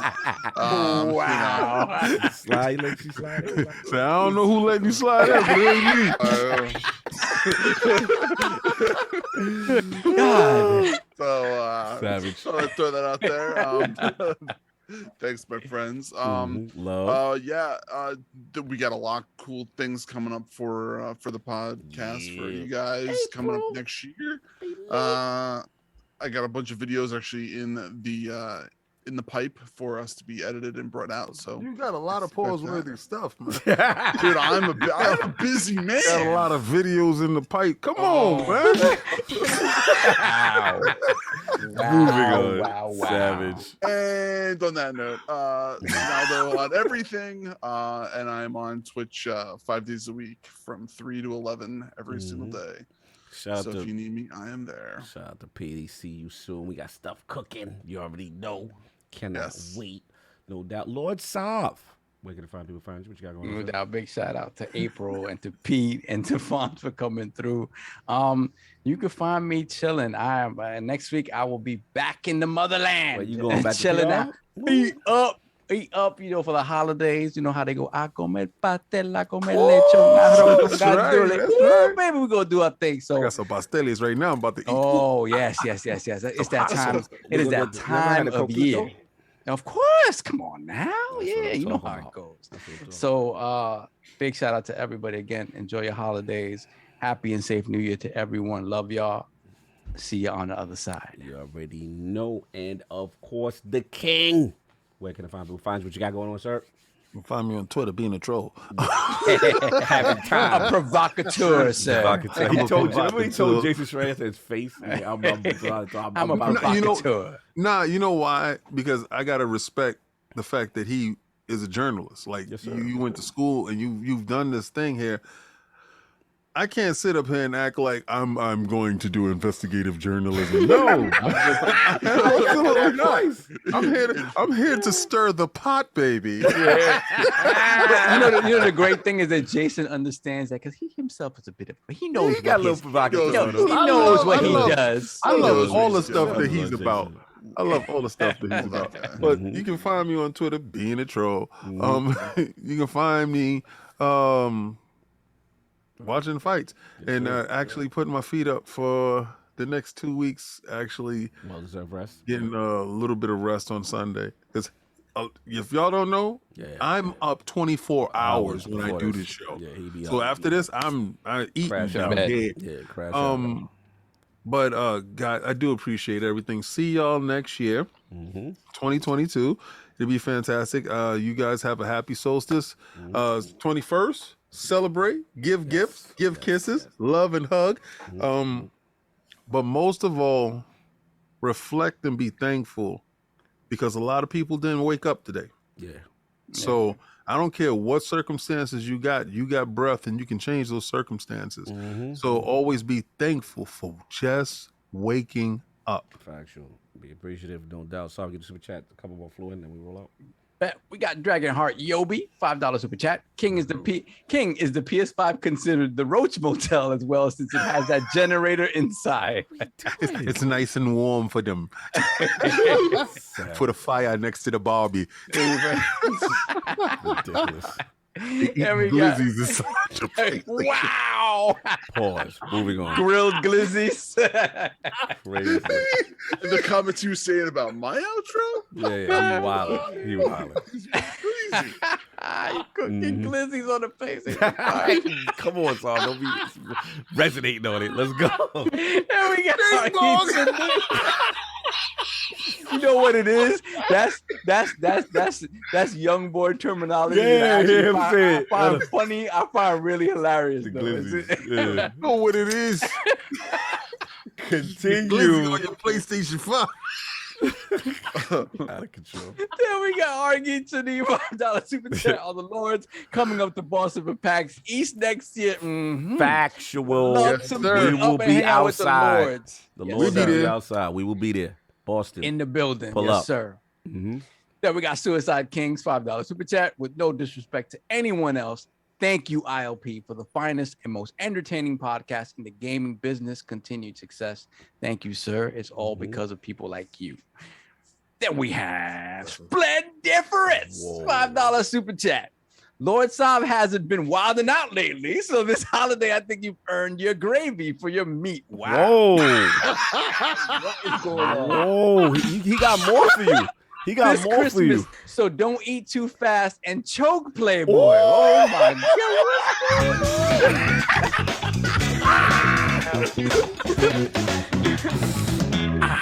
I'm gonna tell you this, Splendiferous. You know, I don't know. You want to be in this chat next year when Horizon starts wilding out, when Kratos makes his way. I don't know. I Look, don't know. You got the gravy for your meat, sir. You need to address that. We're gonna need Don't to. choke, Playboy. Don't choke. We're gonna have to address this chat. What was your other man name? The joystick holder? Joystick. The joystick holder and Mandingo McThickens. Shout out to those being the wildest names in the joint, yo. Crazy. Look, y'all did another one, 2021. Yo, Happy New Year, all that good stuff. Enjoy your holiday. The Lords will return on January 9th at 1 p.m. Eastern. We will be back That's at right, 1 back to p.m. work. Eastern. January 9th. Enjoy. Yeah. Love y'all. That's all I Lord got. Metro. Leave up what Trey say. Stay here. No, Metro. He said, "Watch out for the more the CJ side." Oh, That's the blood pudding that looks like. Oh, no, we're not doing that. We're not doing Never mind. Merry Christmas, all. Exactly. Peace and love. Happy New Year. Love y'all. We see y'all next year. Peace.